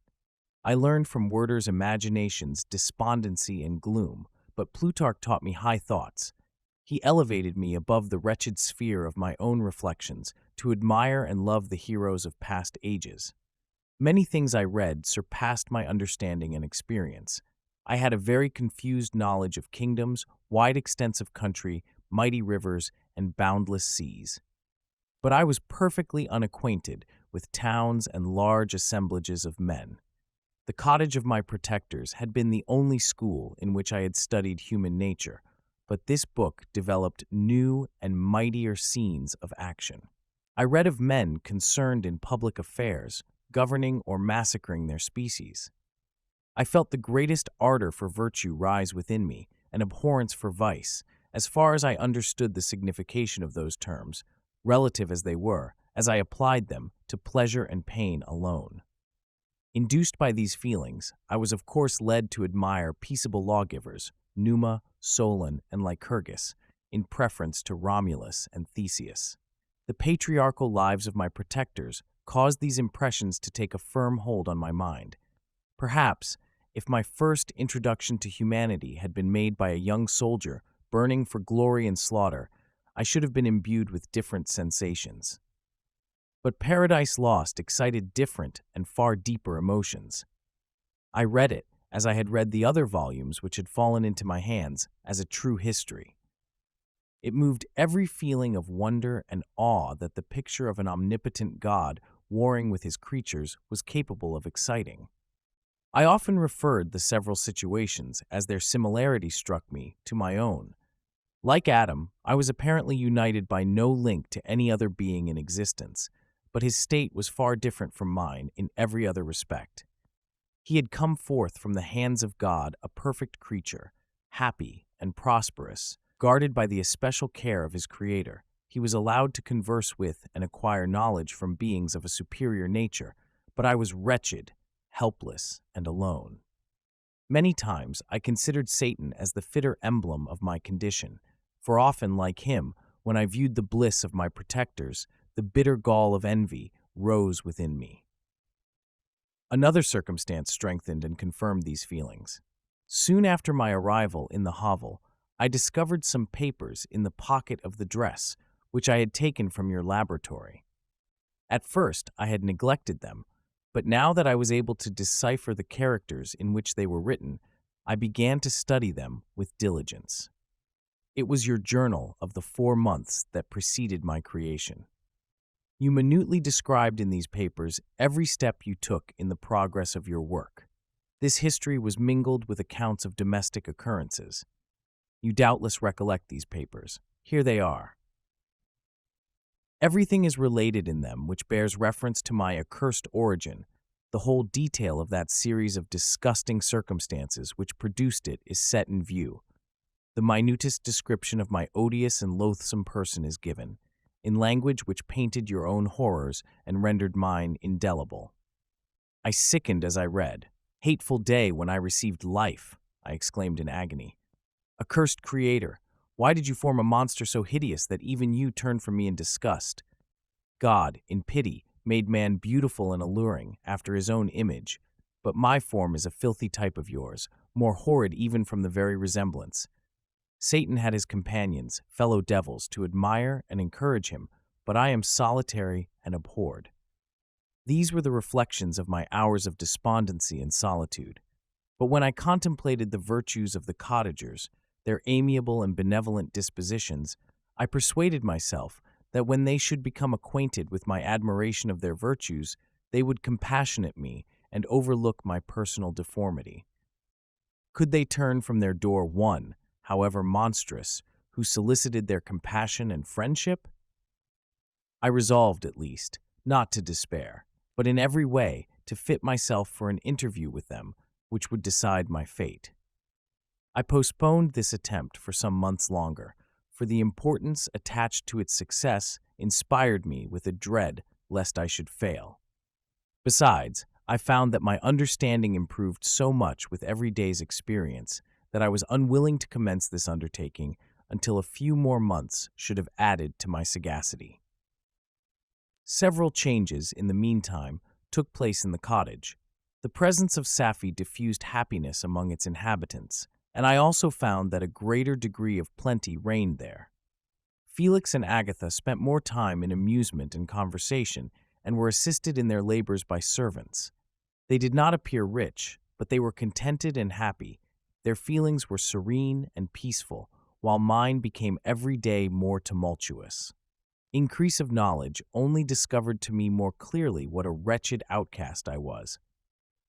I cherished hope, it is true, but it vanished when I beheld my person reflected in water, or my shadow in the moonshine, even as that frail image and that inconstant shade. I endeavored to crush these fears and to fortify myself for the trial which in a few months I resolved to undergo, and sometimes I allowed my thoughts, unchecked by reason, to ramble in the fields of paradise, and dared to fancy amiable and lovely creatures sympathizing with my feelings and cheering my gloom. Their angelic countenances breathed smiles of consolation. But it was all a dream. No Eve soothed my sorrows nor shared my thoughts. I was alone. I remembered Adam's supplication to his Creator, but where was mine? He had abandoned me, and in the bitterness of my heart I cursed him.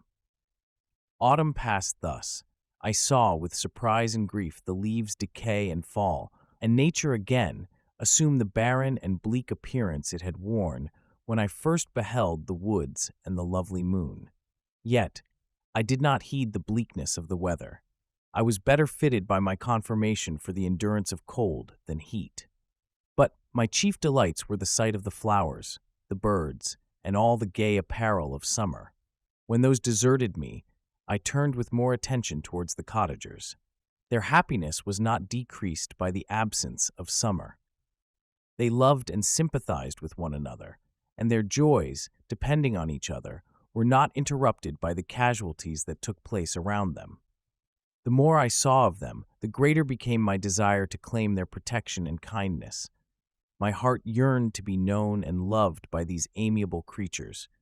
To see their sweet looks directed towards me with affection was the utmost limit of my ambition.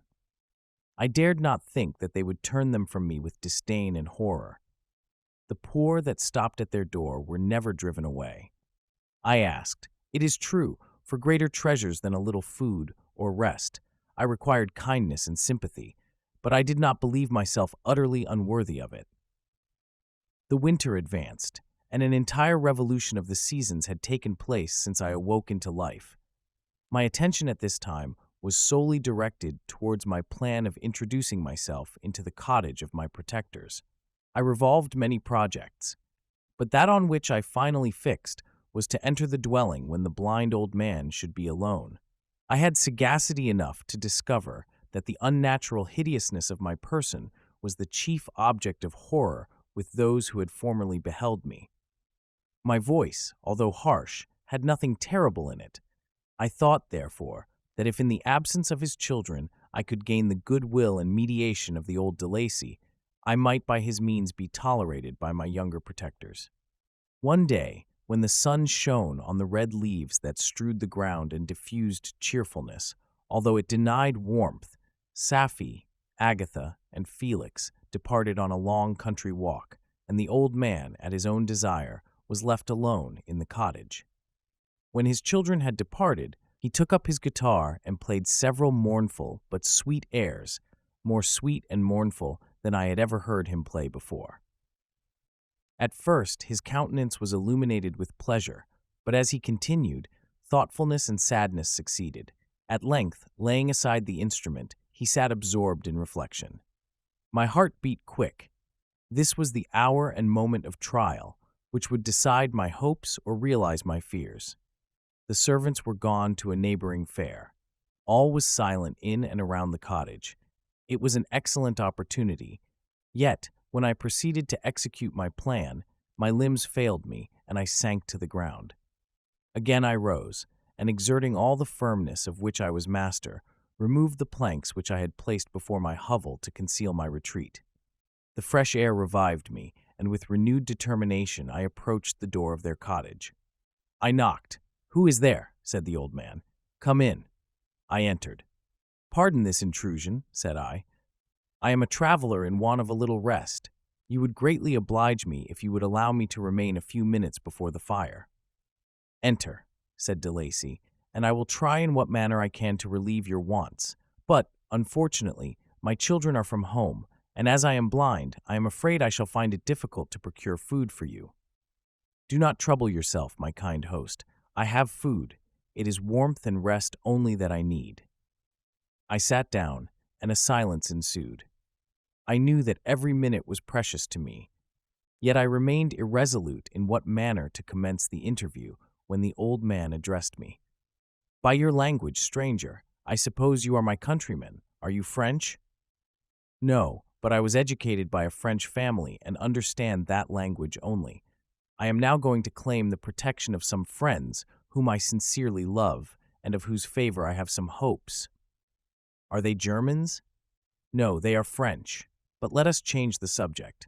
I am an unfortunate and deserted creature. I look around and I have no relation or friend upon earth. These amiable people to whom I go have never seen me and know little of me. I am full of fears, for if I fail there, I am an outcast in the world forever."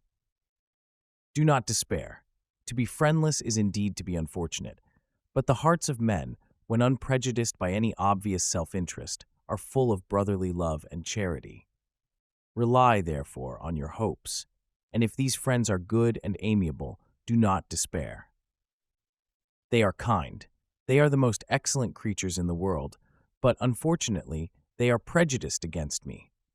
I have good dispositions. My life has been hitherto harmless and in some degree beneficial, but a fatal prejudice clouds their eyes, and where they ought to see a feeling and kind friend, they behold only a detestable monster.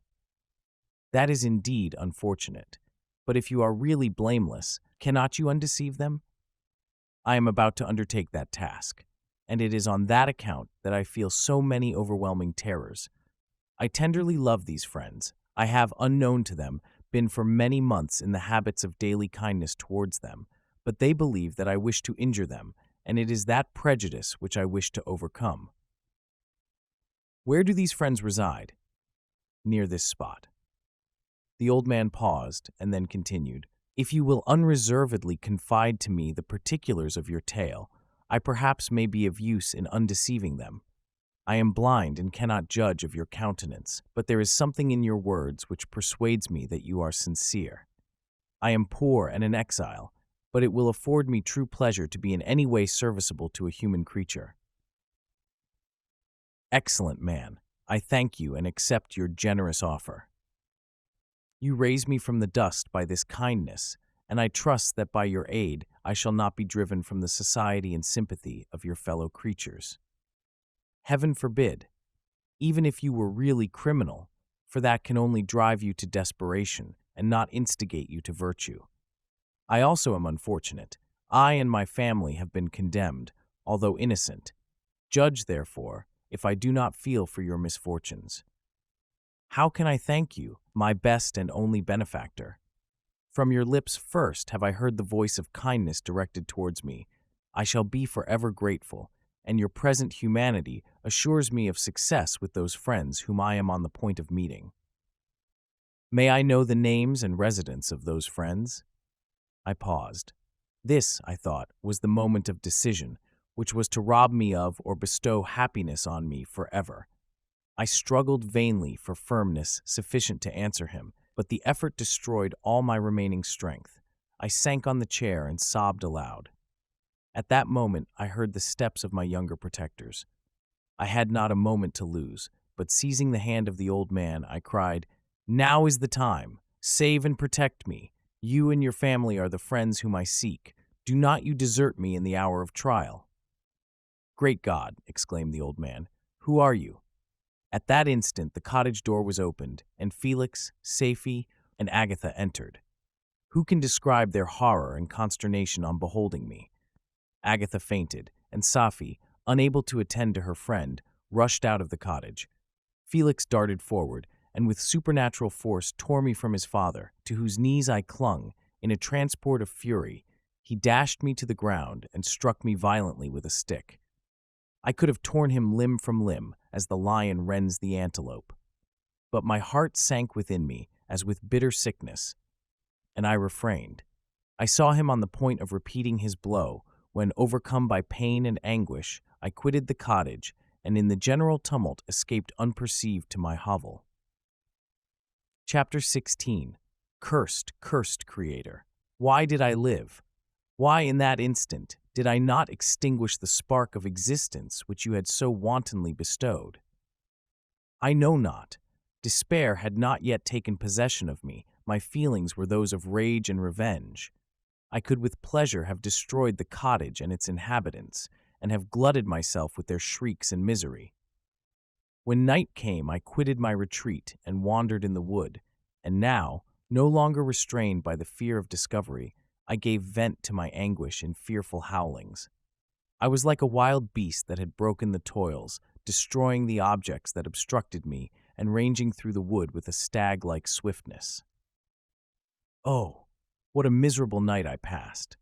The cold stars shone in mockery, and the bare trees waved their branches above me. Now and then the sweet voice of a bird burst forth amidst the universal stillness.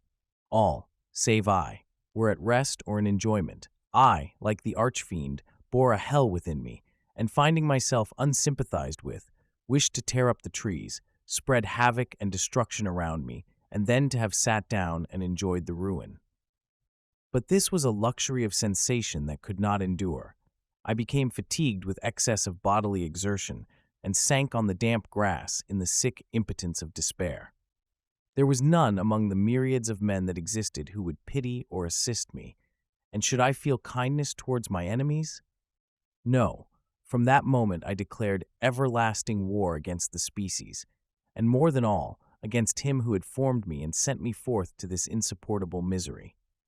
The sun rose. I heard the voices of men, and knew that it was impossible to return to my retreat during that day. Accordingly, I hid myself in some thick underwood, determining to devote the ensuing hours to reflection on my situation. The pleasant sunshine and the pure air of day restored me to some degree of tranquility, and when I considered what had passed at the cottage, I could not help believing that I had been too hasty in my conclusions. I had certainly acted imprudently. It was apparent that my conversation had interested the father in my behalf, and I was a fool in having exposed my person to the horror of his children. I ought to have familiarized the old de Lacy to me, and by degrees to have discovered myself to the rest of his family, when they should have been prepared for my approach. But I did not believe my errors to be irretrievable, and after much consideration I resolved to return to the cottage, seek the old man, and by my representations win him to my party. These thoughts calmed me, and in the afternoon I sank into a profound sleep, but the fever of my blood did not allow me to be visited by peaceful dreams. The horrible scene of the preceding day was forever acting before my eyes. The females were flying and the enraged Felix tearing me from his father's feet. I awoke exhausted, and finding that it was already night, I crept forth from my hiding place and went in search of food. When my hunger was appeased, I directed my steps towards the well-known path that conducted to the cottage. All there was at peace. I crept into my hovel and remained in silent expectation of the accustomed hour when the family arose. That hour passed, the sun mounted high in the heavens, but the cottagers did not appear. I trembled violently, apprehending some dreadful misfortune. The inside of the cottage was dark, and I heard no motion. I cannot describe the agony of this suspense. Presently, 2 countrymen passed by, but pausing near the cottage, they entered into conversation, using violent gesticulations. But I did not understand what they said, as they spoke the language of the country, which differed from that of my protectors. Soon after, however, Felix approached with another man. I was surprised, as I knew that he had not quitted the cottage that morning, and waited anxiously to discover from his discourse the meaning of these unusual appearances. "Do you consider," said his companion to him, "that you will be obliged to pay 3 months' rent, and to lose the produce of your garden? I do not wish to take any unfair advantage, and I beg, therefore, that you will take some days to consider of your determination." "It is utterly useless," replied Felix. "We can never again inhabit your cottage. The life of my father is in the greatest danger, owing to the dreadful circumstance that I have related. My wife and my sister will never recover from their horror. I entreat you not to reason with me any more. Take possession of your tenement and let me fly from this place." Felix trembled violently as he said this. He and his companion entered the cottage, in which they remained for a few minutes, and then departed. I never saw any of the family of de Lacy more. I continued for the remainder of the day in my hovel in a state of utter and stupid despair. My protectors had departed and had broken the only link that held me to the world. For the first time, the feelings of revenge and hatred filled my bosom, and I did not strive to control them, but allowing myself to be borne away by the stream, I bent my mind towards injury and death. When I thought of my friends, of the mild voice of de Lacy, the gentle eyes of Agatha, and the exquisite beauty of the Arabian, these thoughts vanished, and a gush of tears somewhat soothed me. But again, when I reflected that they had spurned and deserted me, anger returned, a rage of anger, and unable to injure anything human, I turned my fury towards inanimate objects. As night advanced, I placed a variety of combustibles around the cottage, and after having destroyed every vestige of cultivation in the garden, I waited with forced impatience until the moon had sunk to commence my operations. As the night advanced, a fierce wind arose from the woods and quickly dispersed the clouds that had loitered in the heavens. The blast tore along like a mighty avalanche and produced a kind of insanity in my spirits that burst all bounds of reason and reflection. I lighted the dry branch of a tree and danced with fury around the devoted cottage, my eyes still fixed on the western horizon, the edge of which the moon nearly touched. A part of its orb was at length hid, and I waved my brand. It sank, and with a loud scream I fired the straw and heath and bushes which I had collected. The wind fanned the fire, and the cottage was quickly enveloped by the flames, which clung to it and licked it with their forked and destroying tongues. As soon as I was convinced that no assistance could save any part of the habitation, I quitted the scene and sought for refuge in the woods. And now, with the world before me, whither should I bend my steps? I resolved to fly far from the scene of my misfortunes, but to me, hated and despised, every country must be equally horrible. At length, the thought of you crossed my mind. I learned from your papers that you were my father, my creator, and to whom could I apply with more fitness than to him who had given me life? Among the lessons that Felix had bestowed upon Safie, geography had not been omitted. I had learned from these the relative situations of the different countries of the earth. You had mentioned Geneva as the name of your native town, and towards this place I resolved to proceed. But how was I to direct myself? I knew that I must travel in a southwesterly direction to reach my destination, but the sun was my only guide. I did not know the names of the towns that I was to pass through, nor could I ask information from a single human being, but I did not despair. From you only could I hope for succor, although towards you I felt no sentiment but that of hatred.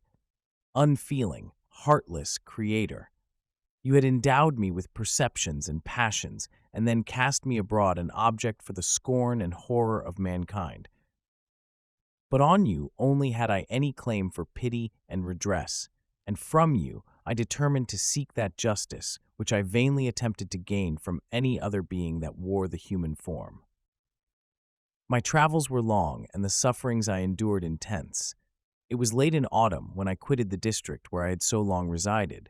I traveled only at night, fearful of encountering the visage of a human being. Nature decayed around me, and the sun became heatless. Rain and snow poured around me. Mighty rivers were frozen. The surface of the earth was hard and chill and bare, and I found no shelter. O earth, how often did I imprecate curses on the cause of my being? The mildness of my nature had fled, and all within me was turned to gall and bitterness. The nearer I approached to your habitation, the more deeply did I feel the spirit of revenge enkindled in my heart. Snow fell, and the waters were hardened, but I rested not. A few incidents now and then directed me, and I possessed a map of the country, but I often wandered wide from my path. The agony of my feelings allowed me no respite. No incident occurred from which my rage and misery could not extract its food, but a circumstance that happened when I arrived on the confines of Switzerland, when the sun had recovered its warmth and the earth again began to look green, confirmed in an especial manner the bitterness and horror of my feelings. I generally rested during the day and traveled only when I was secured by night from the view of man. One morning, however, finding that my path lay through a deep wood, I ventured to continue my journey after the sun had risen. The day, which was one of the first of spring, cheered even me by the loveliness of its sunshine and the balminess of the air. I felt emotions of gentleness and pleasure that had long appeared dead revive within me. Half surprised by the novelty of these sensations, I allowed myself to be borne away by them, and forgetting my solitude and deformity, dared to be happy. Soft tears again bedewed my cheeks, and I even raised my humid eyes with thankfulness towards the blessed sun, which bestowed such joy upon me. I continued to wind among the paths of the wood until I came to its boundary, which was skirted by a deep and rapid river, into which many of the trees bent their branches, now budding with the fresh spring. Here I paused, not exactly knowing what path to pursue, when I heard the sound of voices that induced me to conceal myself under the shade of a cypress. I was scarcely hid when a young girl came running towards the spot where I was concealed, laughing, as if she ran from someone in sport. She continued her course along the precipitous sides of the river, when suddenly her foot slipped and she fell into the rapid stream. I rushed from my hiding place and with extreme labor, from the force of the current, saved her and dragged her to shore. She was senseless, and I endeavored by every means in my power to restore animation, when I was suddenly interrupted by the approach of a rustic, who was probably the person from whom she had playfully fled. On seeing me, he darted towards me, and tearing the girl from my arms, hastened towards the deeper parts of the wood. I followed speedily. I hardly knew why, but when the man saw me draw near, he aimed a gun which he carried at my body and fired. I sank to the ground, and my injurer, with increased swiftness, escaped into the wood. This was then the reward of my benevolence. I had saved a human being from destruction, and as a recompense I now writhed under the miserable pain of a wound which shattered the flesh and bone. The feelings of kindness and gentleness, which I had entertained but a few moments before, gave place to hellish rage and gnashing of teeth. Inflamed by pain, I vowed eternal hatred and vengeance to all mankind. But the agony of my wound overcame me. My pulses paused, and I fainted. For some weeks I led a miserable life in the woods, endeavoring to cure the wound which I had received. The ball had entered my shoulder, and I knew not whether it had remained there or passed through. At any rate, I had no means of extracting it. My sufferings were augmented also by the oppressive sense of the injustice and ingratitude of their infliction. My daily vows rose for revenge, a deep and deadly revenge, such as would alone compensate for the outrages and anguish I had endured. After some weeks, my wound healed, and I continued my journey. The labors I endured were no longer to be alleviated by the bright sun or gentle breezes of spring. All joy was but a mockery which insulted my desolate state and made me feel more painfully that I was not made for the enjoyment of pleasure. But my toils now drew near a close, and in 2 months from this time I reached the environs of Geneva. It was evening when I arrived, and I retired to a hiding place among the fields that surround it to meditate in what manner I should apply to you. I was oppressed by fatigue and hunger, and far too unhappy to enjoy the gentle breezes of evening or the prospect of the sun setting behind the stupendous mountains of Jura. At this time, a slight sleep relieved me from the pain of reflection, which was disturbed by the approach of a beautiful child who came running into the recess I had chosen with all the sportiveness of infancy. Suddenly, as I gazed on him, an idea seized me that this little creature was unprejudiced and had lived too short a time to have imbibed a horror of deformity. If, therefore, I could seize him and educate him as my companion and friend, I should not be so desolate in this peopled earth. Urged by this impulse, I seized on the boy as he passed and drew him towards me. As soon as he beheld my form, he placed his hands before his eyes and uttered a shrill scream. I drew his hand forcibly from his face and said, "Child, what is the meaning of this? I do not intend to hurt you. Listen to me." He struggled violently. "Let me go," he cried. "Monster, ugly wretch, you wish to eat me and tear me to pieces. You are an ogre. Let me go, or I will tell my papa." "Boy, you will never see your father again. You must come with me." "Hideous monster, let me go.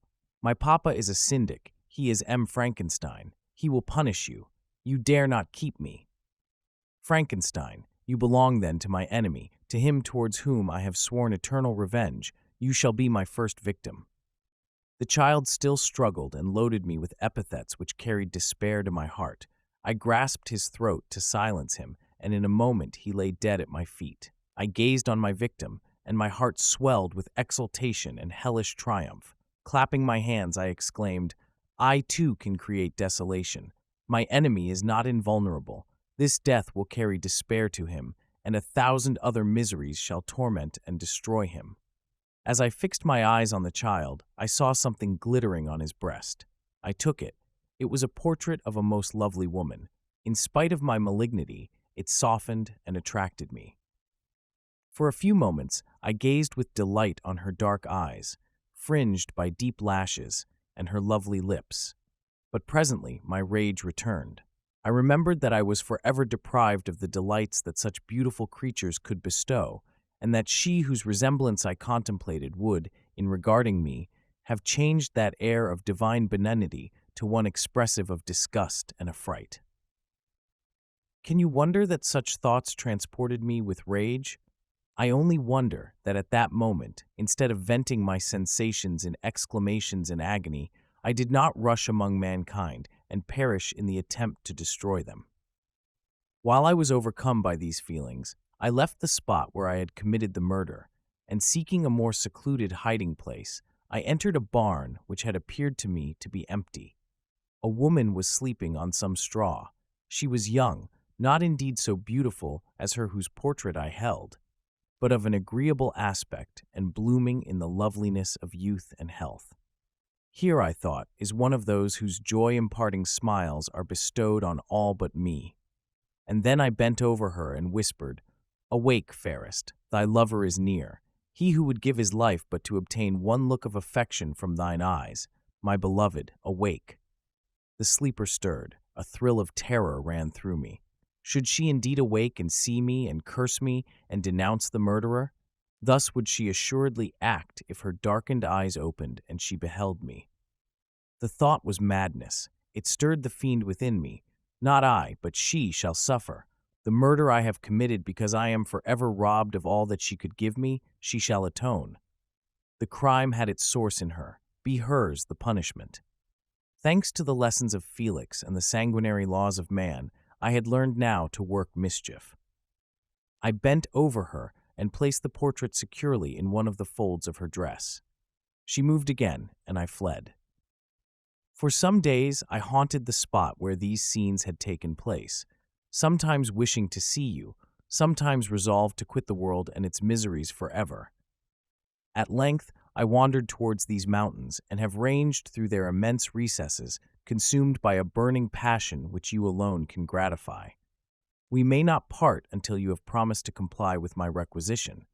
I am alone and miserable. Man will not associate with me, but one as deformed and horrible as myself would not deny herself to me.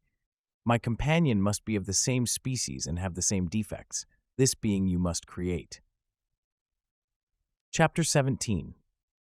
The being finished speaking and fixed his looks upon me in the expectation of a reply. But I was bewildered, perplexed, and unable to arrange my ideas sufficiently to understand the full extent of his proposition. He continued, "You must create a female for me, with whom I can live in the interchange of those sympathies necessary for my being. This you alone can do, and I demand it of you as a right which you must not refuse to concede." The latter part of his tale had kindled anew in me the anger that had died away while he narrated his peaceful life among the cottagers, and as he said this, I could no longer suppress the rage that burned within me. "I do refuse it," I replied, "and no torture shall ever extort a consent from me. You may render me the most miserable of men, but you shall never make me base in my own eyes. Shall I create another like yourself, whose joint wickedness might desolate the world? Begone, I have answered you. You may torture me, but I will never consent." "You are in the wrong," replied the fiend, "and instead of threatening, I am content to reason with you. I am malicious because I am miserable. Am I not shunned and hated by all mankind? You, my creator, would tear me to pieces and triumph. Remember that, and tell me why I should pity man more than he pities me? You would not call it murder if you could precipitate me into one of those ice rifts and destroy my frame, the work of your own hands. Shall I respect man when he condemns me? Let him live with me in the interchange of kindness, and instead of injury, I would bestow every benefit upon him with tears of gratitude at his acceptance. But that cannot be. The human senses are insurmountable barriers to our union. Yet mine shall not be the submission of abject slavery. I will revenge my injuries. If I cannot inspire love, I will cause fear, and chiefly towards you, my arch enemy, Because my Creator, do I swear inextinguishable hatred. Have a care, I will work at your destruction, nor finish until I desolate your heart, so that you shall curse the hour of your birth. A fiendish rage animated him as he said this. His face was wrinkled into contortions too horrible for human eyes to behold, but presently he calmed himself and proceeded. I intended to reason. This passion is detrimental to me, for you do not reflect that you are the cause of its excess. If any being felt emotions of benevolence towards me, I should return them 100 and 100-fold. For that one creature's sake, I would make peace with the whole kind. But I now indulge in dreams of bliss that cannot be realized. What I ask of you is reasonable and moderate. I demand a creature of another sex, but as hideous as myself. The gratification is small, but it is all that I can receive, and it shall content me. It is true, we shall be monsters, cut off from all the world, but on that account we shall be more attached to one another. Our lives will not be happy, but they will be harmless and free from the misery I now feel. O my Creator, make me happy. Let me feel gratitude towards you for one benefit. Let me see that I excite the sympathy of some existing thing. Do not deny me my request. I was moved. I shuddered when I thought of the possible consequences of my consent, but I felt that there was some justice in his argument. His tale and the feelings he now expressed proved him to be a creature of fine sensations, and did I not, as his maker, owe him all the portion of happiness that it was in my power to bestow? He saw my change of feeling and continued, If you consent, neither you nor any other human being shall ever see us again. I will go to the vast wilds of South America. My food is not that of man. I do not destroy the lamb and the kid to glut my appetite. Acorns and berries afford me sufficient nourishment. My companion will be of the same nature as myself and will be content with the same fare. We shall make our bed of dried leaves. The sun will shine on us as on man and will ripen our food. The picture I present to you is peaceful and human, and you must feel that you could deny it only in the wantonness of power and cruelty. Pitiless as you have been towards me, I now see compassion in your eyes. Let me seize the favorable moment and persuade you to promise what I so ardently desire. You propose, replied I, to fly from the habitations of man, to dwell in those wilds where the beasts of the field will be your only companions. How can you, who long for the love and sympathy of man, persevere in this exile? You will return and again seek their kindness, and you will meet with their detestation. Your evil passions will be renewed, and you will then have a companion to aid you in the task of destruction. This may not be. Cease to argue the point, for I cannot consent. How inconstant are your feelings! But a moment ago you were moved by my representations, and why do you again harden yourself to my complaints? I swear to you by the earth which I inhabit, and by you that made me, that with the companion you bestow, I will quit the neighborhood of man and dwell, as it may chance, in the most savage of places. My evil passions will have fled, for I shall meet with sympathy. My life will flow quietly away, and in my dying moments I shall not curse my Maker. His words had a strange effect upon me. I compassionated him, and sometimes felt a wish to console him, but when I looked upon him, when I saw the filthy mass that moved and talked, my heart sickened, and my feelings were altered to those of horror and hatred. I tried to stifle these sensations. I thought that as I could not sympathize with him, I had no right to withhold from him the small portion of happiness which was yet in my power to bestow. You swear, I said, to be harmless, but have you not already shown a degree of malice that should reasonably make me distrust you? May not even this be a feint that will increase your triumph by affording a wider scope for your revenge? How is this? I must not be trifled with, and I demand an answer. If I have no ties and no affections, hatred and vice must be my portion. The love of another will destroy the cause of my crimes, and I shall become a thing of whose existence everyone will be ignorant. My vices are the children of a forced solitude that I abhor, and my virtues will necessarily arise when I live in communion with an equal. I shall feel the affections of a sensitive being and become linked to the chain of existence and events from which I am now excluded. I paused some time to reflect on all he had related and the various arguments which he had employed. I thought of the promise of virtues which he had displayed on the opening of his existence and the subsequent blight of all kindly feeling by the loathing and scorn which his protectors had manifested towards him. His power and threats were not omitted in my calculations. A creature who could exist in the ice caves of the glaciers and hide himself from pursuit among the ridges of inaccessible precipices was a being possessing faculties it would be vain to cope with. After a long pause of reflection, I concluded that the justice due both to him and my fellow creatures demanded of me that I should comply with his request.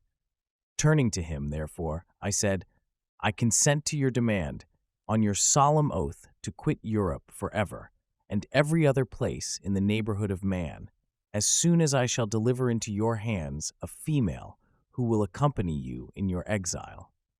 "I swear," he cried, "by the sun, and by the blue sky of heaven, and by the fire of love that burns my heart, that if you grant my prayer, while they exist, you shall never behold me again. Depart to your home and commence your labors. I shall watch their progress with unutterable anxiety, and fear not but that when you are ready, I shall appear." Saying this, he suddenly quitted me, fearful, perhaps, of any change in my sentiments. I saw him descend the mountain with greater speed than the flight of an eagle, and quickly lost among the undulations of the sea of ice. His tale had occupied the whole day, and the sun was upon the verge of the horizon when he departed. I knew that I ought to hasten my descent towards the valley, as I should soon be encompassed in darkness, but my heart was heavy and my steps slow. The labor of winding among the little paths of the mountain and fixing my feet firmly as I advanced perplexed me, occupied as I was by the emotions which the occurrences of the day had produced. Night was far advanced when I came to the halfway resting place and seated myself beside the fountain. The stars shone at intervals as the clouds passed from over them. The dark pines rose before me, and every here and there a broken tree lay on the ground. It was a scene of wonderful solemnity and stirred strange thoughts within me.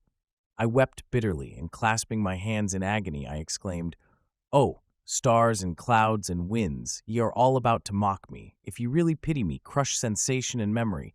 Let me become as naught, but if not, depart, depart, and leave me in darkness."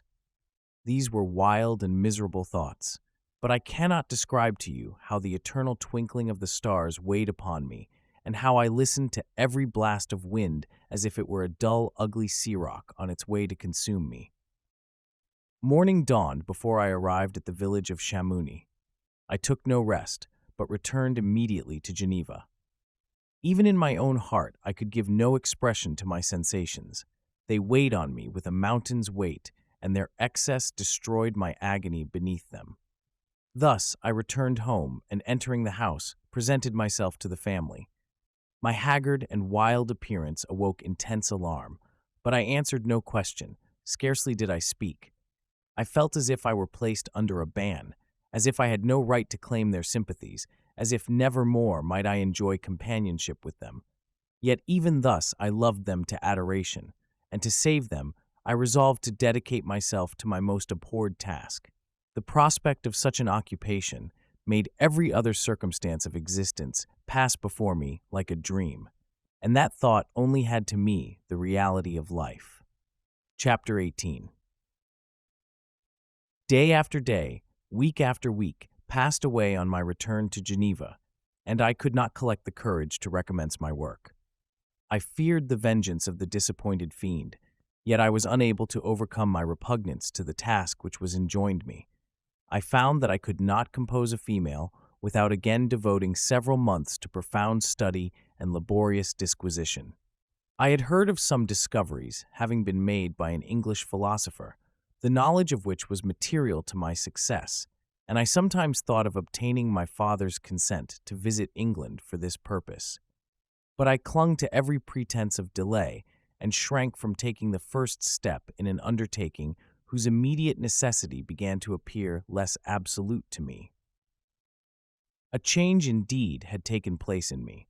My health, which had hitherto declined, was now much restored, and my spirits, when unchecked by the memory of my unhappy promise, rose proportionably. My father saw this change with pleasure, and he turned his thoughts towards the best method of eradicating the remains of my melancholy, which every now and then would return by fits, and with a devouring blackness overcast the approaching sunshine. At these moments, I took refuge in the most perfect solitude. I passed whole days on the lake alone in a little boat, watching the clouds and listening to the rippling of the waves, silent and listless. But the fresh air and bright sun seldom failed to restore me to some degree of composure, and on my return, I met the salutations of my friends with a readier smile and a more cheerful heart. It was after my return from one of these rambles that my father, calling me aside, thus addressed me. "I am happy to remark, my dear son, that you have resumed your former pleasures and seem to be returning to yourself. And yet you are still unhappy and still avoid our society. For some time I was lost in conjecture as to the cause of this, but yesterday an idea struck me, and if it is well founded, I conjure you to avow it. Reserve on such a point would be not only useless, but draw down treble misery on us all." I trembled violently at his exordium, and my father continued, "I confess, my son, that I have always looked forward to your marriage with our dear Elizabeth as the tie of our domestic comfort and the stay of my declining years. You were attached to each other from your earliest infancy. You studied together and appeared, in dispositions and tastes, entirely suited to one another. But so blind is the experience of man that what I conceive to be the best assistance to my plan may have entirely destroyed it. You, perhaps, regard her as your sister, without any wish that she might become your wife. Nay, you may have met with another whom you may love, and considering yourself as bound in honor to Elizabeth, this struggle may occasion the poignant misery which you appear to feel. My dear father, reassure yourself. I love my cousin tenderly and sincerely. I never saw any woman who excited, as Elizabeth does, my warmest admiration and affection. My future hopes and prospects are entirely bound up in the expectation of our union. The expression of your sentiments of this subject, my dear Victor, gives me more pleasure than I have for some time experienced. If you feel thus, we shall assuredly be happy, however present events may cast a gloom over us. But it is this gloom which appears to have taken so strong a hold of your mind that I wish to dissipate. Tell me, therefore, whether you object to an immediate solemnization of the marriage. We have been unfortunate, and recent events have drawn us from that everyday tranquility befitting my years and infirmities. You are younger, yet I do not suppose, possessed as you are of a competent fortune, that an early marriage would at all interfere with any future plans of honor and utility that you may have formed. Do not suppose, however, that I wish to dictate happiness to you, or that a delay on your part would cause me any serious uneasiness. Interpret my words with candor, and answer me, I conjure you, with confidence and sincerity." I listened to my father in silence, and remained for some time incapable of offering any reply. I revolved rapidly in my mind a multitude of thoughts, and endeavored to arrive at some conclusion. Alas! To me the idea of an immediate union with my Elizabeth was one of horror and dismay. I was bound by a solemn promise which I had not yet fulfilled, and dared not break, or if I did, what manifold miseries might not impend over me and my devoted family. Could I enter into a festival with this deadly weight yet hanging round my neck and bowing me to the ground?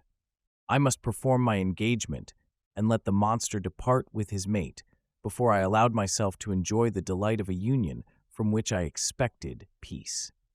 I remembered also the necessity imposed upon me of either journeying to England or entering into a long correspondence with those philosophers of that country, whose knowledge and discoveries were of indispensable use to me in my present undertaking. The latter method of obtaining the desired intelligence was dilatory and unsatisfactory. Besides, I had an insurmountable aversion to the idea of engaging myself in my loathsome task in my father's house while in habits of familiar intercourse with those I loved. I knew that 1,000 fearful accidents might occur, the slightest of which would disclose a tale to thrill all connected with me with horror. I was aware also that I should often lose all self-command, and now all capacity of hiding the harrowing sensations that would possess me during the progress of my unearthly occupation. I must absent myself from all I loved while thus employed. Once commenced, it would quickly be achieved, and I might be restored to my family in peace and happiness. My promise fulfilled, the monster would depart forever, or, so my fond fancy imaged, some accident might meanwhile occur to destroy him and put an end to my slavery forever. These feelings dictated my answer to my father. I expressed a wish to visit England, but concealing the true reasons of this request, I clothed my desires under a guise which excited no suspicion, while I urged my desire with an earnestness that easily induced my father to comply. After so long a period of an absorbing melancholy that resembled madness in its intensity and effects, he was glad to find that I was capable of taking pleasure in the idea of such a journey, and he hoped that change of scene and varied amusement would, before my return, have restored me entirely to myself. The duration of my absence was left to my own choice. A few months, or at most a year, was the period contemplated. One paternal kind precaution he had taken to ensure my having a companion. Without previously communicating with me, he had, in concert with Elizabeth, arranged that Clerval should join me at Strasbourg. This interfered with the solitude I coveted for the prosecution of my task. Yet at the commencement of my journey, the presence of my friend could in no way be an impediment, and truly I rejoiced that thus I should be saved many hours of lonely, maddening reflection. Nay, Henry might stand between me and the intrusion of my foe. If I were alone, would he not at times force his abhorred presence on me to remind me of my task or to contemplate its progress? To England, therefore, I was bound, and it was understood that my union with Elizabeth should take place immediately on my return. My father's age rendered him extremely averse to delay.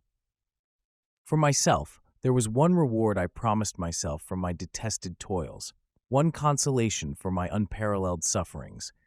It was the prospect of that day when, enfranchised from my miserable slavery, I might claim Elizabeth and forget the past in my union with her. I now made arrangements for my journey, but one feeling haunted me which filled me with fear and agitation. During my absence, I should leave my friends unconscious of the existence of their enemy and unprotected from his attacks, exasperated as he might be by my departure. But he had promised to follow me wherever I might go, and would he not accompany me to England?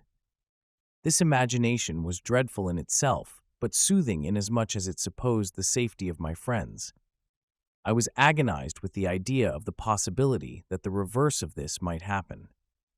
But through the whole period during which I was the slave of my creature, I allowed myself to be governed by the impulses of the moment, and my present sensations strongly intimated that the fiend would follow me and exempt my family from the danger of his machinations.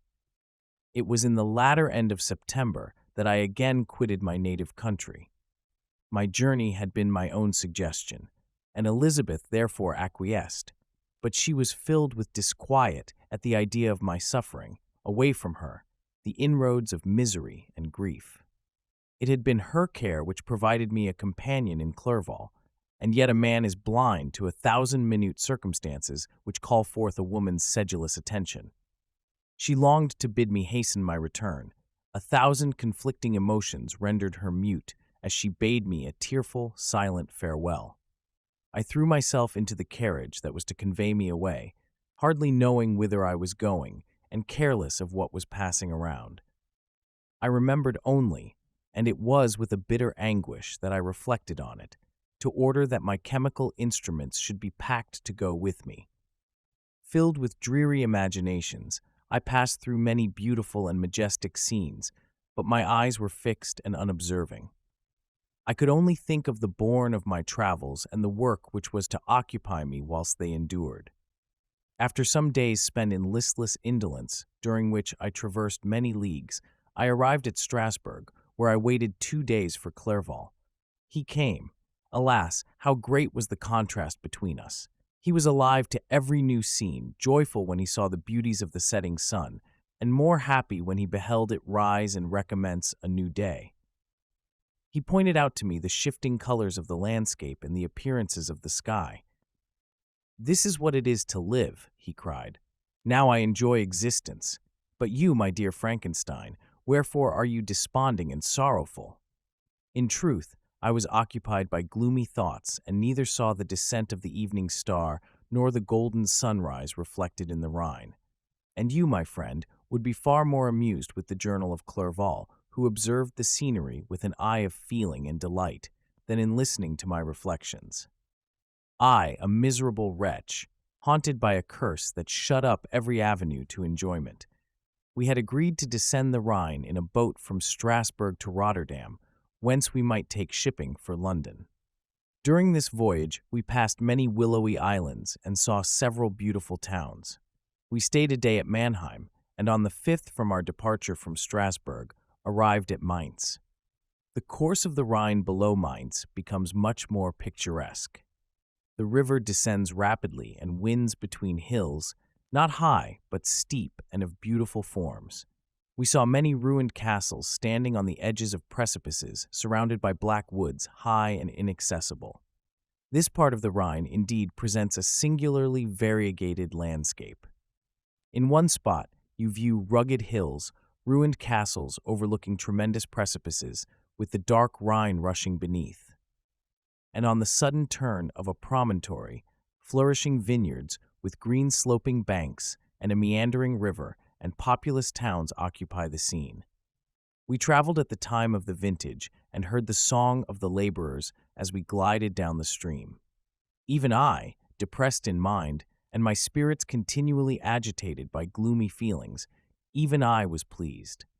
I lay at the bottom of the boat, and as I gazed on the cloudless blue sky, I seemed to drink in a tranquility to which I had long been a stranger.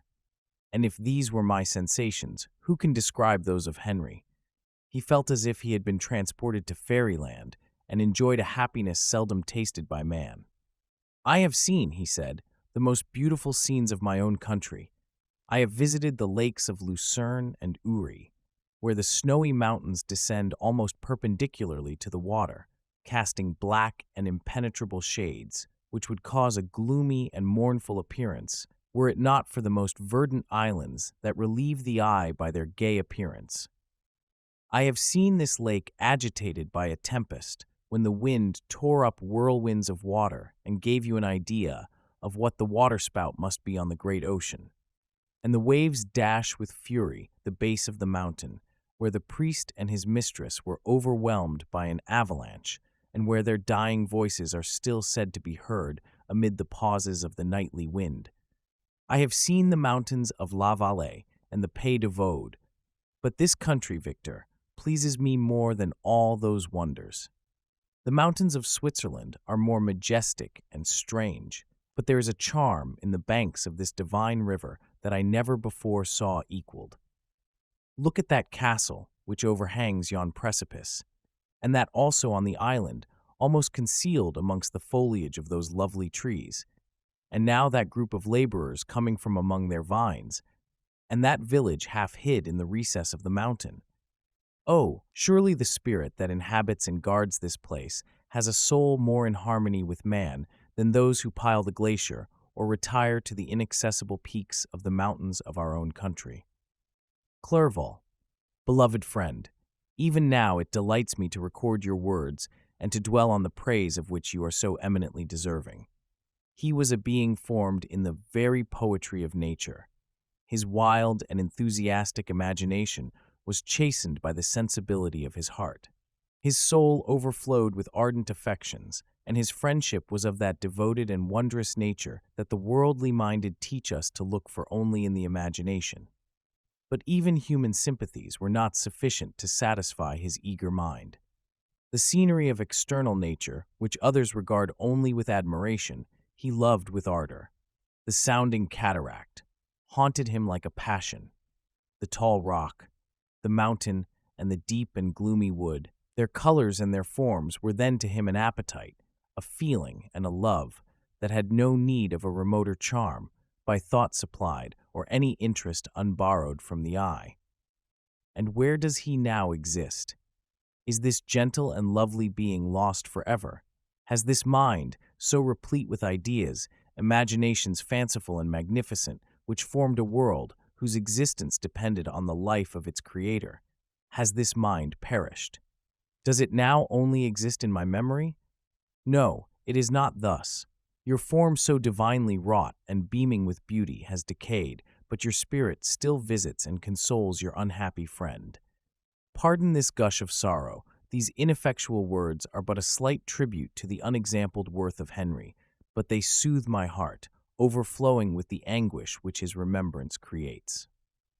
I will proceed with my tale. Beyond Cologne, we descended to the plains of Holland, and we resolved to post the remainder of our way, for the wind was contrary, and the stream of the river was too gentle to aid us. Our journey here lost the interest arising from beautiful scenery, but we arrived in a few days at Rotterdam, whence we proceeded by sea to England. It was on a clear morning, in the latter days of December, that I first saw the white cliffs of Britain. The banks of the Thames presented a new scene. They were flat but fertile, and almost every town was marked by the remembrance of some story.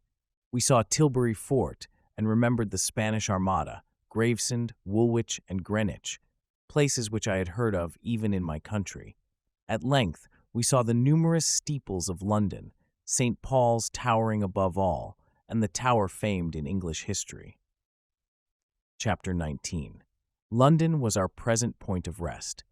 We determined to remain several months in this wonderful and celebrated city. Clerval desired the intercourse of the men of genius and talent who flourished at this time, but this was with me a secondary object. I was principally occupied with the means of obtaining the information necessary for the completion of my promise, and quickly availed myself of the letters of introduction that I had brought with me, addressed to the most distinguished natural philosophers. If this journey had taken place during my days of study and happiness, it would have afforded me inexpressible pleasure. But a blight had come over my existence, and I only visited these people for the sake of the information they might give me on the subject in which my interest was so terribly profound. Company was irksome to me. When alone, I could fill my mind with the sights of heaven and earth. The voice of Henry soothed me, and I could thus cheat myself into a transitory peace. But busy, uninteresting, joyous faces brought back despair to my heart. I saw an insurmountable barrier placed between me and my fellow men. This barrier was sealed with the blood of William and Justine, and to reflect on the events connected with those names filled my soul with anguish. But in Clerval I saw the image of my former self. He was inquisitive and anxious to gain experience and instruction. The difference of manners which he observed was to him an inexhaustible source of instruction and amusement. He was also pursuing an object he had long had in view. His design was to visit India, in the belief that he had in his knowledge of its various languages, and in the views he had taken of its society, the means of materially assisting the progress of European colonization and trade. In Britain only could he further the execution of his plan. He was forever busy, and the only check to his enjoyments was my sorrowful and dejected mind. I tried to conceal this as much as possible, that I might not debar him from the pleasures natural to one who was entering on a new scene of life, undisturbed by any care or bitter recollection. I often refused to accompany him, alleging another engagement, that I might remain alone. I now also began to collect the materials necessary for my new creation, and this was to me like the torture of single drops of water continually falling on the head. Every thought that was devoted to it was an extreme anguish, and every word that I spoke in allusion to it caused my lips to quiver and my heart to palpitate. After passing some months in London, we received a letter from a person in Scotland who had formerly been our visitor at Geneva. He mentioned the beauties of his native country and asked us if those were not sufficient allurements to induce us to prolong our journey as far north as Perth, where he resided. Clerval eagerly desired to accept this invitation, and I, although I abhorred society, wished to view again mountains and streams and all the wondrous works with which nature adorns her chosen dwelling places. We had arrived in England at the beginning of October, and it was now February. We accordingly determined to commence our journey towards the north at the expiration of another month. In this expedition, we did not intend to follow the great road to Edinburgh, but to visit Windsor, Oxford, Matlock, and the Cumberland Lakes, resolving to arrive at the completion of this tour about the end of July. I packed up my chemical instruments and the materials I had collected, resolving to finish my labors in some obscure nook in the northern highlands of Scotland. We quitted London on the 27th of March and remained a few days at Windsor, rambling in its beautiful forest. This was a new scene to us mountaineers. The majestic oaks, the quantity of game, and the herds of stately deer were all novelties to us. From thence we proceeded to Oxford. As we entered this city, our minds were filled with the remembrance of the events that had been transacted there more than a century and a half before. It was here that Charles I had collected his forces. This city had remained faithful to him after the whole nation had forsaken his cause to join the standard of Parliament and liberty. The memory of that unfortunate king and his companions, the amiable Falkland, the insolent Goring, his queen and son, gave a peculiar interest to every part of the city which they might be supposed to have inhabited. The spirit of elder days found a dwelling here, and we delighted to trace its footsteps. If these feelings had not found an imaginary gratification, the appearance of the city had yet in itself sufficient beauty to obtain our admiration. The colleges are ancient and picturesque, the streets are almost magnificent, and the lovely Isis, which flows beside it through meadows of exquisite verdure, is spread forth into a placid expanse of waters, which reflects its majestic assemblage of towers and spires and domes embosomed among aged trees. I enjoyed this scene, and yet my enjoyment was embittered both by the memory of the past and the anticipation of the future. I was formed for peaceful happiness. During my youthful days, discontent never visited my mind, and if I was ever overcome by ennui, the sight of what is beautiful in nature or the study of what is excellent and sublime in the productions of man could always interest my heart and communicate elasticity to my spirits. But I am a blasted tree, the bolt has entered my soul, and I felt then that I should survive to exhibit what I shall soon cease to be, a miserable spectacle of wrecked humanity, pitiable to others and intolerable to myself. We passed a considerable period at Oxford, rambling among its environs and endeavoring to identify every spot which might relate to the most animating epoch of English history. Our little voyages of discovery were often prolonged by the successive objects that presented themselves.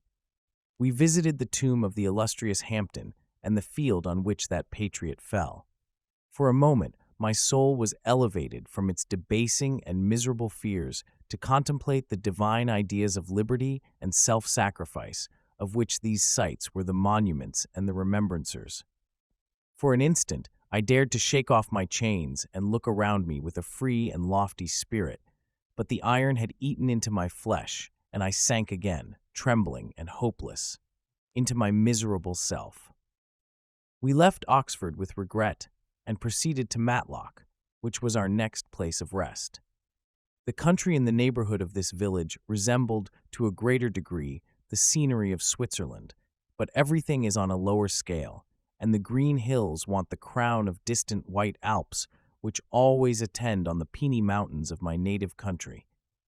We visited the wondrous cave and the little cabinets of natural history, where the curiosities are disposed in the same manner as in the collections at Servox and Chamouni.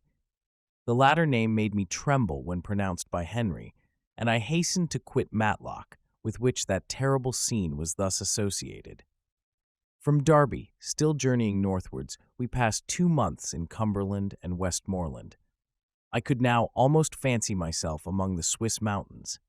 The little patches of snow, which yet lingered on the northern sides of the mountains, the lakes, and the dashing of the rocky streams were all familiar and dear sights to me. Here, also, we made some acquaintances, who almost contrived to cheat me into happiness. The delight of Clerval was proportionably greater than mine. His mind expanded in the company of men of talent, and he found in his own nature greater capacities and resources than he could have imagined himself to have possessed while he associated with his inferiors. "I could pass my life here," said he to me, "and among these mountains I should scarcely regret Switzerland and the Rhine." But he found that a traveler's life is one that includes much pain amidst its enjoyments. His feelings are forever on the stretch, and when he begins to sink into repose, he finds himself obliged to quit that on which he rests in pleasure for something new, which again engages his attention, and which also he forsakes for other novelties. We had scarcely visited the various lakes of Cumberland and Westmoreland, and conceived an affection for some of the inhabitants when the period of our appointment with our Scotch friend approached, and we left them to travel on. For my own part, I was not sorry. I had now neglected my promise for some time, and I feared the effects of the daemon's disappointment. He might remain in Switzerland and wreak his vengeance on my relatives. This idea pursued me and tormented me at every moment from which I might otherwise have snatched repose and peace. I waited for my letters with feverish impatience. If they were delayed, I was miserable and overcome by 1,000 fears. And when they arrived, and I saw the superscription of Elizabeth or my father, I hardly dared to read and ascertain my fate. Sometimes I thought that the fiend followed me and might expedite my remissness by murdering my companion.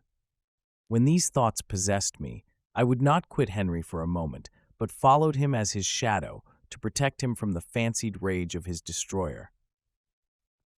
I felt as if I had committed some great crime, the consciousness of which haunted me. I was guiltless, but I had indeed drawn down a horrible curse upon my head, as mortal as that of crime. I visited Edinburgh with languid eyes and mind, and yet that city might have interested the most unfortunate being.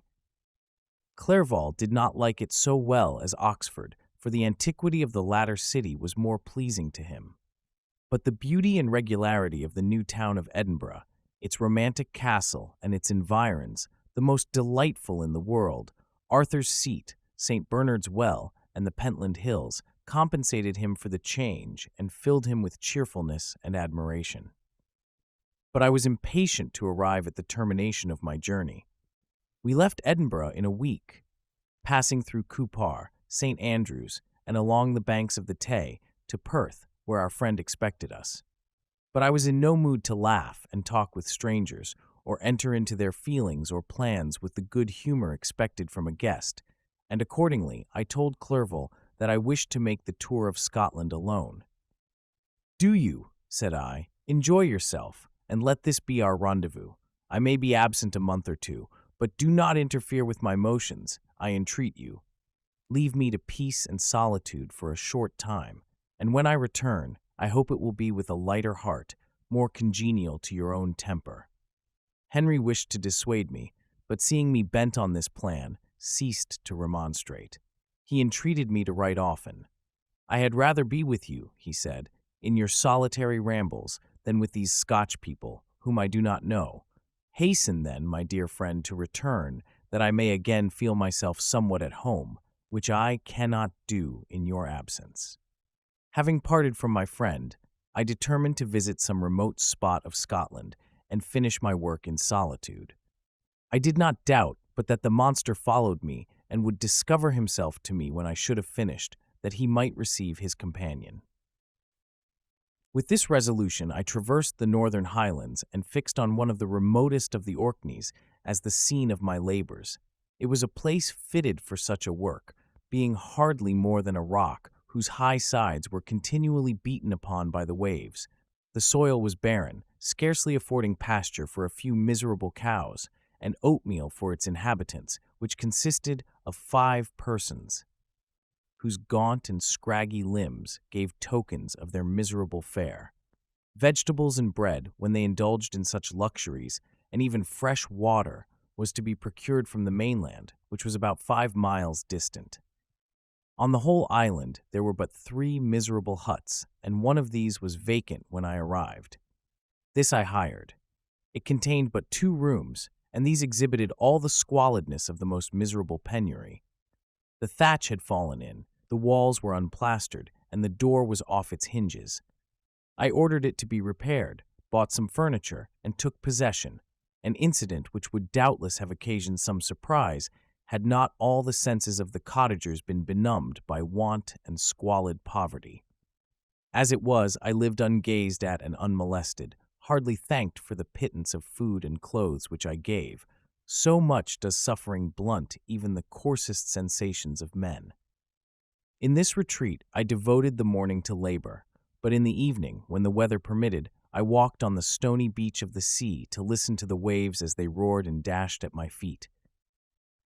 It was a monotonous yet ever-changing scene. I thought of Switzerland. It was far different from this desolate and appalling landscape. Its hills are covered with vines, and its cottages are scattered thickly in the plains. Its fair lakes reflect a blue and gentle sky, and when troubled by the winds, their tumult is but as the play of a lively infant when compared to the roarings of the giant ocean.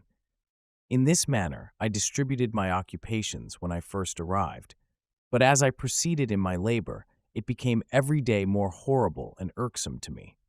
Sometimes I could not prevail on myself to enter my laboratory for several days, and at other times I toiled day and night in order to complete my work. It was indeed a filthy process in which I was engaged. During my first experiment, a kind of enthusiastic frenzy had blinded me to the horror of my employment. My mind was intently fixed on the consummation of my labor, and my eyes were shut to the horror of my proceedings. But now I went to it in cold blood, and my heart often sickened at the work of my hands. Thus situated, employed in the most detestable occupation, immersed in a solitude where nothing could for an instant call my attention from the actual scene in which I was engaged, my spirits became unequal. I grew restless and nervous. Every moment I feared to meet my persecutor. Sometimes I sat with my eyes fixed on the ground, fearing to raise them lest they should encounter the object which I so much dreaded to behold. I feared to wander from the sight of my fellow creatures, lest when alone he should come to claim his companion. In the meantime, I worked on, and my labor was already considerably advanced. I looked towards its completion with a tremulous and eager hope, which I dared not trust myself to question, but which was intermixed with obscure forebodings of evil that made my heart sicken in my bosom. Chapter 20. I sat one evening in my laboratory. The sun had set, and the moon was just rising from the sea. I had not sufficient light for my employment, and I remained idle in a pause of consideration of whether I should leave my labor for the night or hasten its conclusion by an unremitting attention to it. As I sat, a train of reflection occurred to me which led me to consider the effects of what I was now doing. 3 years before, I was engaged in the same manner and had created a fiend whose unparalleled barbarity had desolated my heart and filled it forever with the bitterest remorse. I was now about to form another being of whose dispositions I was alike ignorant. She might become 10,000 times more malignant than her mate, and delight, for its own sake, in murder and wretchedness. He had sworn to quit the neighborhood of man and hide himself in deserts, but she had not, and she, who in all probability was to become a thinking and reasoning animal, might refuse to comply with a compact made before her creation. They might even hate each other. The creature who already lived loathed his own deformity, and might he not conceive a greater abhorrence for it when it came before his eyes in the female form?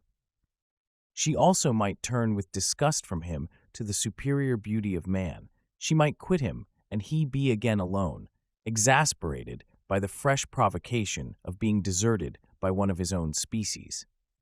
Even if they were to leave Europe and inhabit the deserts of the New World, Yet one of the first results of those sympathies for which the daemon thirsted would be children, and a race of devils would be propagated upon the earth who might make the very existence of the species of man a condition precarious and full of terror. Had I right, for my own benefit, to inflict this curse upon everlasting generations? I had before been moved by the sophisms of the being I had created. I had been struck senseless by his fiendish threats. But now, for the first time, the wickedness of my promise burst upon me. I shuddered to think that future ages might curse me as their pest, whose selfishness had not hesitated to buy its own peace at the price, perhaps, of the existence of the whole human race. I trembled, and my heart failed within me, when, on looking up, I saw by the light of the moon the daemon at the casement. A ghastly grin wrinkled his lips as he gazed on me, where I sat fulfilling the task which he had allotted to me. Yes, he had followed me in my travels. He had loitered in forests, hid himself in caves, or taken refuge in wide and desert heaths, and he now came to mark my progress and claim the fulfillment of my promise. As I looked on him, his countenance expressed the utmost extent of malice and treachery. I thought with a sensation of madness on my promise of creating another like to him, and trembling with passion, tore to pieces the thing on which I was engaged. The wretch saw me destroy the creature on whose future existence he depended for happiness, and with a howl of devilish despair and revenge, withdrew. I left the room, and locking the door, made a solemn vow in my own heart never to resume my labors, and then, with trembling steps, I sought my own apartment. I was alone.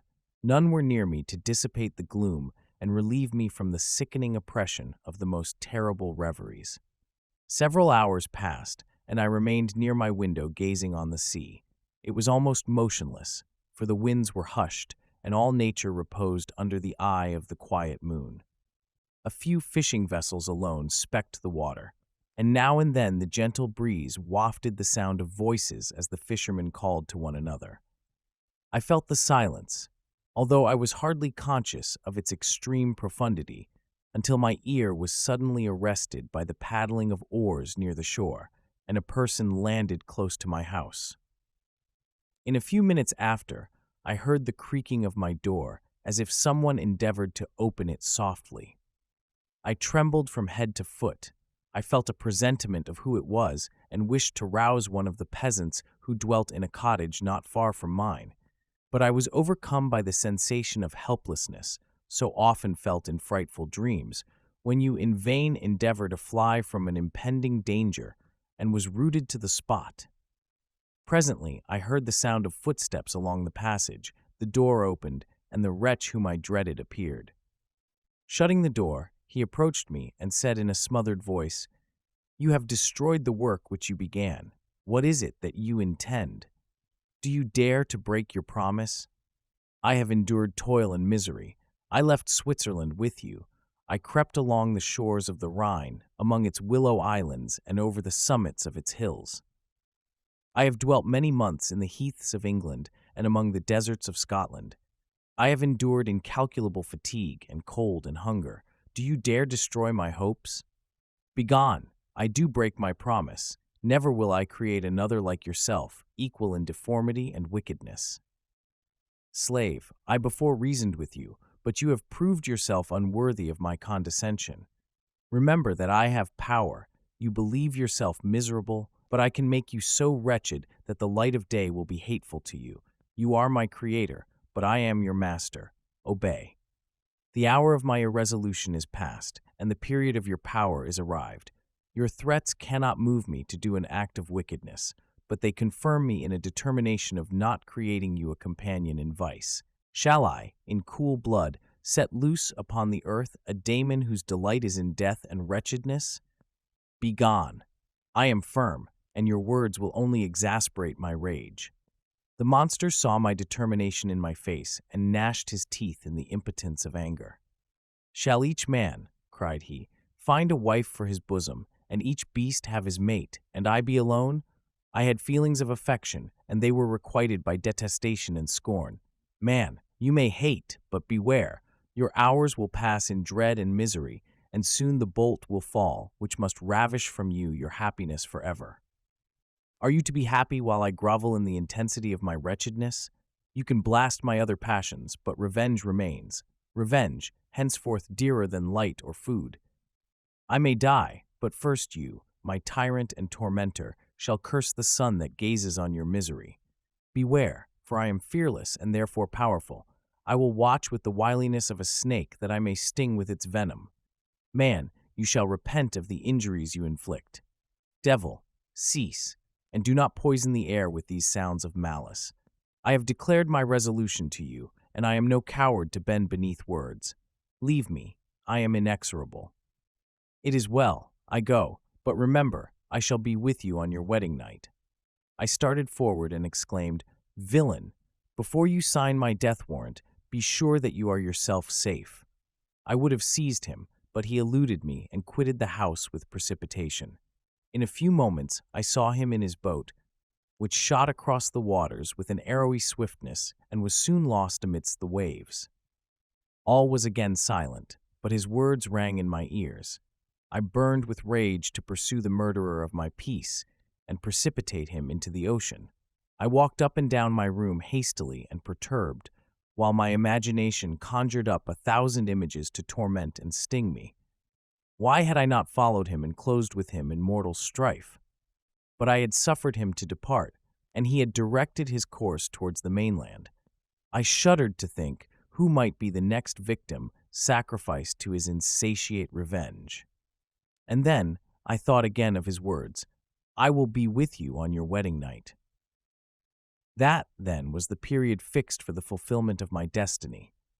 In that hour I should die and at once satisfy and extinguish his malice. The prospect did not move me to fear. Yet when I thought of my beloved Elizabeth, of her tears and endless sorrow, when she should find her lover so barbarously snatched from her, tears, the first I had shed for many months, streamed from my eyes, and I resolved not to fall before my enemy without a bitter struggle. The night passed away, and the sun rose from the ocean. My feelings became calmer, if it may be called calmness when the violence of rage sinks into the depths of despair. I left the house, the horrid scene of the last night's contention, and walked on the beach of the sea, which I almost regarded as an insuperable barrier between me and my fellow creatures. Nay, a wish that such should prove the fact stole across me. I desired that I might pass my life on that barren rock, wearily, it is true, but uninterrupted by any sudden shock of misery. If I returned, it was to be sacrificed or to see those whom I most loved die under the grasp of a daemon whom I had myself created. I walked about the isle like a restless spectre, separated from all it loved and miserable in the separation. When it became noon and the sun rose higher, I lay down on the grass and was overpowered by a deep sleep. I had been awake the whole of the preceding night, my nerves were agitated, and my eyes inflamed by watching and misery. The sleep into which I now sank refreshed me, and when I awoke, I again felt as if I belonged to a race of human beings like myself, and I began to reflect upon what had passed with greater composure. Yet still the words of the fiend rang in my ears like a death knell. They appeared like a dream, yet distinct and oppressive as a reality. The sun had far descended, and I still sat on the shore, satisfying my appetite, which had become ravenous, with an oaten cake, when I saw a fishing boat land close to me, and one of the men brought me a packet. It contained letters from Geneva, and one from Clerval entreating me to join him. He said that he was wearing away his time fruitlessly where he was, that letters from the friends he had formed in London desired his return to complete the negotiation they had entered into for his Indian enterprise. He could not any longer delay his departure, but as his journey to London might be followed, even sooner than he now conjectured, by his longer voyage, he entreated me to bestow as much of my society on him as I could spare.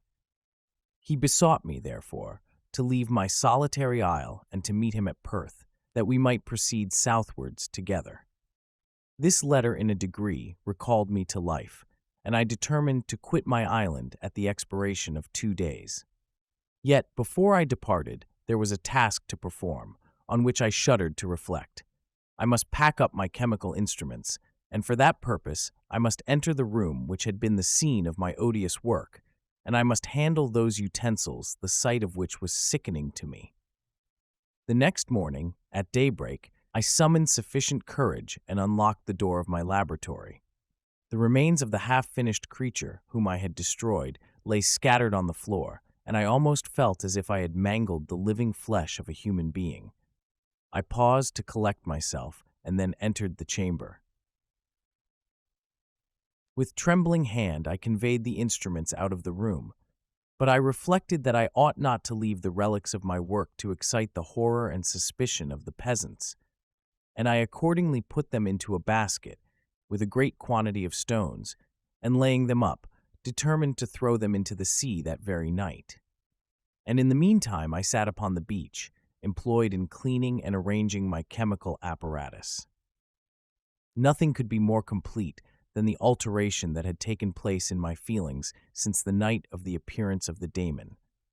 I had before regarded my promise with a gloomy despair as a thing that, with whatever consequences, must be fulfilled. But I now felt as if a film had been taken from before my eyes, and that I, for the first time, saw clearly.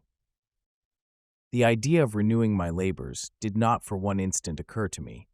The threat I had heard weighed on my thoughts, but I did not reflect that a voluntary act of mine could avert it. I had resolved in my own mind that to create another like the fiend I had first made would be an act of the basest and most atrocious selfishness, and I banished from my mind every thought that could lead to a different conclusion. Between 2 and 3 in the morning, the moon rose, and I then, putting my basket aboard a little skiff, sailed out about 4 miles from the shore. The scene was perfectly solitary. A few boats were returning towards land, but I sailed away from them. I felt as if I was about the commission of a dreadful crime, and avoided with shuddering anxiety any encounter with my fellow creatures.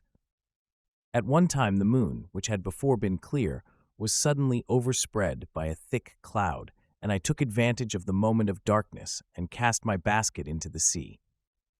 I listened to the gurgling sound as it sank, and then sailed away from the spot. The sky became clouded, but the air was pure, although chilled by the northeast breeze that was then rising. But it refreshed me and filled me with such agreeable sensations that I resolved to prolong my stay on the water, and fixing the rudder in a direct position, stretched myself at the bottom of the boat. Clouds hid the moon, everything was obscure, and I heard only the sound of the boat as its keel cut through the waves. The murmur lulled me, and in a short time I slept soundly. I do not know how long I remained in this situation, but when I awoke, I found that the sun had already mounted considerably. The wind was high, and the waves continually threatened the safety of my little skiff. I found that the wind was northeast and must have driven me far from the coast from which I had embarked. I endeavored to change my course, but quickly found that if I again made the attempt, the boat would be instantly filled with water. Thus situated, my only resource was to drive before the wind. I confess that I felt a few sensations of terror. I had no compass with me, and was so slenderly acquainted with the geography of this part of the world that the sun was of little benefit to me. I might be driven into the wide Atlantic and feel all the tortures of starvation, or be swallowed up in the immeasurable waters that roared and buffeted around me. I had already been out many hours and felt the torment of a burning thirst, a prelude to my other sufferings. I looked on the heavens, which were covered by clouds that flew before the wind, only to be replaced by others. I looked upon the sea. It was to be my grave. "Fiend," I exclaimed, "your task is already fulfilled." I thought of Elizabeth, of my father, and of Clerval, all left behind, on whom the monster might satisfy his sanguinary and merciless passions. This idea plunged me into a reverie so despairing and frightful that even now, when the scene is on the point of closing before me forever, I shudder to reflect on it. Some hours passed thus, but by degrees, as the sun declined towards the horizon, the wind died away into a gentle breeze, and the sea became free from breakers. But these gave place to a heavy swell.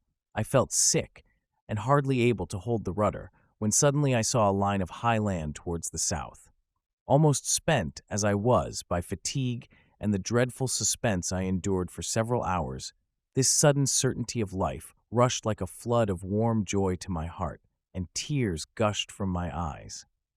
How mutable are our feelings, and how strange is that clinging love we have of life, even in the excess of misery. I constructed another sail with a part of my dress and eagerly steered my course towards the land. It had a wild and rocky appearance, but as I approached nearer, I easily perceived the traces of cultivation. I saw vessels near the shore, and found myself suddenly transported back to the neighborhood of civilized man. I carefully traced the windings of the land and hailed a steeple which I at length saw issuing from behind a small promontory. As I was in a state of extreme debility, I resolved to sail directly towards the town, as a place where I could most easily procure nourishment. Fortunately, I had money with me.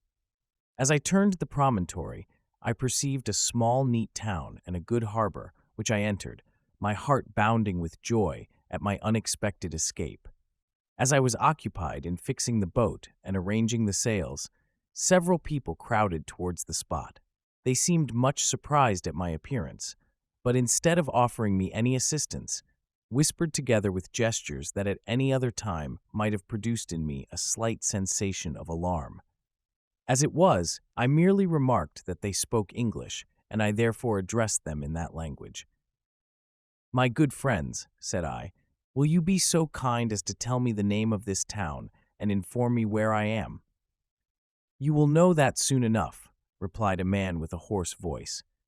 "Maybe you are come to a place that will not prove much to your taste, but you will not be consulted as to your quarters, I promise you." I was exceedingly surprised on receiving so rude an answer from a stranger, and I was also disconcerted on perceiving the frowning and angry countenances of his companions. "Why do you answer me so roughly?" I replied. "Surely it is not the custom of Englishmen to receive strangers so inhospitably." "I do not know," said the man, "what the custom of the English may be, but it is the custom of the Irish to hate villains." While this strange dialogue continued, I perceived the crowd rapidly increase. Their faces expressed a mixture of curiosity and anger, which annoyed and in some degree alarmed me. I inquired the way to the inn, but no one replied. I then moved forward, and a murmuring sound arose from the crowd as they followed and surrounded me, when an ill-looking man approaching tapped me on the shoulder and said, "Come, sir, you must follow me to Mr. Kerwin's to give an account of yourself." "Who is Mr. Kerwin?" "Why am I to give an account of myself? Is not this a free country?" "Ay, sir, free enough for honest folks. Mr. Kerwin is a magistrate, and you are to give an account of the death of a gentleman who was found murdered here last night." This answer startled me, but I presently recovered myself. I was innocent. That could easily be proved. Accordingly, I followed my conductor in silence and was led to one of the best houses in the town. I was ready to sink from fatigue and hunger, but being surrounded by a crowd, I thought it politic to rouse all my strength, that no physical debility might be construed into apprehension or conscious guilt. Little did I then expect the calamity that was in a few moments to overwhelm me and extinguish in horror and despair all fear of ignominy or death. I must pause here, for it requires all my fortitude to recall the memory of the frightful events which I am about to relate in proper detail to my recollection. Chapter 21. I was soon introduced into the presence of the magistrate, an old benevolent man with calm and mild manners. He looked upon me, however, with some degree of severity, and then, turning towards my conductors, he asked who appeared as witnesses on this occasion. About half a dozen men came forward, and one being selected by the magistrate, he deposed that he had been out fishing the night before with his son and brother-in-law, Daniel Nugent, when about 10 o'clock they observed a strong northerly blast rising, and they accordingly put in for port. It was a very dark night, as the moon had not yet risen. They did not land at the harbor, but as they had been accustomed, at a creek about 2 miles below. He walked on first, carrying a part of the fishing tackle, and his companions followed him at some distance. As he was proceeding along the sands, he struck his foot against something and fell at his length on the ground. His companions came up to assist him, and by the light of their lantern, they found that he had fallen on the body of a man who was to all appearance dead. Their first supposition was that it was the corpse of some person who had been drowned and was thrown on shore by the waves. But on examination, they found that the clothes were not wet, and even that the body was not then cold. They instantly carried it to the cottage of an old woman near the spot and endeavored, but in vain, to restore it to life. It appeared to be a handsome young man, about 25 years of age. He had apparently been strangled, for there was no sign of any violence except the black mark of fingers on his neck. The first part of this deposition did not in the least interest me, but when the mark of the fingers was mentioned, I remembered the murder of my brother and felt myself extremely agitated. My limbs trembled, and a mist came over my eyes, which obliged me to lean on a chair for support. The magistrate observed me with a keen eye, and of course drew an unfavorable augury from my manner. The son confirmed his father's account, but when Daniel Nugent was called, he swore positively that just before the fall of his companion, he saw a boat with a single man in it at a short distance from the shore, and as far as he could judge by the light of a few stars, it was the same boat in which I had just landed. A woman deposed that she lived near the beach and was standing at the door of her cottage, waiting for the return of the fisherman, about an hour before she heard of the discovery of the body. When she saw a boat with only one man in it push off from that part of the shore where the corpse was afterwards found. Another woman confirmed the account of the fisherman having brought the body into her house. It was not cold. They put it into a bed and rubbed it, and Daniel went to the town for an apothecary, but life was quite gone. Several other men were examined concerning my landing, and they agreed that, with the strong north wind that had arisen during the night, it was very probable that I had beaten about for many hours and had been obliged to return nearly to the same spot from which I had departed. Besides, they observed that it appeared that I had brought the body from another place, and it was likely that as I did not appear to know the shore, I might have put into the harbor ignorant of the distance of the town from the place where I had deposited the corpse. Mr. Kerwin, on hearing this evidence, desired that I should be taken into the room where the body lay for interment, that it might be observed what effect the sight of it would produce upon me. This idea was probably suggested by the extreme agitation I had exhibited when the mode of the murder had been described. I was accordingly conducted by the magistrate and several other persons to the inn. I could not help being struck by the strange coincidences that had taken place during this eventful night. But, knowing that I had been conversing with several persons in the island I had inhabited about the time that the body had been found, I was perfectly tranquil as to the consequences of the affair. I entered the room where the corpse lay and was led up to the coffin. How can I describe my sensations on beholding it? I feel yet parched with horror, nor can I reflect on that terrible moment without shuddering in agony. The examination, the presence of the magistrate and witnesses, passed like a dream from my memory when I saw the lifeless form of Henry Clerval stretched before me. I gasped for breath, and throwing myself on the body, I exclaimed, "Have my murderous machinations deprived you also, my dearest Henry, of life? Two I have already destroyed. Other victims await their destiny. But you, Clerval, my friend, my benefactor." The human frame could no longer support the agonies that I endured, and I was carried out of the room in strong convulsions. A fever succeeded to this. I lay for 2 months on the point of death.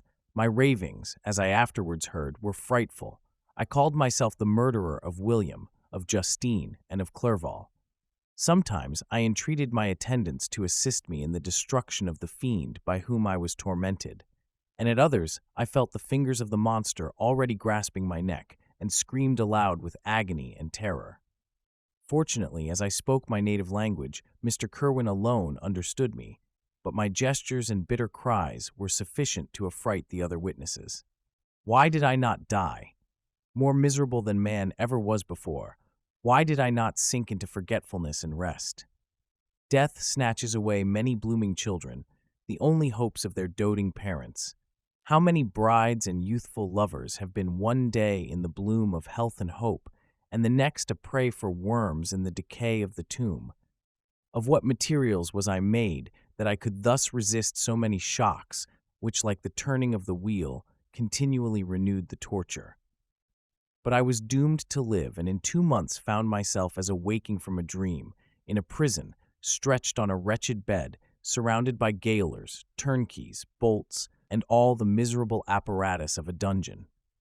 It was morning, I remember, when I thus awoke to understanding. I had forgotten the particulars of what had happened, and only felt as if some great misfortune had suddenly overwhelmed me. But when I looked around and saw the barred windows and the squalidness of the room in which I was, all flashed across my memory, and I groaned bitterly. This sound disturbed an old woman who was sleeping in a chair beside me. She was a hired nurse, the wife of one of the turnkeys, and her countenance expressed all those bad qualities which often characterize that class. The lines of her face were hard and rude, like that of persons accustomed to see without sympathizing in sights of misery. Her tone expressed her entire indifference. She addressed me in English, and the voice struck me as one that I had heard during my sufferings. "Are you better now, sir?" said she. I replied in the same language, with a feeble voice. "I believe I am, but if it be all true, if indeed I did not dream, I am sorry that I am still alive to feel this misery and horror." "For that matter," replied the old woman, "if you mean about the gentleman you murdered, I believe that it were better for you if you were dead, for I fancy it will go hard with you. However, that's none of my business. I am sent to nurse you and get you well. I do my duty with a safe conscience. It were well if everybody did the same." I turned with loathing from the woman who could utter so unfeeling a speech to a person just saved on the very edge of death, but I felt languid and unable to reflect on all that had passed. The whole series of my life appeared to me as a dream. I sometimes doubted if indeed it were all true, for it never presented itself to my mind with the force of reality. As the images that floated before me became more distinct, I grew feverish. A darkness pressed around me. No one was near me who soothed me with the gentle voice of love. No dear hand supported me.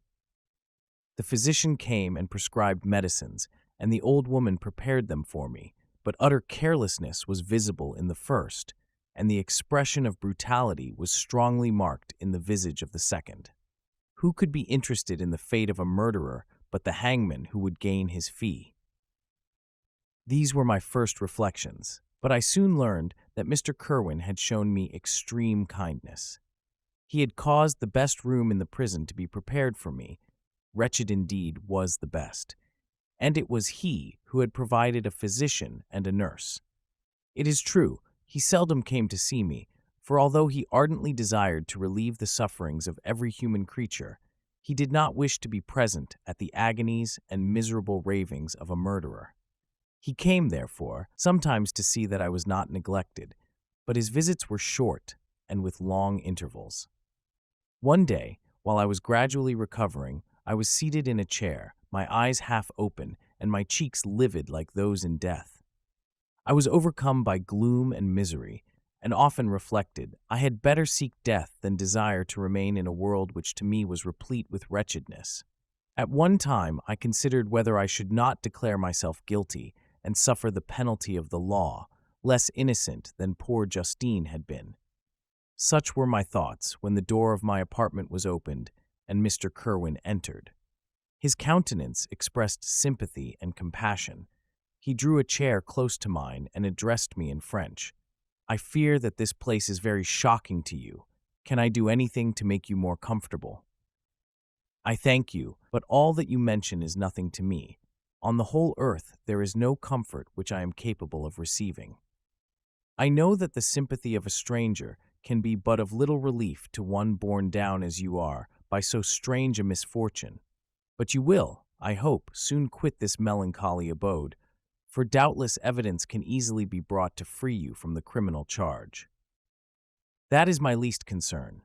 I am, by a course of strange events, become the most miserable of mortals. Persecuted and tortured as I am and have been, can death be any evil to me? Nothing indeed could be more unfortunate and agonizing than the strange chances that have lately occurred.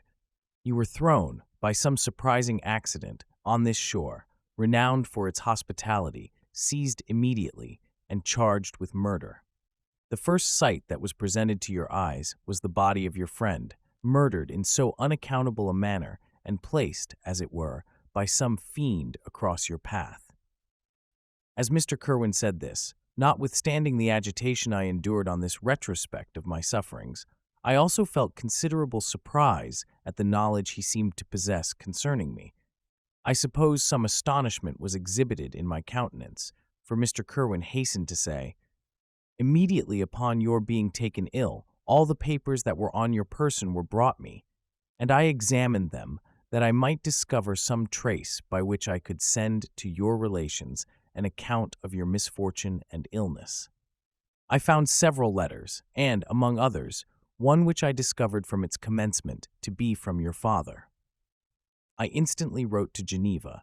Nearly 2 months have elapsed since the departure of my letter. But you are ill. Even now you tremble. You are unfit for agitation of any kind. This suspense is 1,000 times worse than the most horrible event. Tell me what new scene of death has been acted, and whose murder I am now to lament." "Your family is perfectly well," said Mr. Kerwin with gentleness, "and someone, a friend, is come to visit you." I know not by what chain of thought the idea presented itself, but it instantly darted into my mind that the murderer had come to mock at my misery and taunt me with the death of Clerval, as a new incitement for me to comply with his hellish desires. I put my hand before my eyes and cried out in agony, "Oh, take him away! I cannot see him! For God's sake, do not let him enter!" Mr. Kerwin regarded me with a troubled countenance. He could not help regarding my exclamation as a presumption of my guilt, and said in rather a severe tone, "I should have thought, young man, that the presence of your father would have been welcome instead of inspiring such violent repugnance." "My father!" cried I, while every feature and every muscle was relaxed from anguish to pleasure. "Is my father indeed come? How kind, how very kind! But where is he? Why does he not hasten to me?" My change of manner surprised and pleased the magistrate. Perhaps he thought that my former exclamation was a momentary return of delirium, and now he instantly resumed his former benevolence. He rose and quitted the room with my nurse, and in a moment my father entered it. Nothing, at this moment, could have given me greater pleasure than the arrival of my father. I stretched out my hand to him and cried, "Are you then safe, and Elizabeth, and Ernest?" My father calmed me with assurances of their welfare, and endeavored, by dwelling on these subjects so interesting to my heart, to raise my desponding spirits. But he soon felt that a prison cannot be the abode of cheerfulness. "What a place is this that you inhabit, my son?" said he, looking mournfully at the barred windows and wretched appearance of the room. "You traveled to seek happiness, but a fatality seems to pursue you. And poor Clerval." The name of my unfortunate and murdered friend was an agitation too great to be endured in my weak state. I shed tears.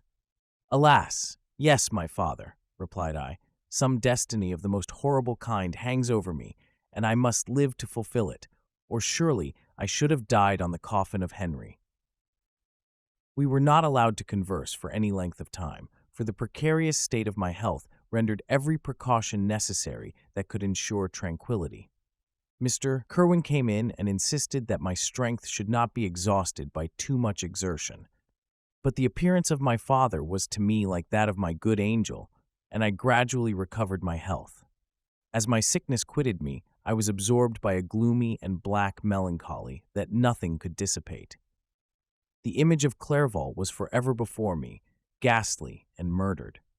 More than once, the agitation into which these reflections threw me made my friends dread a dangerous relapse. Alas, why did they preserve so miserable and detested a life?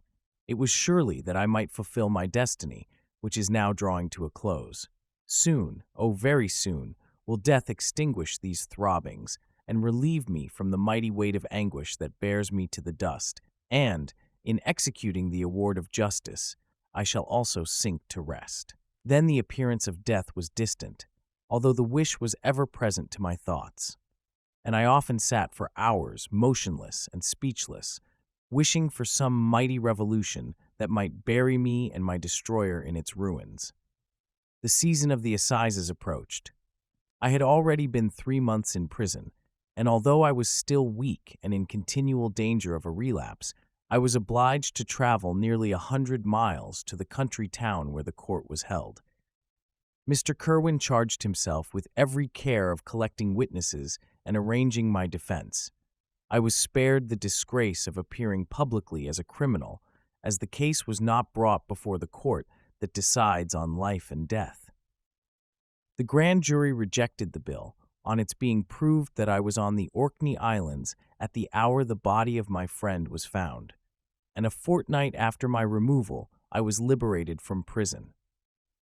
My father was enraptured on finding me freed from the vexations of a criminal charge, that I was again allowed to breathe the fresh atmosphere and permitted to return to my native country. I did not participate in these feelings, for to me the walls of a dungeon or a palace were alike hateful.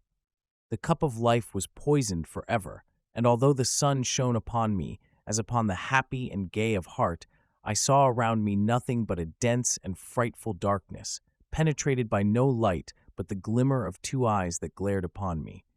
Sometimes they were the expressive eyes of Henry, languishing in death, the dark orbs nearly covered by the lids and the long black lashes that fringed them. Sometimes it was the watery, clouded eyes of the monster, as I first saw them in my chamber at Ingolstadt. My father tried to awaken in me the feelings of affection. He talked of Geneva, which I should soon visit, of Elizabeth and Ernest, but these words only drew deep groans from me.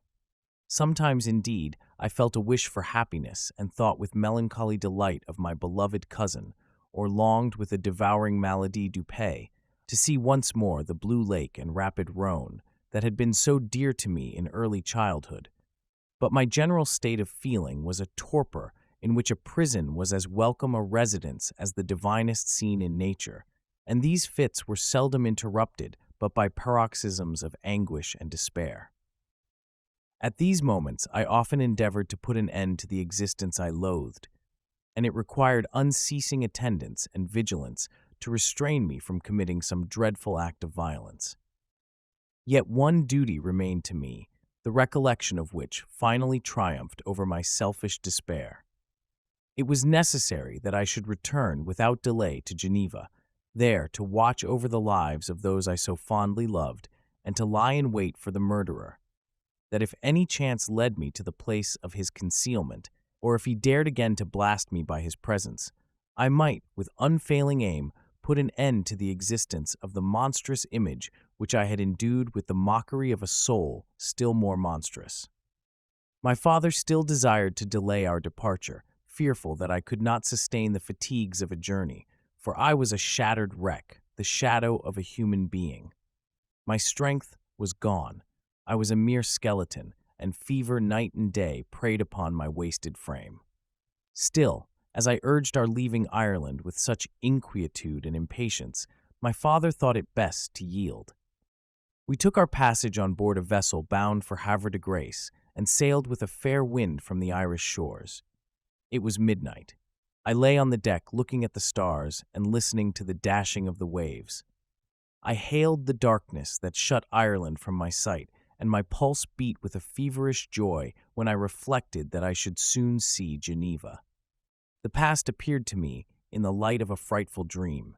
Yet the vessel in which I was, the wind that blew me from the detested shore of Ireland, and the sea which surrounded me, told me too forcibly that I was deceived by no vision, and that Clerval, my friend and dearest companion, had fallen a victim to me and the monster of my creation.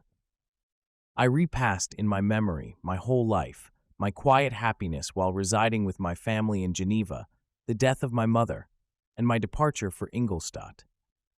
I remembered, shuddering, the mad enthusiasm that hurried me on to the creation of my hideous enemy, and I called to mind the night in which he first lived. I was unable to pursue the train of thought. 1,000 feelings pressed upon me, and I wept bitterly.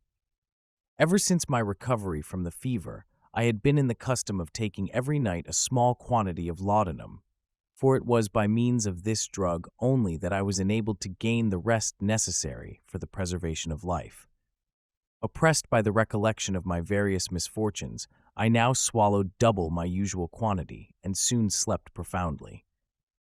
But sleep did not afford me respite from thought and misery. My dreams presented 1,000 objects that scared me. Towards morning, I was possessed by a kind of nightmare. I felt the fiend's grasp in my neck and could not free myself from it. Groans and cries rang in my ears. My father, who was watching over me, perceiving my restlessness, awoke me. The dashing waves were around, the cloudy sky above. The fiend was not here.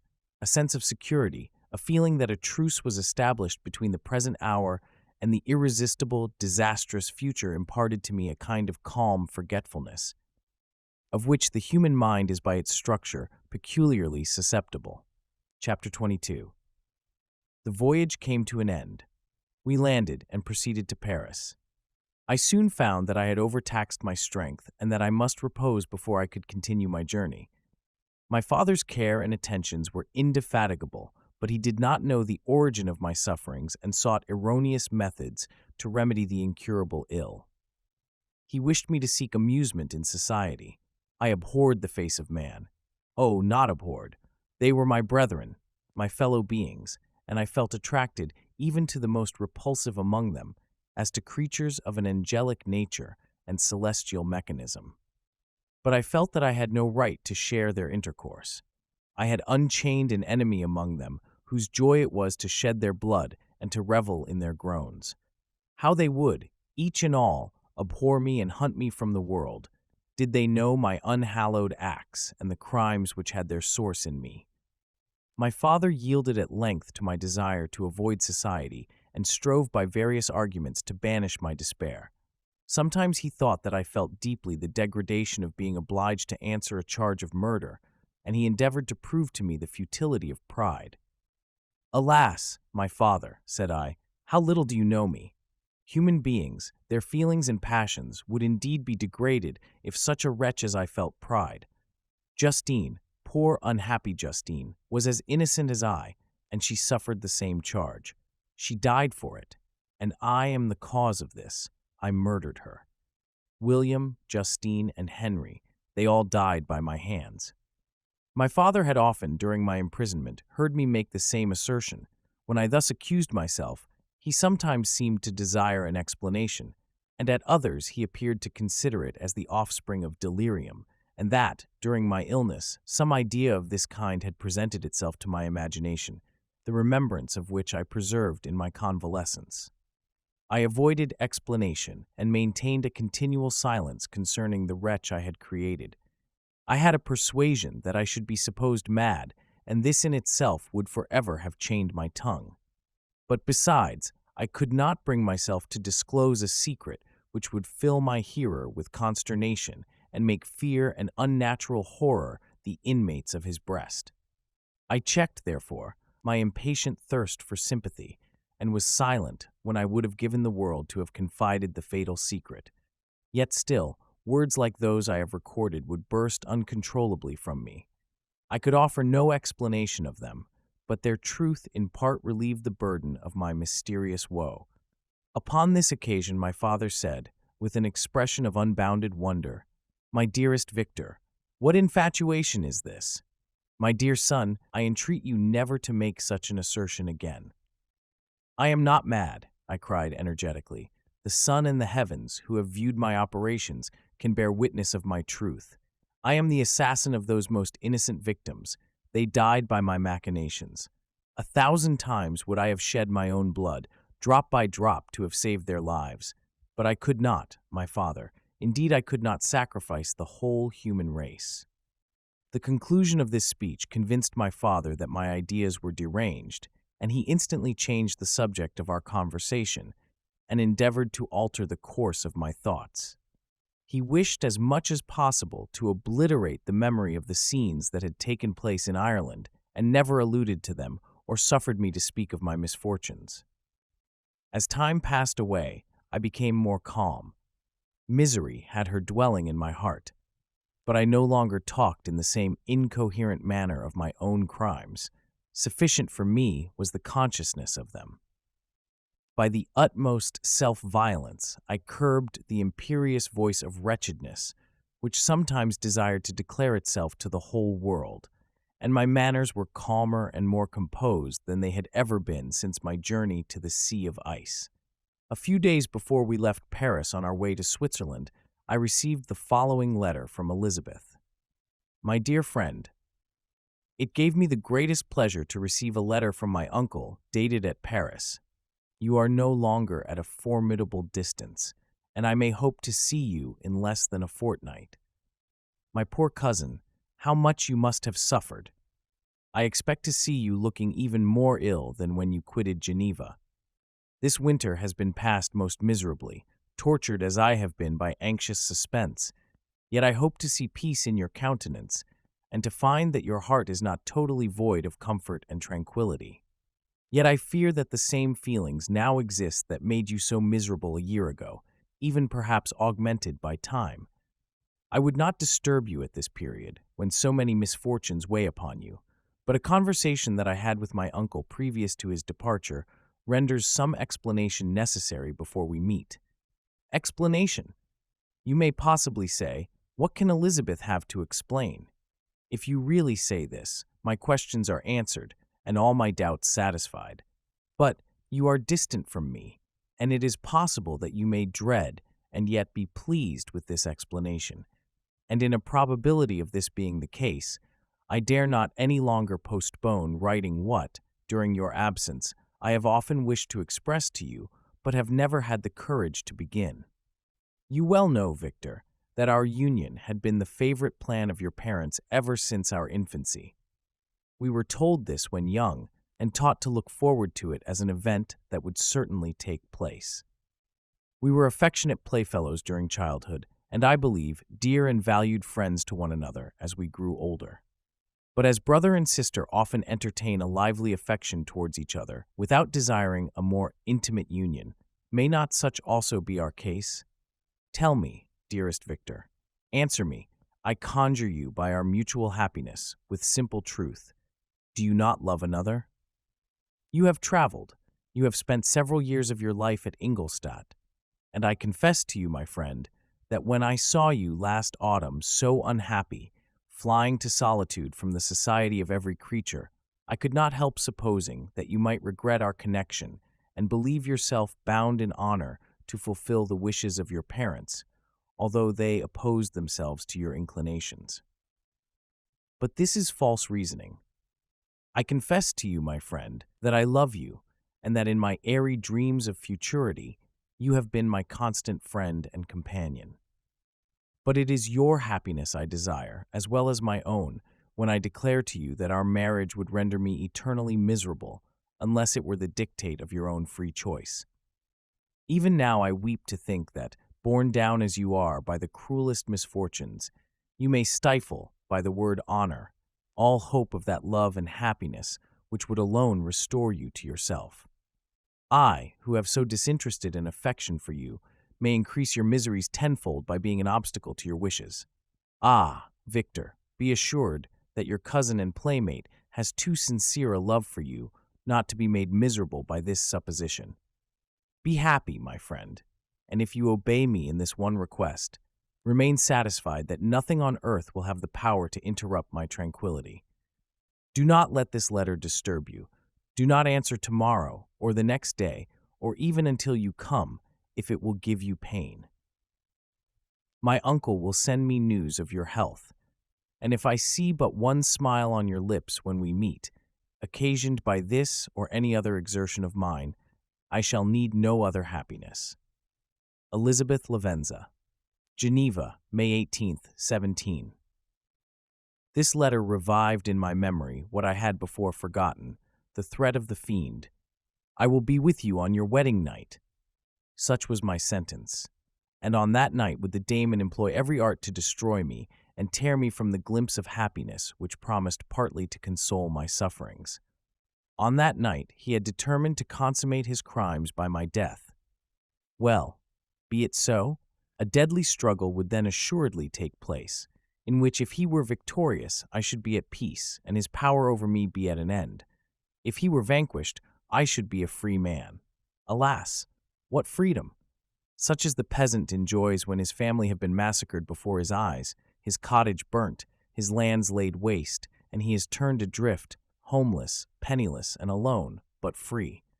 Such would be my liberty, except that in my Elizabeth I possessed a treasure, alas, balanced by those horrors of remorse and guilt which would pursue me until death. Sweet and beloved Elizabeth. I read and reread her letter, and some softened feelings stole into my heart and dared to whisper paradisiacal dreams of love and joy. But the apple was already eaten, and the angel's arm bared to drive me from all hope. Yet I would die to make her happy. If the monster executed his threat, death was inevitable. Yet again, I considered whether my marriage would hasten my fate. My destruction might indeed arrive a few months sooner, but if my torturer should suspect that I postponed it, influenced by his menaces, he would surely find other and perhaps more dreadful means of revenge. He had vowed to be with me on my wedding night, yet he did not consider that threat as binding him to peace in the meantime, for as if to show me that he was not yet satiated with blood, he had murdered Clerval immediately after the enunciation of his threats. I resolved, therefore, that if my immediate union with my cousin would conduce either to hers or my father's happiness, my adversary's designs against my life should not retard it a single hour. In this state of mind I wrote to Elizabeth. My letter was calm and affectionate. I fear, my beloved girl, I said, little happiness remains for us on earth, yet all that I may one day enjoy is centered in you. Chase away your idle fears. To you alone do I consecrate my life and my endeavors for contentment. I have one secret, Elizabeth, a dreadful one. When revealed to you, it will chill your frame with horror, and then, far from being surprised at my misery, you will only wonder that I survive what I have endured. I will confide this tale of misery and terror to you the day after our marriage shall take place. For my sweet cousin, there must be perfect confidence between us. But until then, I conjure you, do not mention or allude to it. This I most earnestly entreat, and I know you will comply. In about a week after the arrival of Elizabeth's letter, we returned to Geneva. The sweet girl welcomed me with warm affection, yet tears were in her eyes as she beheld my emaciated frame and feverish cheeks. I saw a change in her also. She was thinner and had lost much of that heavenly vivacity that had before charmed me, but her gentleness and soft looks of compassion made her a more fit companion for one blasted and miserable as I was. The tranquility which I now enjoyed did not endure.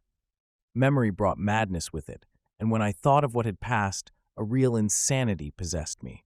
Sometimes I was furious and burnt with rage, sometimes low and despondent. I neither spoke nor looked at anyone, but sat motionless, bewildered by the multitude of miseries that overcame me. Elizabeth alone had the power to draw me from these fits. Her gentle voice would soothe me when transported by passion and inspire me with human feelings when sunk in torpor. She wept with me and for me. When reason returned, she would remonstrate and endeavor to inspire me with resignation. Ah, it is well for the unfortunate to be resigned, but for the guilty there is no peace. The agonies of remorse poison the luxury there is otherwise sometimes found in indulging the excess of grief. Soon after my arrival, my father spoke of my immediate marriage with Elizabeth. I remained silent. Have you, then, some other attachment? None on earth. I love Elizabeth and look forward to our union with delight. Let the day therefore be fixed, and on it I will consecrate myself, in life or death, to the happiness of my cousin. My dear Victor, do not speak thus. Heavy misfortunes have befallen us, but let us only cling closer to what remains and transfer our love for those whom we have lost to those who yet live. Our circle will be small, but bound close by the ties of affection and mutual misfortune. And when time shall have softened your despair, new and dear objects of care will be born to replace those of whom we have been so cruelly deprived. Such were the lessons of my father. But to me the remembrance of the threat returned, nor can you wonder that, omnipotent as the fiend had yet been in his deeds of blood, I should almost regard him as invincible, and that when he had pronounced the words, "I shall be with you on your wedding night," I should regard the threatened fate as unavoidable. But death was no evil to me if the loss of Elizabeth were balanced with it, and I therefore, with a contented and even cheerful countenance, agreed with my father that if my cousin would consent, the ceremony should take place in 10 days, and thus put, as I imagined, the seal to my fate. Great God! If for one instant I had thought what might be the hellish intention of my fiendish adversary, I would rather have banished myself forever from my native country and wandered a friendless outcast over the earth than have consented to this miserable marriage. But, as if possessed of magic powers, the monster had blinded me to his real intentions, and when I thought that I had prepared only my own death, I hastened that of a far dearer victim. As the period fixed for our marriage drew nearer, whether from cowardice or a prophetic feeling, I felt my heart sink within me. But I concealed my feelings by an appearance of hilarity that brought smiles and joy to the countenance of my father, but hardly deceived the ever-watchful and nicer eye of Elizabeth.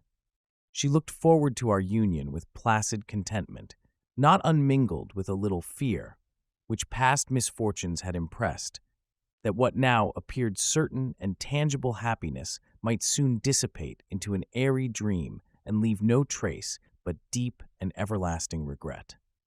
Preparations were made for the event, congratulatory visits were received, and all wore a smiling appearance. I shut up, as well as I could, in my own heart the anxiety that preyed there, and entered with seeming earnestness into the plans of my father, although they might only serve as the decorations of my tragedy. Through my father's exertions, a part of the inheritance of Elizabeth had been restored to her by the Austrian government. A small possession on the shores of Como belonged to her. It was agreed that, immediately after our union, we should proceed to Villa Lavenza and spend our first days of happiness beside the beautiful lake near which it stood. In the meantime, I took every precaution to defend my person in case the fiend should openly attack me. I carried pistols and a dagger constantly about me and was ever on the watch to prevent artifice, and by these means gained a greater degree of tranquility. Indeed, as the period approached, the threat appeared more as a delusion, not to be regarded as worthy to disturb my peace, while the happiness I hoped for in my marriage wore a greater appearance of certainty as the day fixed for its solemnization drew nearer, and I heard it continually spoken of as an occurrence which no accident could possibly prevent. Elizabeth seemed happy. My tranquil demeanor contributed greatly to calm her mind. But on the day that was to fulfill my wishes and my destiny, she was melancholy, and a presentiment of evil pervaded her. And perhaps also she thought of the dreadful secret which I had promised to reveal to her on the following day. My father was in the meantime overjoyed, and, in the bustle of preparation, only recognized in the melancholy of his niece the diffidence of a bride. After the ceremony was performed, a large party assembled at my father's, but it was agreed that Elizabeth and I should commence our journey by water, sleeping that night at Evian and continuing our voyage on the following day.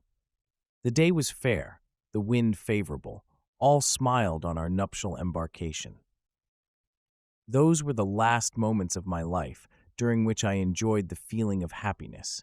We passed rapidly along. The sun was hot, but we were sheltered from its rays by a kind of canopy while we enjoyed the beauty of the scene, sometimes on one side of the lake, where we saw Mont Saleve, the pleasant banks of Montalegre, and at a distance, surmounting all, the beautiful Mont Blanc, and the assemblage of snowy mountains that in vain endeavor to emulate her. Sometimes coasting the opposite banks, we saw the mighty Jura opposing its dark side to the ambition that would quit its native country, and an almost insurmountable barrier to the invader who should wish to enslave it. I took the hand of Elizabeth. "You are sorrowful, my love. Ah, if you knew what I have suffered and what I may yet endure, you would endeavor to let me taste the quiet and freedom from despair that this one day at least permits me to enjoy." "Be happy, my dear Victor," replied Elizabeth. "There is, I hope, nothing to distress you, and be assured that if a lively joy is not painted in my face, my heart is contented. Something whispers to me not to depend too much on the prospect that is opened before us, but I will not listen to such a sinister voice. Observe how fast we move along, and how the clouds, which sometimes obscure and sometimes rise above the dome of Mont Blanc, render this scene of beauty still more interesting. Look also at the innumerable fish that are swimming in the clear waters, where we can distinguish every pebble that lies at the bottom. What a divine day! How happy and serene all nature appears! Thus Elizabeth endeavored to divert her thoughts and mine from all reflection upon melancholy subjects. But her temper was fluctuating. Joy for a few instants shone in her eyes, but it continually gave place to distraction and reverie. The sun sank lower in the heavens. We passed the river Drance and observed its path through the chasms of the higher and the glens of the lower hills. The Alps here come closer to the lake, and we approached the amphitheater of mountains which forms its eastern boundary. The spire of Evian shone under the woods that surrounded it, and the range of mountain above mountain by which it was overhung. The wind, which had hitherto carried us along with amazing rapidity, sank at sunset to a light breeze. The soft air just ruffled the water and caused a pleasant motion among the trees as we approached the shore, from which it wafted the most delightful scent of flowers and hay. The sun sank beneath the horizon as we landed, and as I touched the shore, I felt those cares and fears revive which soon were to clasp me and cling to me forever. Chapter 23. It was 8 o'clock when we landed. We walked for a short time on the shore, enjoying the transitory light, and then retired to the inn and contemplated the lovely scene of waters, woods, and mountains, obscured in darkness, yet still displaying their black outlines. The wind, which had fallen in the south, now rose with great violence in the west. The moon had reached her summit in the heavens and was beginning to descend. The clouds swept across it swifter than the flight of the vulture and dimmed her rays, while the lake reflected the scene of the busy heavens, rendered still busier by the restless waves that were beginning to rise. Suddenly, a heavy storm of rain descended. I had been calm during the day, but so soon as night obscured the shapes of objects, 1,000 fears arose in my mind. I was anxious and watchful, while my right hand grasped a pistol which was hidden in my bosom. Every sound terrified me, but I resolved that I would sell my life dearly and not shrink from the conflict until my own life or that of my adversary was extinguished. Elizabeth observed my agitation for some time in timid and fearful silence, but there was something in my glance which communicated terror to her, and trembling, she asked, "What is it that agitates you, my dear Victor? What is it you fear?" "Oh, peace, peace, my love," replied I. "This night, and all will be safe. But this night is dreadful, very dreadful." I passed an hour in this state of mind, when suddenly I reflected how fearful the combat which I momentarily expected would be to my wife, and I earnestly entreated her to retire, resolving not to join her until I had obtained some knowledge as to the situation of my enemy.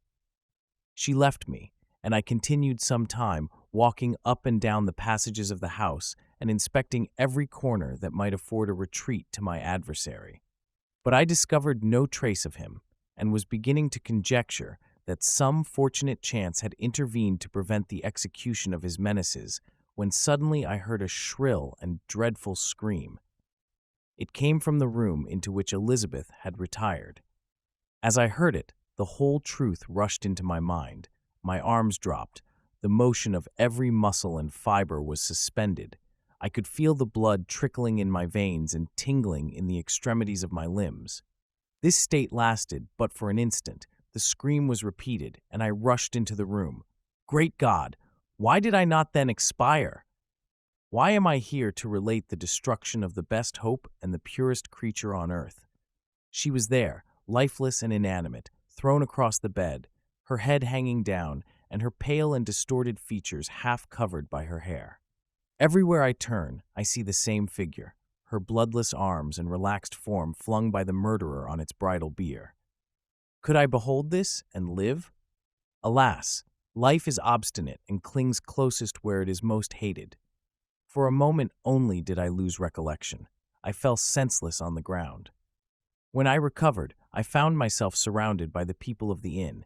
Their countenances expressed a breathless terror, but the horror of others appeared only as a mockery, a shadow of the feelings that oppressed me.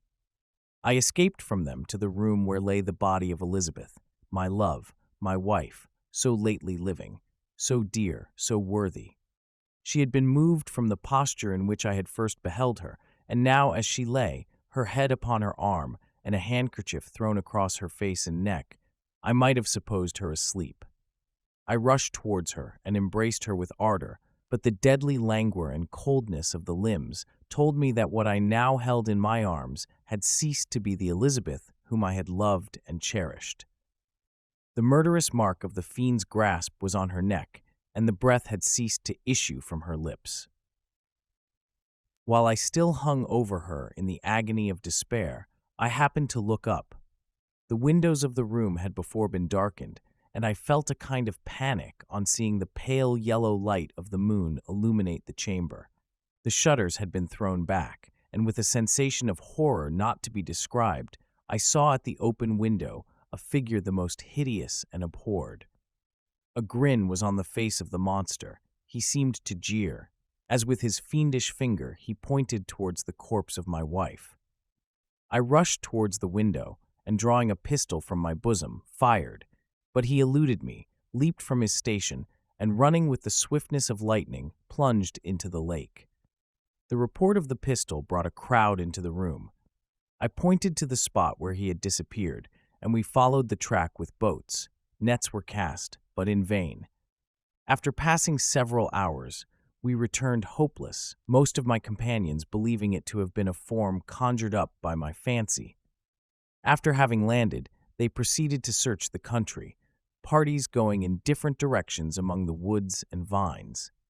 I attempted to accompany them and proceeded a short distance from the house, but my head whirled round. My steps were like those of a drunken man. I fell at last in a state of utter exhaustion. A film covered my eyes, and my skin was parched with the heat of fever. In this state, I was carried back and placed on a bed, hardly conscious of what had happened. My eyes wandered round the room as if to seek something that I had lost. After an interval, I arose, and as if by instinct, crawled into the room where the corpse of my beloved lay. There were women weeping around. I hung over it and joined my sad tears to theirs. All this time, no distinct idea presented itself to my mind, but my thoughts rambled to various subjects, reflecting confusedly on my misfortunes and their cause. I was bewildered, in a cloud of wonder and horror. The death of William, the execution of Justine, the murder of Clerval, and lastly of my wife. Even at that moment, I knew not that my only remaining friends were safe from the malignity of the fiend. My father even now might be writhing under his grasp, and Ernest might be dead at his feet. This idea made me shudder and recalled me to action. I started up and resolved to return to Geneva with all possible speed. There were no horses to be procured, and I must return by the lake, but the wind was unfavorable, and the rain fell in torrents. However, it was hardly morning, and I might reasonably hope to arrive by night. I hired men to row and took an oar myself, for I had always experienced relief from mental torment in bodily exercise. But the overflowing misery I now felt and the excess of agitation that I endured rendered me incapable of any exertion. I threw down the oar, and leaning my head upon my hands, gave way to every gloomy idea that arose.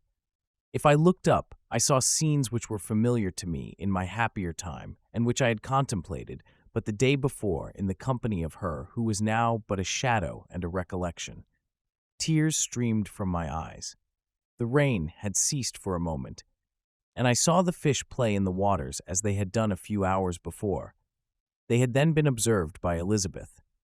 Nothing is so painful to the human mind as a great and sudden change. The sun might shine or the clouds might lower, but nothing could appear to me as it had done the day before.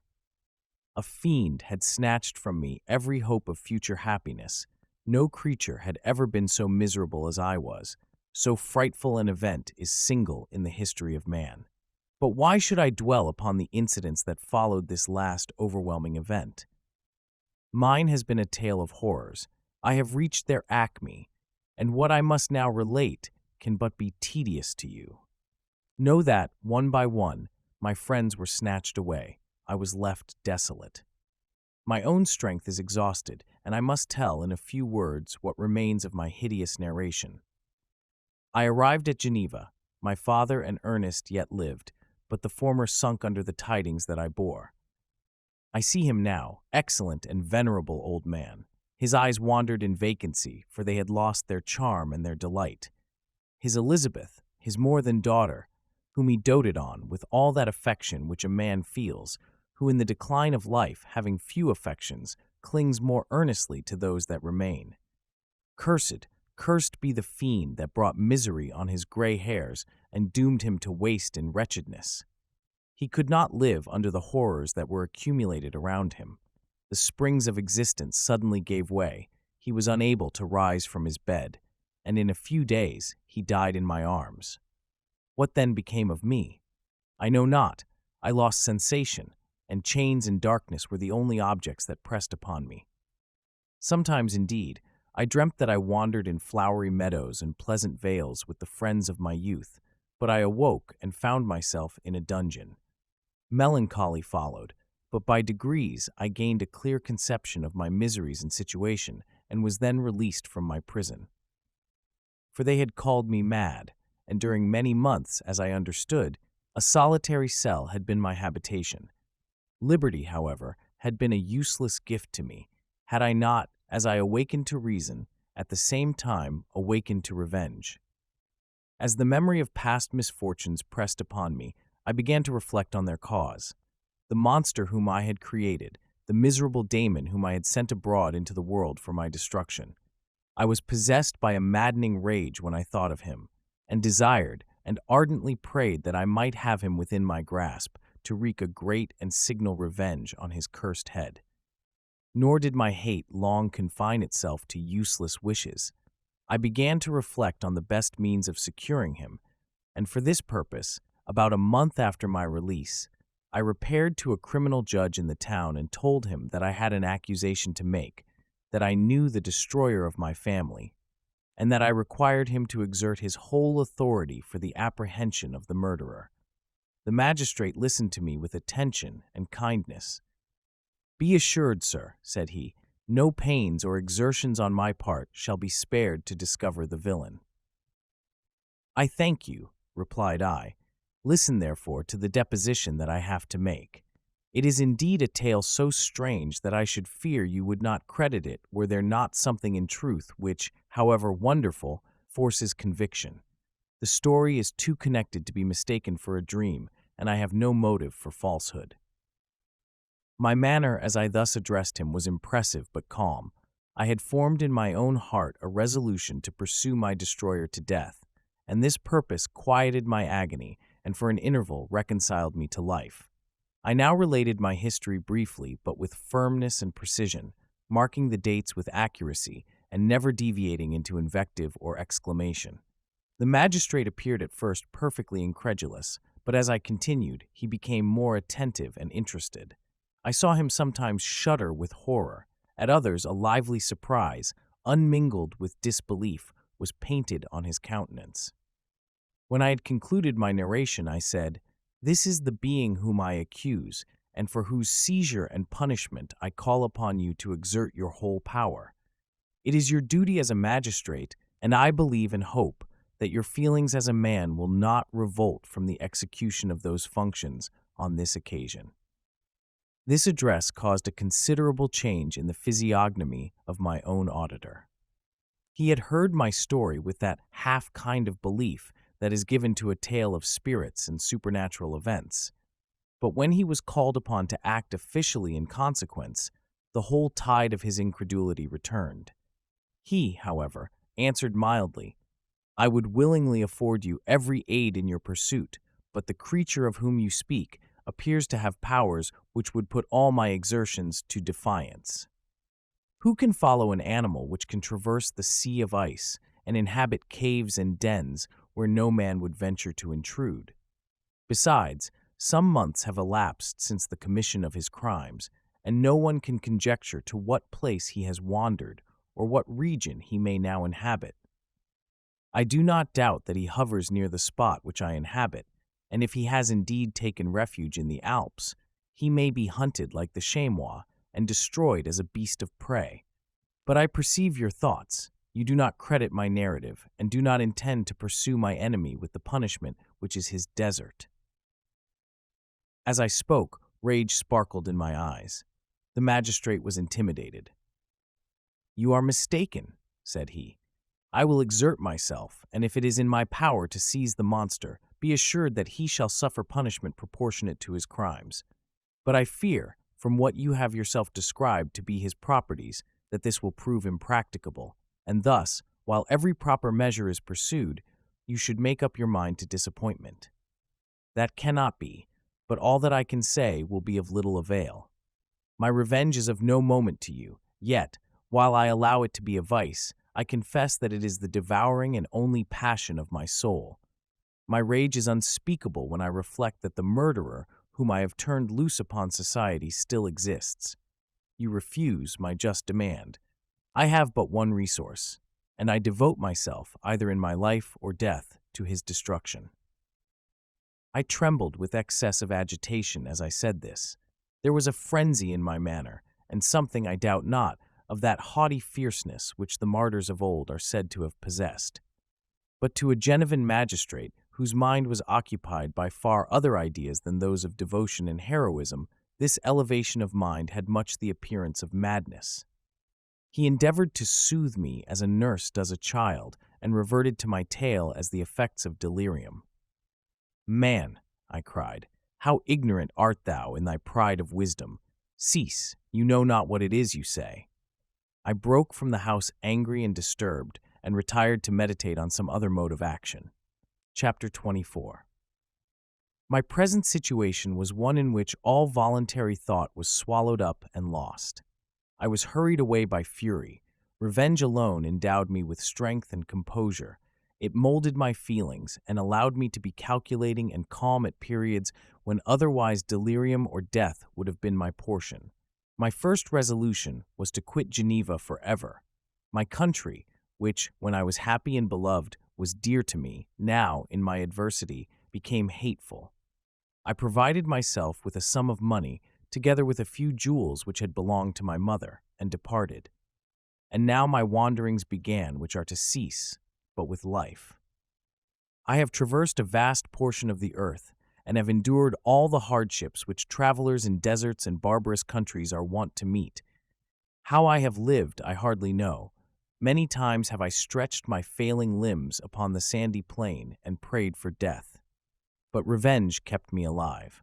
I dared not die and leave my adversary in being. When I quitted Geneva, my first labor was to gain some clue by which I might trace the steps of my fiendish enemy. But my plan was unsettled, and I wandered many hours round the confines of the town, uncertain what path I should pursue. As night approached, I found myself at the entrance of the cemetery, where William, Elizabeth, and my father reposed. I entered it and approached the tomb which marked their graves. Everything was silent except the leaves of the trees, which were gently agitated by the wind. The night was nearly dark, and the scene would have been solemn and affecting even to an uninterested observer. The spirits of the departed seemed to flit around and to cast a shadow, which was felt but not seen, around the head of the mourner. The deep grief which this scene had at first excited quickly gave way to rage and despair. They were dead, and I lived. Their murderer also lived, and to destroy him I must drag out my weary existence. I knelt on the grass and kissed the earth, and with quivering lips exclaimed, "By the sacred earth on which I kneel, by the shades that wander near me, by the deep and eternal grief that I feel, I swear, and by thee, O night, and the spirits that preside over thee, to pursue the daemon who caused this misery, until he or I shall perish in mortal conflict. For this purpose I will preserve my life. To execute this dear revenge will I again behold the sun and tread the green herbage of earth, which otherwise should vanish from my eyes forever. And I call on you, spirits of the dead, and on you, wandering ministers of vengeance, to aid and conduct me in my work.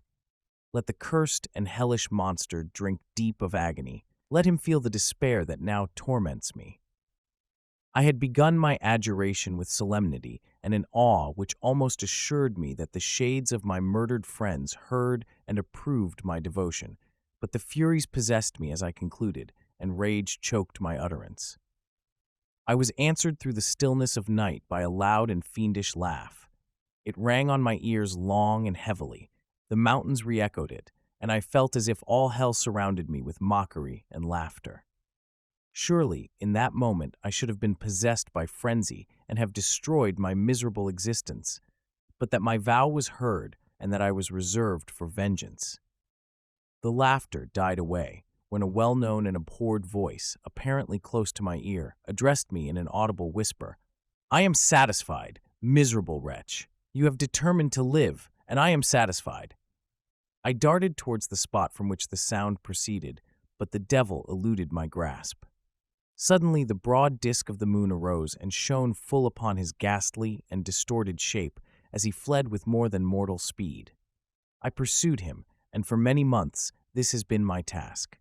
Guided by a slight clue, I followed the windings of the Rhone, but vainly.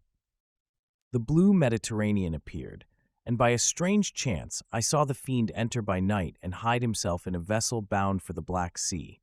I took my passage in the same ship, but he escaped, I know not how. Amidst the wilds of Tartary and Russia, although he still evaded me, I have ever followed in his track. Sometimes the peasants, scared by this horrid apparition, informed me of his path. Sometimes he himself, who feared that if I lost all trace of him, I should despair and die, left some mark to guide me. The snows descended on my head, and I saw the print of his huge step on the white plain.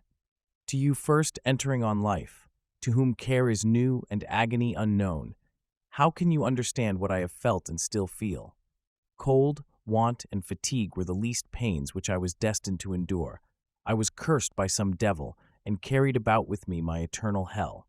Yet still a spirit of good followed and directed my steps, and when I most murmured, would suddenly extricate me from seemingly insurmountable difficulties. Sometimes, when nature, overcome by hunger, sank under the exhaustion, a repast was prepared for me in the desert that restored and inspirited me. The fare was, indeed, coarse, such as the peasants of the country ate, but I will not doubt that it was set there by the spirits that I had invoked to aid me. Often, when all was dry, the heavens cloudless, and I was parched by thirst, a slight cloud would bedim the sky, shed the few drops that revived me, and vanish. I followed, when I could, the courses of the rivers, but the daemon generally avoided these, as it was here that the population of the country chiefly collected. In other places, human beings were seldom seen, and I generally subsisted on the wild animals that crossed my path. I had money with me and gained the friendship of the villagers by distributing it, or I brought with me some food that I had killed, which, after taking a small part, I always presented to those who had provided me with fire and utensils for cooking. My life, as it passed thus, was indeed hateful to me, and it was during sleep alone that I could taste joy. O blessed sleep! Often, when most miserable, I sank to repose, and my dreams lulled me even to rapture. The spirits that guarded me had provided these moments, or rather hours of happiness, that I might retain strength to fulfill my pilgrimage. Deprived of this respite, I should have sunk under my hardships. During the day, I was sustained and inspirited by the hope of night, for in sleep I saw my friends, my wife, and my beloved country. Again I saw the benevolent countenance of my father, heard the silver tones of my Elizabeth's voice, and beheld Clerval enjoying health and youth. Often, when wearied by a toilsome march, I persuaded myself that I was dreaming until night should come, and that I should then enjoy reality in the arms of my dearest friends. What agonizing fondness did I feel for them! How did I cling to their dear forms, as sometimes they haunted even my waking hours, and persuade myself that they still lived. At such moments vengeance, that burned within me, died in my heart, and I pursued my path towards the destruction of the daemon more as a task enjoined by heaven, as the mechanical impulse of some power of which I was unconscious, than as the ardent desire of my soul. What his feelings were, whom I pursued, I cannot know. Sometimes, indeed, he left marks in writing on the barks of the trees, or cut in stone that guided me and instigated my fury. My reign is not yet over. These words were legible in one of these inscriptions. You live, and my power is complete. Follow me. I seek the everlasting ices of the north, where you will feel the misery of cold and frost, to which I am impassive. You will find near this place, if you follow not too tardily, a dead hare. Eat and be refreshed. Come on, my enemy. We have yet to wrestle for our lives, but many hard and miserable hours must you endure until that period shall arrive. Scoffing devil! Again do I vow vengeance. Again do I devote thee, miserable fiend, to torture and death. Never will I give up my search until he or I perish, and then with what ecstasy shall I join my Elizabeth and my departed friends, who even now prepare for me the reward of my tedious toil and horrible pilgrimage. As I still pursued my journey to the northward, the snows thickened and the cold increased in a degree almost too severe to support. The peasants were shut up in their hovels, and only a few of the most hardy ventured forth to seize the animals whom starvation had forced from their hiding places to seek for prey. The rivers were covered with ice, and no fish could be procured, and thus I was cut off from my chief article of maintenance. The triumph of my enemy increased with the difficulty of my labors. One inscription that he left was in these words: Prepare. Your toils only begin. Wrap yourself in furs and provide food, for we shall soon enter upon a journey where your sufferings will satisfy my everlasting hatred. My courage and perseverance were invigorated by these scoffing words. I resolved not to fail in my purpose, and calling on heaven to support me, I continued with unabated fervor to traverse immense deserts until the ocean appeared at a distance and formed the utmost boundary of the horizon. Oh, how unlike it was to the blue seasons of the south! Covered with ice, it was only to be distinguished from land by its superior wildness and ruggedness. The Greeks wept for joy when they beheld the Mediterranean from the hills of Asia, and hailed with rapture the boundary of their toils. I did not weep, but I knelt down and with a full heart thanked my guiding spirit for conducting me in safety to the place where I hoped, notwithstanding my adversary's jibe, to meet and grapple with him. Some weeks before this period, I had procured a sledge and dogs, and thus traversed the snows with inconceivable speed. I know not whether the fiend possessed the same advantages, but I found that, as before I had daily lost ground in the pursuit, I now gained on him. So much so that when I first saw the ocean, he was but 1 day's journey in advance, and I hoped to intercept him before he should reach the beach. With new courage, therefore, I pressed on, and in 2 days arrived at a wretched hamlet on the seashore. I inquired of the inhabitants concerning the fiend and gained accurate information. A gigantic monster, they said, had arrived the night before, armed with a gun and many pistols, putting to flight the inhabitants of a solitary cottage through fear of his terrific appearance. He had carried off their store of winter food, and placing it in a sledge, to draw which he had seized on a numerous drove of trained dogs, he had harnessed them, and the same night, to the joy of the horror-struck villagers, had pursued his journey across the sea in a direction that led to no land. and they conjectured that he must speedily be destroyed by the breaking of the ice or frozen by the eternal frosts. On hearing this information, I suffered a temporary access of despair. He had escaped me, and I must commence a destructive and almost endless journey across the mountainous ices of the ocean, amidst cold that few of the inhabitants could long endure, and which I, the native of a genial and sunny climate, could not hope to survive. Yet at the idea that the fiend should live and be triumphant, my rage and vengeance returned, and like a mighty tide, overwhelmed every other feeling.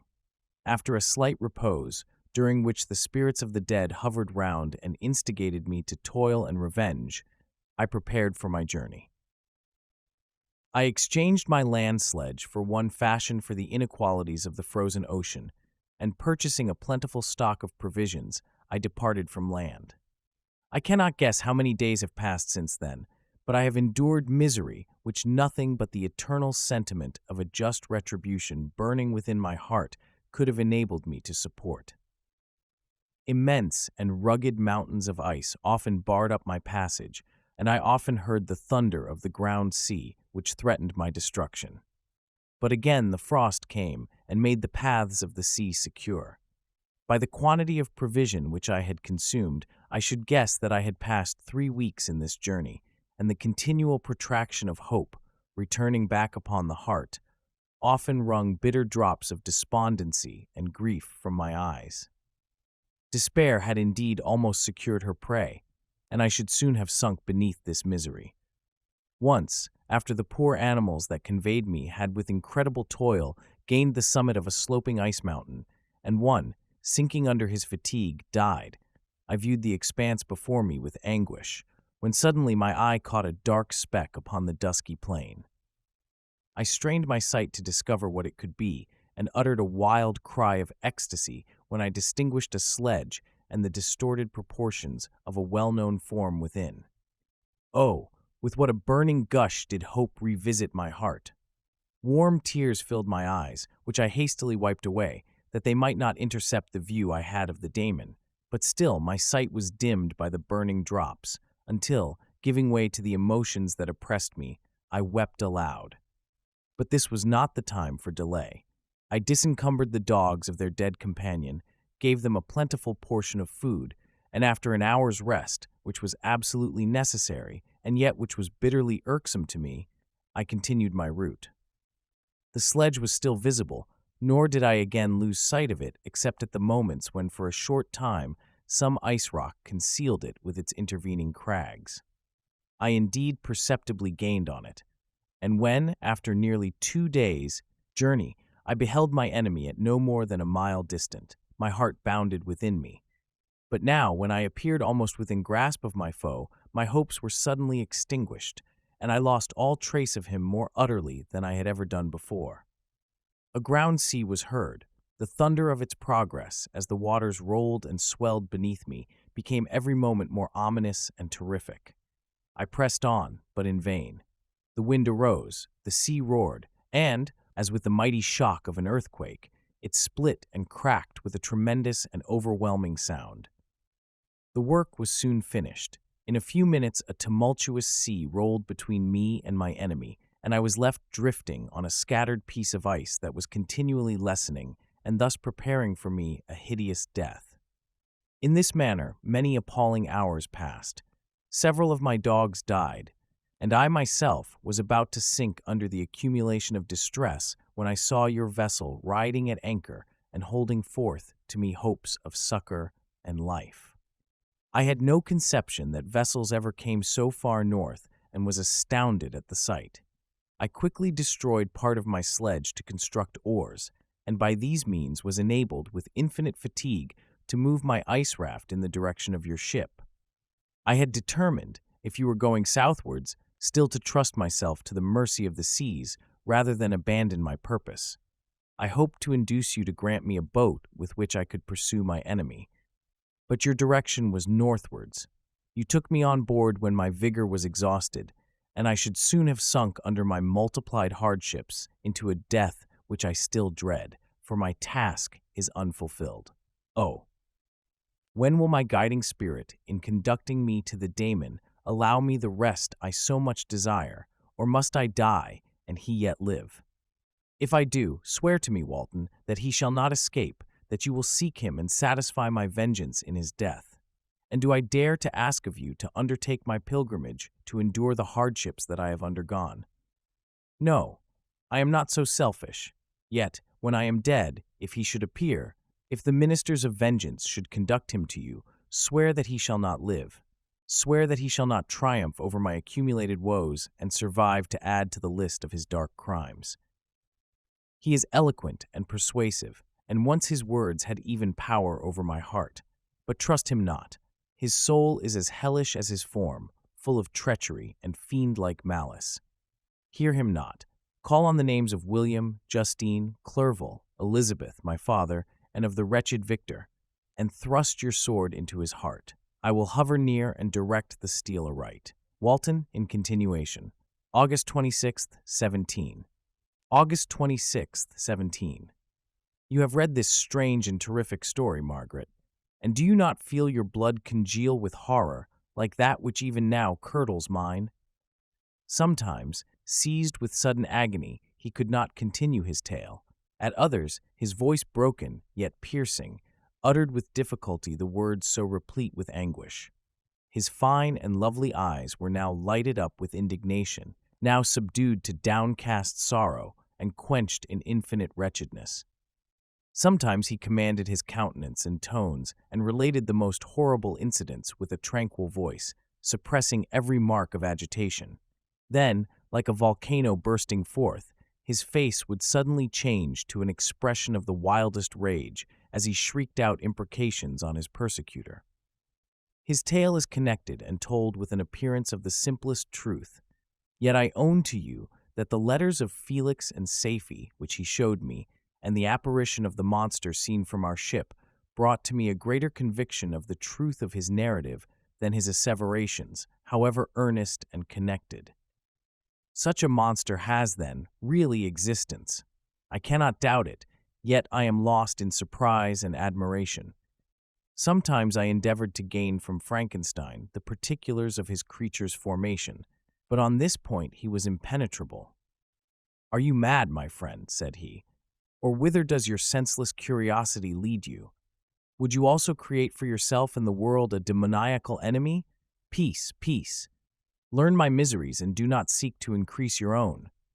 Frankenstein discovered that I made notes concerning his history. He asked to see them, and then himself corrected and augmented them in many places, but principally in giving the life and spirit to the conversations he held with his enemy. "Since you have preserved my narration," said he, "I would not that a mutilated one should go down to posterity." Thus has a week passed away, while I have listened to the strangest tale that ever imagination formed. My thoughts and every feeling of my soul have been drunk up by the interest for my guest, which this tale and his own elevated and gentle manners have created. I wish to soothe him, yet can I counsel one so infinitely miserable, so destitute of every hope of consolation, to live? Oh no! The only joy that he can now know will be when he composes his shattered spirit to peace and death. Yet he enjoys one comfort, the offspring of solitude and delirium. He believes that when in dreams he holds converse with his friends and derives from that communion consolation for his miseries or excitements to his vengeance, that they are not the creations of his fancy, but the beings themselves who visit him from the regions of a remote world. This faith gives a solemnity to his reveries that render them to me almost as imposing and interesting as truth. Our conversations are not always confined to his own history and misfortunes. On every point of general literature, he displays unbounded knowledge and a quick and piercing apprehension. His eloquence is forcible and touching. Nor can I hear him when he relates a pathetic incident or endeavors to move the passions of pity or love without tears. What a glorious creature must he have been in the days of his prosperity, when he is thus noble and godlike in ruin. He seems to feel his own worth and the greatness of his fall. "When younger," said he, "I believed myself destined for some great enterprise. My feelings are profound, but I possessed a coolness of judgment that fitted me for illustrious achievements. This sentiment of the worth of my nature supported me when others would have been oppressed, for I deemed it criminal to throw away in useless grief those talents that might be useful to my fellow creatures. When I reflected on the work I had completed, no less a one than the creation of a sensitive and rational animal, I could not rank myself with the herd of common projectors. But this thought, which supported me in the commencement of my career, now serves only to plunge me lower in the dust. All my speculations and hopes are as nothing, and like the archangel who aspired to omnipotence, I am chained in an eternal hell.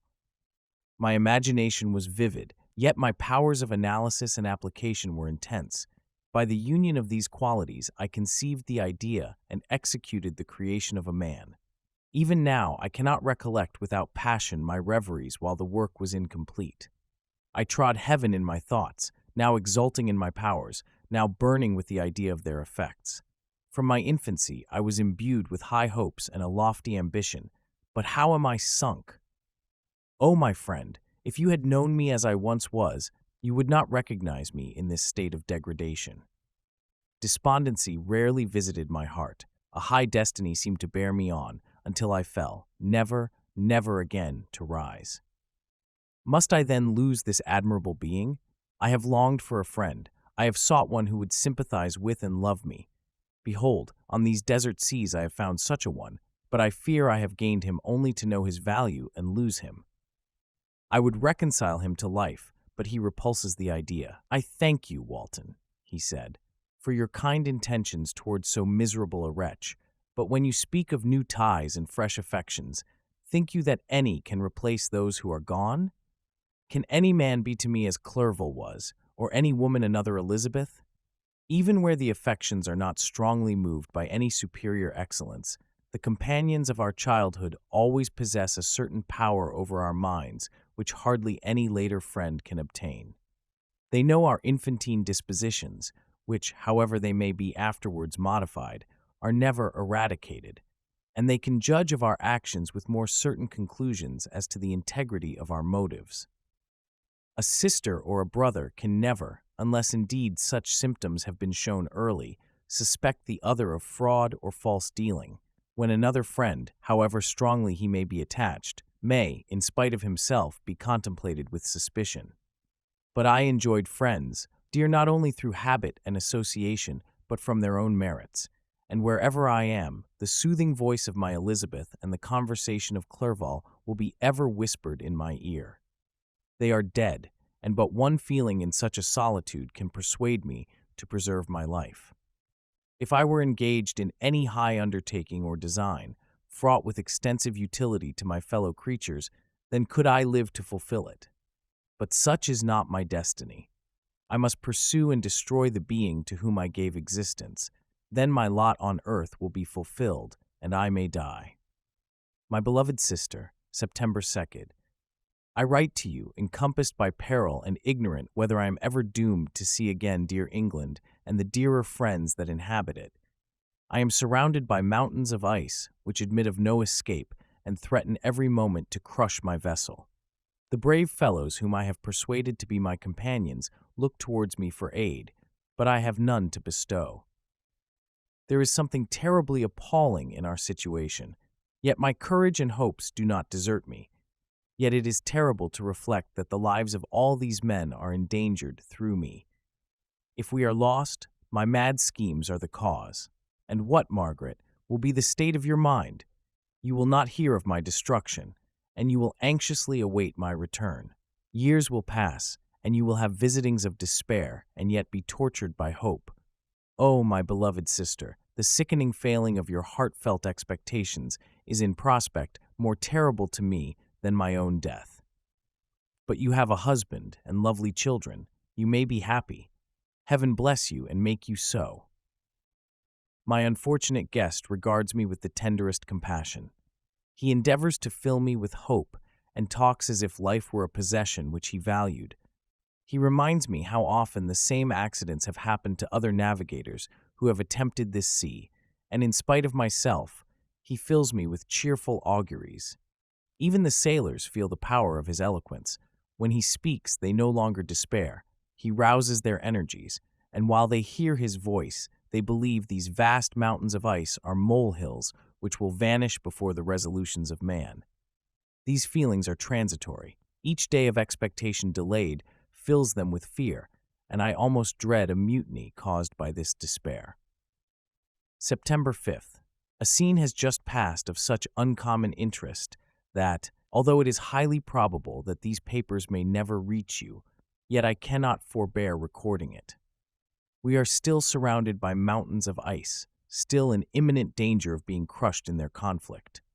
The cold is excessive, and many of my unfortunate comrades have already found a grave amidst this scene of desolation.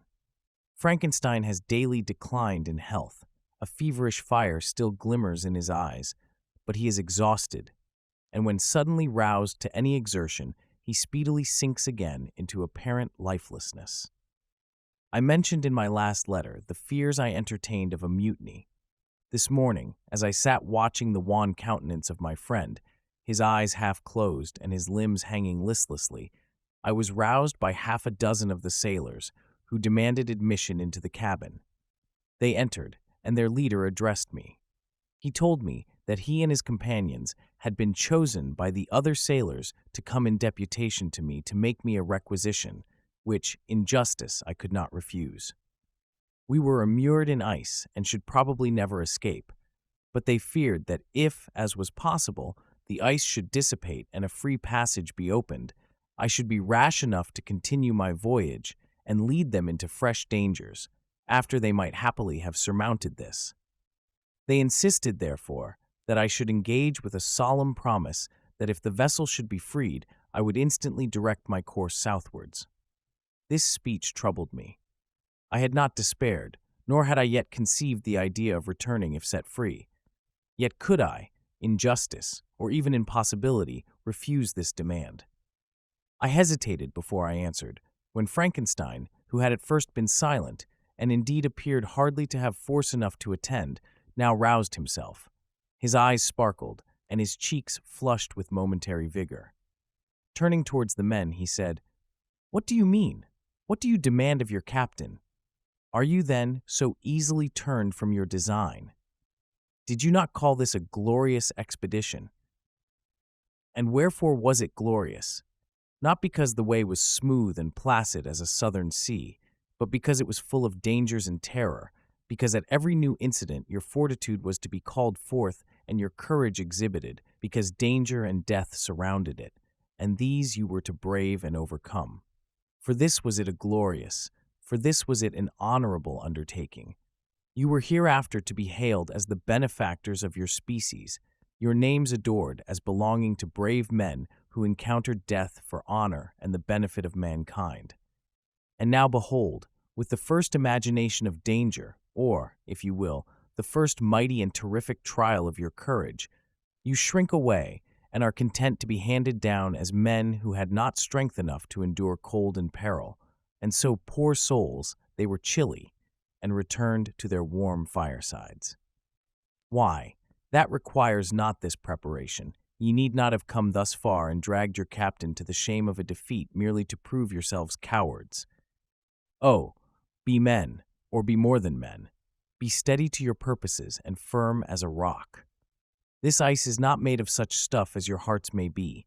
It is mutable and cannot withstand you if you say that it shall not. Do not return to your families with the stigma of disgrace marked on your brows. Return as heroes who have fought and conquered and who know not what it is to turn their backs on the foe." He spoke this with a voice so modulated to the different feelings expressed in his speech, with an eye so full of lofty design and heroism, that can you wonder that these men were moved? They looked at one another and were unable to reply. I spoke. I told them to retire and consider of what had been said, that I would not lead them farther north if they strenuously desired the contrary, but that I hoped that, with reflection, their courage would return. They retired, and I turned towards my friend, but he was sunk in languor and almost deprived of life. How all this will terminate, I know not, but I had rather die than return shamefully, my purpose unfulfilled. Yet I fear such will be my fate. The men, unsupported by ideas of glory and honor, can never willingly continue to endure their present hardships. September 7th, the die is cast. I have consented to return if we are not destroyed. Thus are my hopes blasted by cowardice and indecision. I come back ignorant and disappointed. It requires more philosophy than I possess to bear this injustice with patience. September 12th. It is past. I am returning to England. I have lost my hopes of utility and glory. I have lost my friend. But I will endeavor to detail these bitter circumstances to you, my dear sister, and while I am wafted towards England and towards you, I will not despond.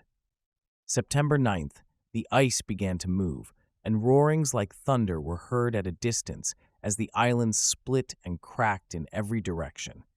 We were in the most imminent peril, but as we could only remain passive, my chief attention was occupied by my unfortunate guest, whose illness increased in such a degree that he was entirely confined to his bed. The ice cracked behind us and was driven with force towards the north. A breeze sprang from the west, and on the 11th the passage towards the south became perfectly free. When the sailors saw this and that, their return to their native country was apparently assured, a shout of tumultuous joy broke from them, loud and long continued. Frankenstein, who was dozing, awoke and asked the cause of the tumult. "They shout," I said, "because they will soon return to England." "Do you, then, really return?" "Alas, yes, I cannot withstand their demands. I cannot lead them unwillingly to danger, and I must return." "Do so, if you will, but I will not. You may give up your purpose, but mine is assigned to me by heaven, and I dare not. I am weak, but surely the spirits who assist my vengeance will endow me with sufficient strength." Saying this, he endeavored to spring from the bed, but the exertion was too great for him. He fell back and fainted. It was long before he was restored, and I often thought that life was entirely extinct. At length he opened his eyes. He breathed with difficulty and was unable to speak. The surgeon gave him a composing draught and ordered us to leave him undisturbed. In the meantime, he told me that my friend had certainly not many hours to live. His sentence was pronounced, and I could only grieve and be patient. I sat by his bed, watching him. His eyes were closed, and I thought he slept. But presently he called to me in a feeble voice, and bidding me come near, said, "Alas! The strength I relied on is gone. I feel that I shall soon die, and he, my enemy and persecutor, may still be in being. Think not, Walton, that in the last moments of my existence, I feel that burning hatred and ardent desire of revenge I once expressed, but I feel myself justified in desiring the death of my adversary. During these last days, I have been occupied in examining my past conduct, nor do I find it blamable. In a fit of enthusiastic madness, I created a rational creature and was bound towards him to assure, as far as was in my power, his happiness and well-being. This was my duty, but there was another still paramount to that. My duties towards the beings of my own species had greater claims to my attention because they included a greater proportion of happiness or misery. Urged by this view, I refused, and I did right in refusing, to create a companion for the first creature. He showed unparalleled malignity and selfishness in evil. He destroyed my friends. He devoted to destruction beings who possessed exquisite sensations, happiness, and wisdom, nor do I know where this thirst for vengeance may end. Miserable himself that he may render no other wretched, he ought to die.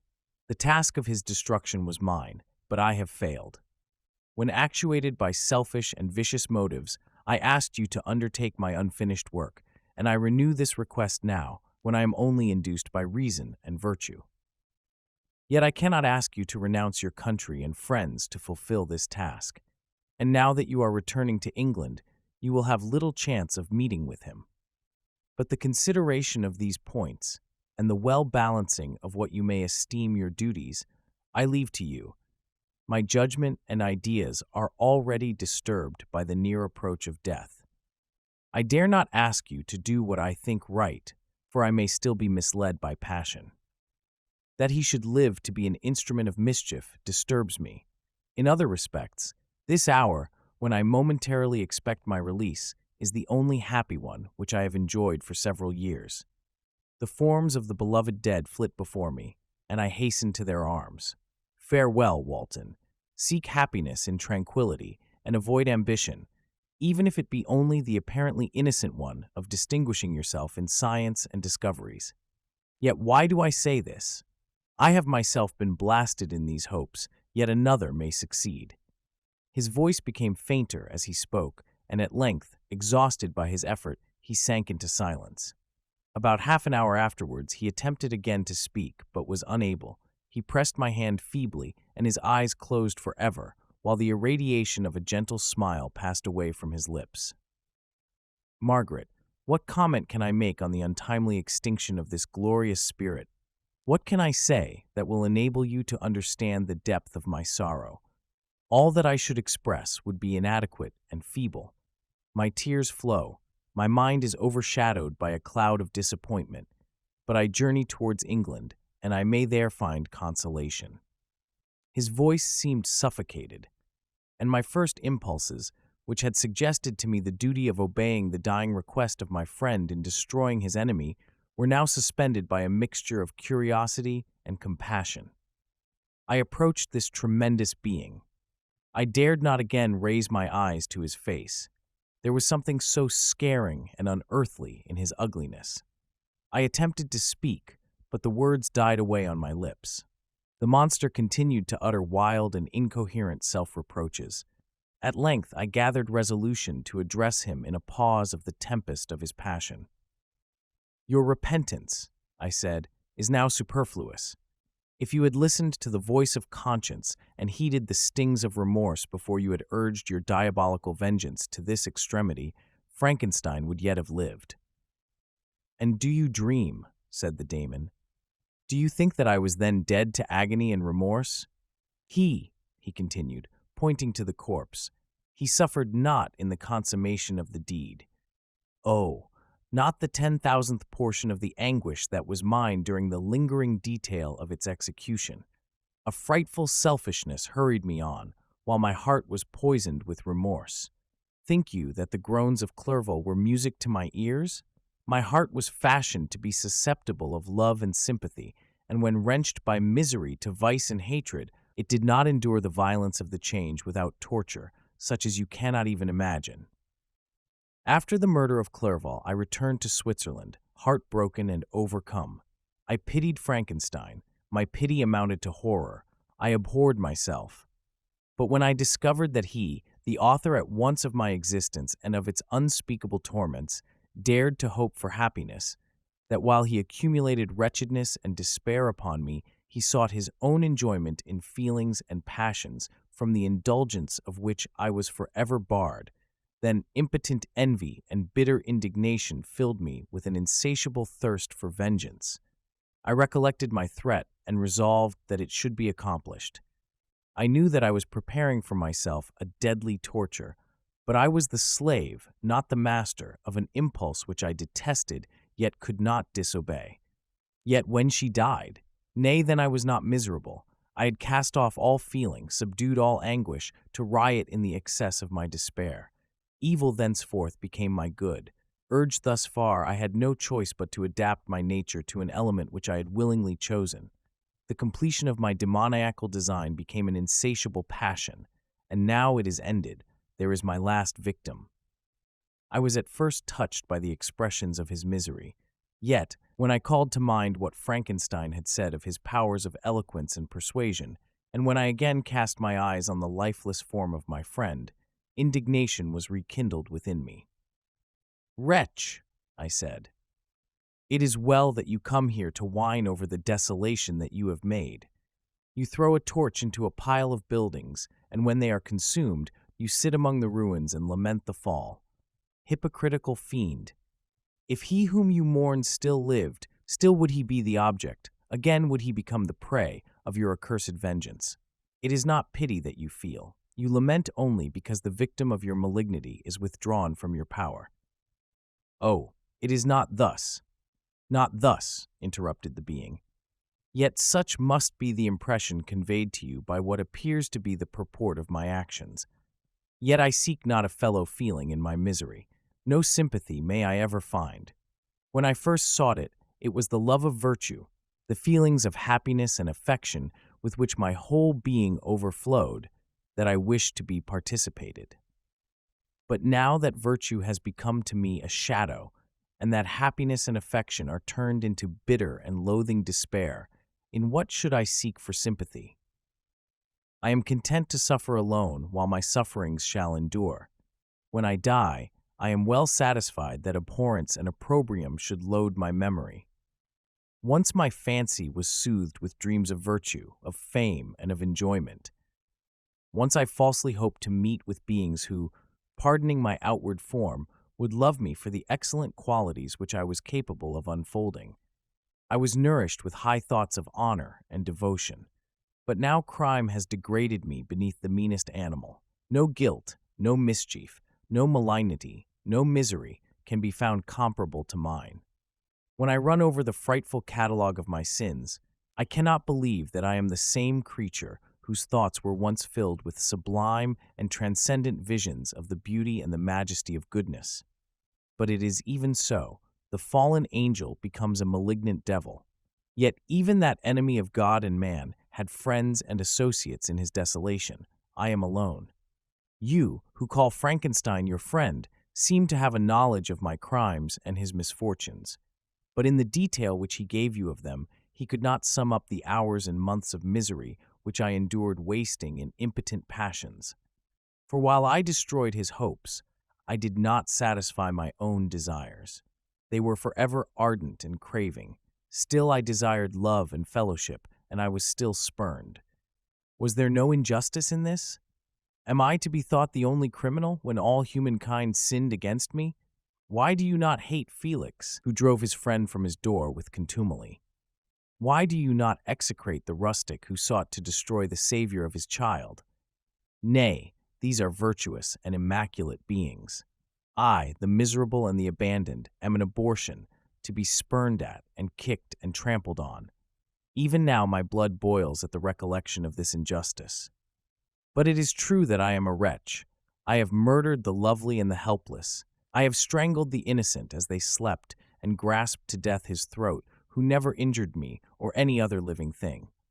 I have devoted my Creator, the select specimen of all that is worthy of love and admiration among men, to misery. I have pursued him even to that irremediable ruin. There he lies, white and cold in death. You hate me, but your abhorrence cannot equal that with which I regard myself. I look on the hands which executed the deed. I think on the heart in which the imagination of it was conceived, and long for the moment when these hands will meet my eyes, when that imagination will haunt my thoughts no more. Fear not that I shall be the instrument of future mischief. My work is nearly complete.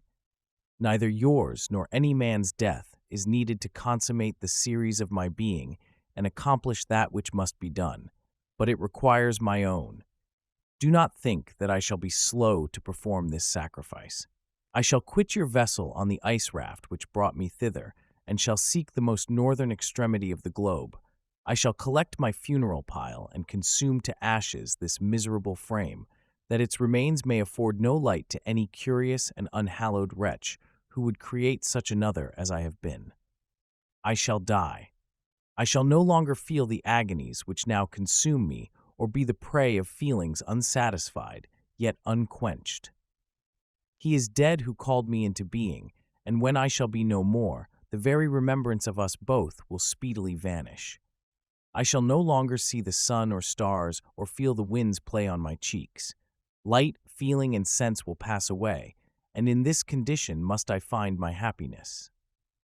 Some years ago, when the images which this world affords first opened upon me, when I felt the cheering warmth of summer and heard the rustling of the leaves and the warbling of the birds, and these were all to me, I should have wept to die. Now it is my only consolation. Polluted by crimes and torn by the bitterest remorse, where can I find rest but in death? Farewell, I leave you, and in you the last of humankind whom these eyes will ever behold. Farewell, Frankenstein. If thou wert yet alive, and yet cherished a desire of revenge against me, it would be better satiated in my life than in my destruction. But it was not so. Thou didst seek my extinction, that I might not cause greater wretchedness. And if yet, in some mode unknown to me, thou hadst not ceased to think and feel, thou wouldst not desire against me a vengeance greater than that which I feel. Blasted as thou wert, my agony was still superior to thine, for the bitter sting of remorse will not cease to rankle in my wounds until death shall close them forever. But soon, he cried with sad and solemn enthusiasm, I shall die, and what I now feel be no longer felt. Soon these burning miseries will be extinct. I shall ascend my funeral pile triumphantly and exult in the agony of the torturing flames. The light of that conflagration will fade away. My ashes will be swept into the sea by the winds. My spirit will sleep in peace, or if it thinks, it will not surely think thus. Farewell. He sprang from the cabin window as he said this, upon the ice raft which lay close to the vessel. He was soon borne away by the waves and lost in darkness and distance.